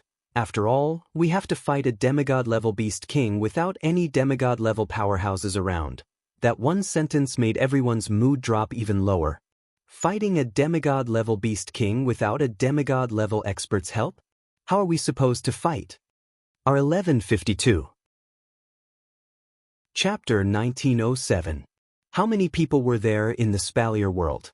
Unlike Earth, although there were 3 empires that ruled over the Spalier world, in this world where the strong were respected, there were conflicts between people every minute and every second. Wars were unavoidable. Under such circumstances, not to mention how many people there were in the Spalier world, just the number of people who died every day in the Spalier world was definitely in the thousands. At least 1,000 people died every day. Because in this world where the strong were respected, conflicts were everywhere. Since so many people died every day, naturally no one would be bored enough to count the number of people every day. However, even so, the Spalier world's population was much higher than Earth's. After all, just the Spalier world's size was 10 times larger than Earth's, and the ocean was even wider. Although there was no detailed count, the Spalier world's population was definitely close to 100 billion. Out of 100 billion people, there were only 5 demigod powerhouses. One could imagine how rare a demigod powerhouse was, and how difficult it was to advance to the demigod rank. Then, how strong were these rare and difficult to advance to the demigod rank? If one had to use data to show it, it would be very unclear if one used battle strength or how many times stronger than a Tier 9 powerhouse. However, in the Spalier world's history, there had been a large number of Tier 9 powerhouses besieging a demigod rank. That was something that happened a long time ago, and Kite and the others only knew about it from books. There was a passage recorded in the book. 20 Tier 9 powerhouses joined forces to fight a demigod rank powerhouse. The battle lasted for 3 whole days, and after 3 days, 17 of the 20 Tier 9 powerhouses were killed, and the demigod rank powerhouse was heavily injured. In the end, the remaining 3 peak stage type 9 powerhouses carried out a suicidal attack, risking their lives to drag the demigod powerhouse down with them. The result? A demigod rank powerhouse, 3 Tier 9 powerhouses, and 17 other Tier 9 powerhouses. All of them have fallen. 20 Stage 9 powerhouses, and 3 of them were at the peak of Stage 9, just a step away from the demigod stage. Such a terrifying lineup. Yet, he was defeated by a newly ascended demigod. If it weren't for the fact that the remaining 3 Type 9 powerhouses had decisively dragged the demigod powerhouse down with them, they would have been dead already. In the end, it was still unknown whether that demigod expert would fall or not. This was the terror of a demigod. Of course, compared to the beast kings that attacked the Ailu Empire, that demigod expert had relied on his own strength to break through, and his strength was definitely stronger than this beast king who relied on the strength of a false god. However, Kite did not have a peak type 9 expert on his side, right? Excluding Shokuha Misaki and the rest, there were only Kite, Lei Wang, Poru, and Yak. Including Shokuha Misaki, Kinohara Sayai, Frenda, Takitsubo Riku, and Astria, there were only 9 of them. However, there wasn't a single peak type 9 among them. With such a lineup, the best outcome of the battle against the fake Beast King would be the same as what was recorded in the history books, Mutual destruction. How? Moreover, Kite and the rest didn't know that the 5 girls had reached stage 9. When they heard that they had to deal with a demigod expert, their hearts sank. As a result, under this heavy atmosphere, everyone fell silent, causing the oppressive atmosphere to spread uncontrollably. At this moment, Sylph, who was sitting at the side, suddenly spoke. "Where is he?" Everyone was taken aback, but they soon understood who Sylph was referring to. Shoko Misaki looked at Sylph meaningfully and smiled. "He's different from us who have to deal with a false beast king. He's the one who's shouldering the greatest burden. He's trying his best to deal with the beast god that's locked up in his house. I wonder if he's putting his life on the line." When they heard this, other than the girls, everyone, including Sylph, trembled. 20 Type 9 powerhouses could only deal with one demigod powerhouse? Wouldn't that formula be the same when used between the god and demigod ranks? No. Or rather, if 20 demigod rank powerhouses joined forces to fight a true deity rank powerhouse, would these 20 demigod rank powerhouses be able to drag the deity rank powerhouse down with them to their deaths? The answer to this question was impossible. Even if the 20 demigods were all peak demigods, the answer would still be the same. There was no other reason than a famous saying in Cultivation that everyone knew: the higher the level, the greater the gap between the levels. In other words, if 20 level 9 powerhouses could perish together with a level 9 powerhouse who had just entered the level of demigod, then using the principle that the higher the level, the greater the disparity, 20 level 9 powerhouses would definitely not be able to perish together with a level 9 powerhouse. But even so, Violet and the other demigods from Silveria were able to hold off a demigod. How could they hold off a demigod? How could they hold off a mere demigod? When they thought of this, a strong emotion burned in Carter and the rest's hearts. Shokuha Misaki's words dispelled the depression and despair in Carter and the rest's hearts. However, that doesn't mean their doubts are gone. You're saying that he intends to work with Lady Violet and the other demigods to take on a demigod beast king? Sylph's frosty expression showed a hint of worry. Will he be fine? How could he be fine? A cold glint flashed across Burrell's eyes when he mentioned Wu Yen. He's just a little brat with some talent. He might have reached stage 9 at such a young age, but he's so arrogant that he wants to take on a demigod that we can only seal and guard day and night. He must be tired of living. Does he think he's on the same level as a demigod? Burrell didn't hide the resentment in his voice when he said that. It was only natural. Who was Burrell? He was the old patriarch of the Saito family, the second most powerful family in the Ailu Empire. Burrell's grandson, Bing Ling, suffered at the hands of Wu Yen in the Spalier World Academy. He was easily defeated by Wu Yen in front of the entire academy. Since then, Burrell didn't have a good impression of Wu Yen. When the Tower of Arena's projection came to meet Wu Yen, Burrell's attitude was extremely bad. Later on, during the council meetings, Burrell heard from Carter and Lei Wang about how good Wu Yan's performance was, how high his talent was, and how incredible his achievements were. Not only did he have a group of talented young women by his side, he even had a demigod supporting him. This made Burrell, who didn't have a good impression of Wu Yen, even more jealous of Wu Yen. That's not all. What's more important is that Burrell's second son, Marcus, was killed by Wu Yen. Marcus betrayed the humans and helped the Beast King. In the end, he attracted the power of a false god and turned into a monster. He even wanted to seek revenge. His death was not enough to cover up the fact that Wu Yen killed Burrell's son. On top of that, Burrell's second grandson, Bing Mian, was first heavily injured by his own scheme and then turned into a monster after receiving the power of a false god. After that, Wu Yen chased Bing Mian to the Saito family's base and crippled him. How could Burrell not hate Wu Yen? Everyone knew that Marcus and Bing Mian had only themselves to blame and deserved to die. However, these two people who deserved to die were indeed Burrell's son and grandson. Therefore, while the outsiders were laughing at the Saito family, they continued to talk about Wu Yen enthusiastically and spread Wu Yan's reputation. Burrell hated Wu Yen to the core. Even though Bolu knew that this isn't the time for sarcastic remarks, it's still the time for humanity to unite to survive this calamity. He didn't even think about hiding his hatred for Wu Yen, He didn't even think about holding back as he directly mocked Wu Yen. But it was a pity that Burrell's sarcasm had unknowingly touched his reverse scale. Xing. Just as Burrell's sarcastic words fell, a figure suddenly flashed in front of him. Raising a petite fist wrapped in berserk airflow, she heavily smashed it towards Burrell's face.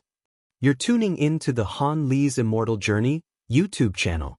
Don't forget to subscribe and join us on this journey to catch the most captivating stories.